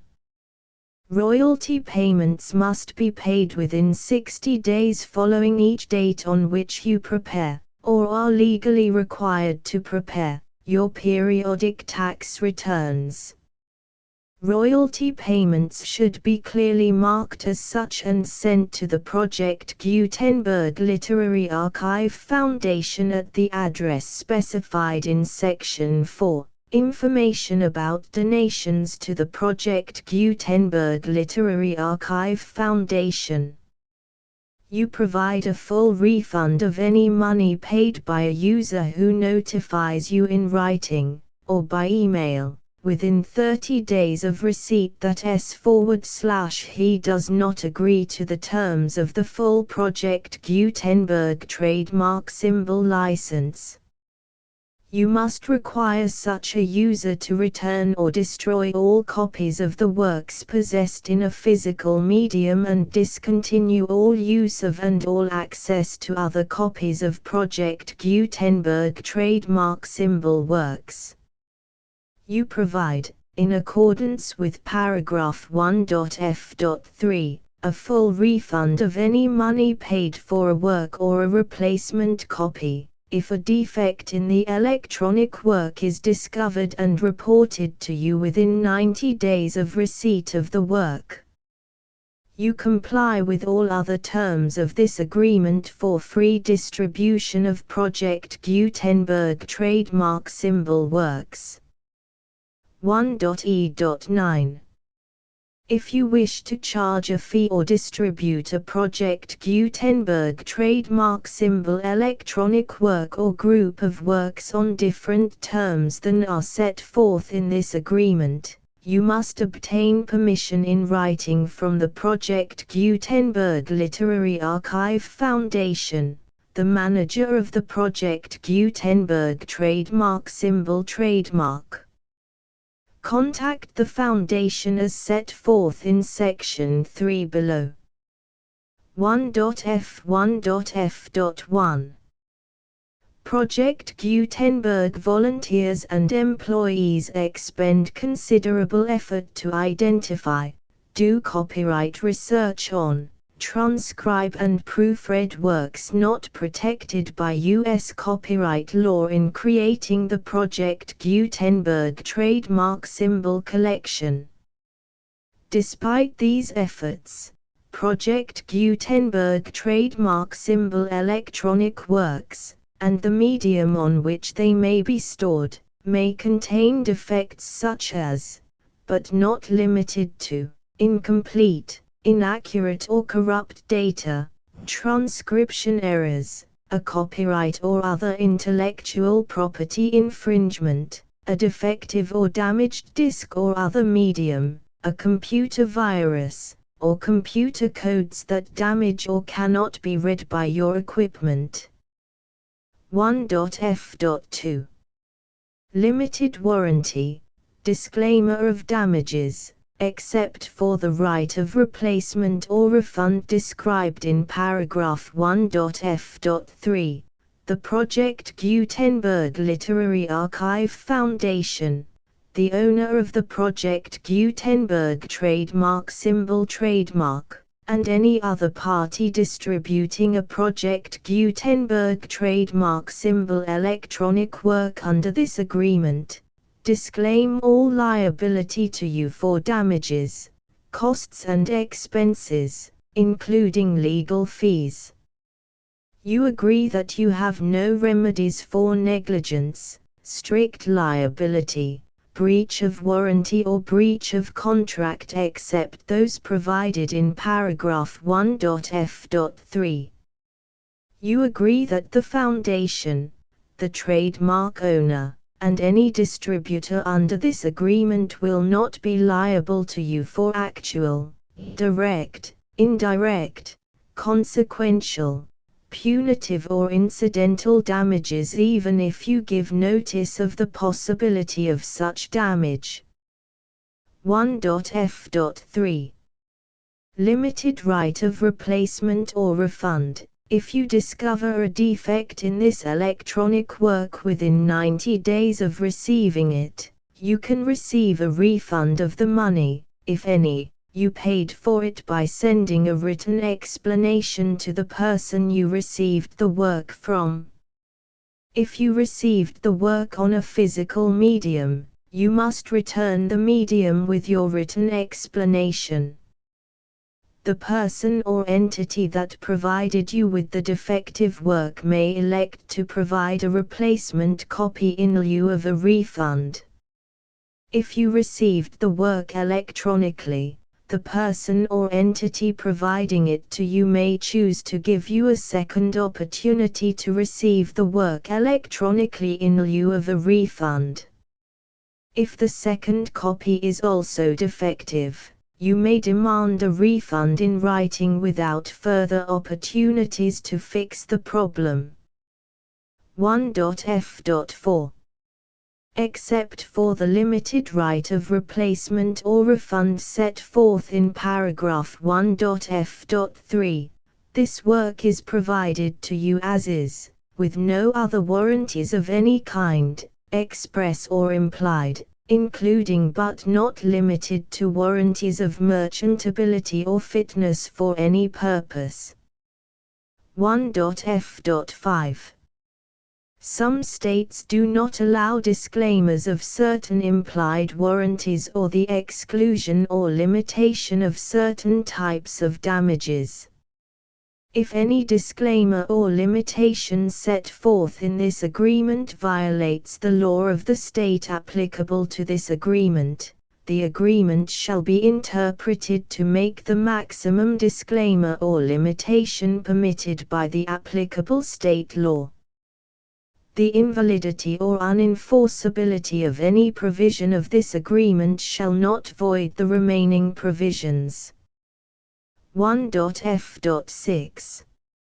Indemnity. You agree to indemnify and hold the Foundation, the trademark owner, any agent or employee of the Foundation, anyone providing copies of Project Gutenberg trademark symbol electronic works in accordance with this agreement, and any volunteers associated with the production, promotion and distribution of Project Gutenberg trademark symbol electronic works, harmless from all liability, costs and expenses, including legal fees, that arise directly or indirectly from any of the following which you do or cause to occur.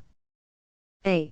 Distribution of this or any Project Gutenberg trademark symbol work. B. Alteration, modification, or additions or deletions to any Project Gutenberg trademark symbol work, and C. Any defect you cause. Section 2. Information about the mission of Project Gutenberg trademark symbol. Project Gutenberg trademark symbol is synonymous with the free distribution of electronic works in formats readable by the widest variety of computers, including obsolete, old, middle-aged and new computers.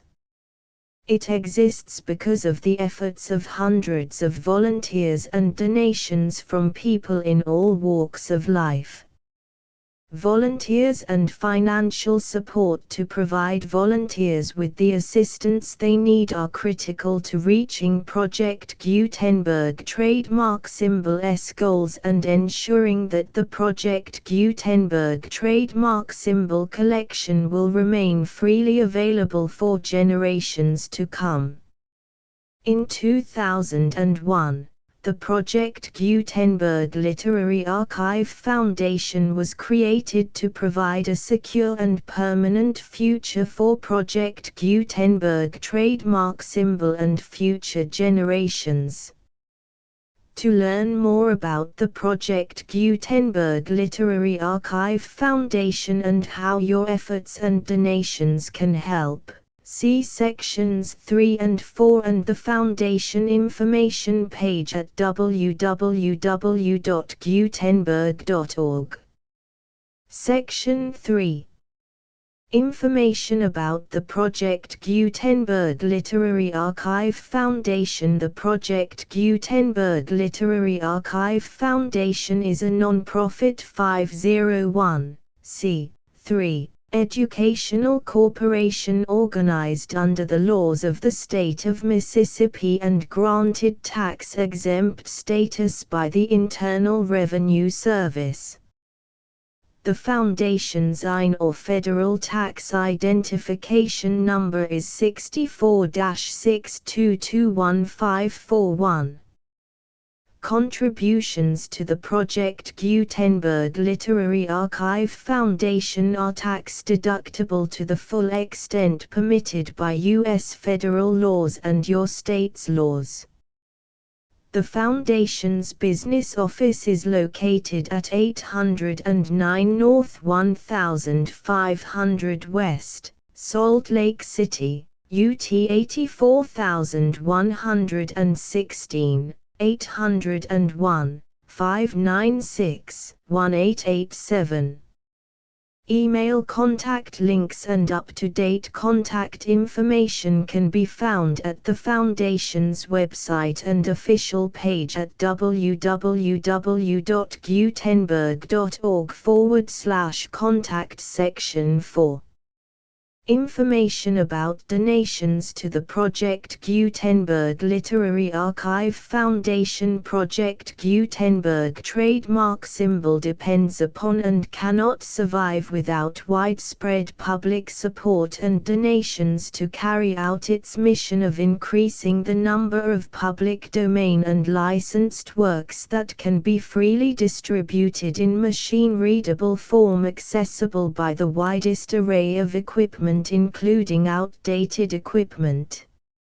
Many small donations, $1 to $5,000, are particularly important to maintaining tax-exempt status with the IRS.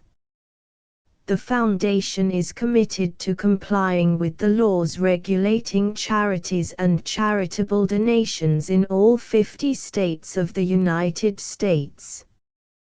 Compliance requirements are not uniform and it takes a considerable effort, much paperwork and many fees to meet and keep up with these requirements.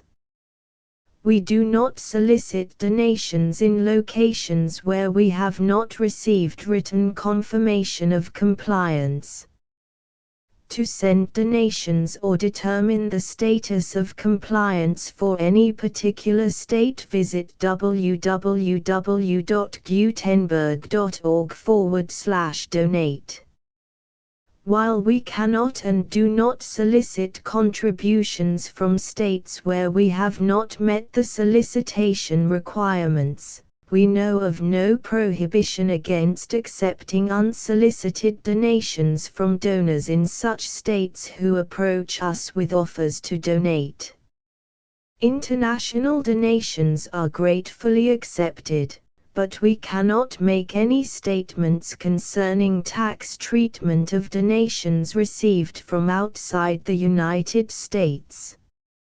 U.S. laws alone swamp our small staff. Please check the Project Gutenberg web pages for current donation methods and addresses. Donations are accepted in a number of other ways, including checks, online payments, and credit card donations.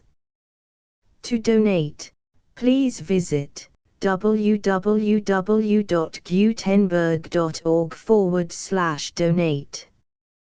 Section 5. General information about Project Gutenberg Trademark Symbol Electronic Works. Professor Michael S. Hart was the originator of the Project Gutenberg trademark symbol concept of a library of electronic works that could be freely shared with anyone. For 40 years, he produced and distributed Project Gutenberg trademark symbol ebooks with only a loose network of volunteer support. Project Gutenberg trademark symbol ebooks are often created from several printed editions, all of which are confirmed as not protected by copyright in the US unless a copyright notice is included. Thus, we do not necessarily keep ebooks in compliance with any particular paper edition. Most people start at our website, which has the main PG search facility, www.gutenberg.org. This website includes information about Project Gutenberg trademark symbol, including how to make donations to the Project Gutenberg Literary Archive Foundation, how to help produce our new ebooks, and how to subscribe to our email newsletter to hear about new ebooks. Old Lady Number 31 to My Mother. Contents: I234V6789113141516171819XXXXI. The full Project Gutenberg license.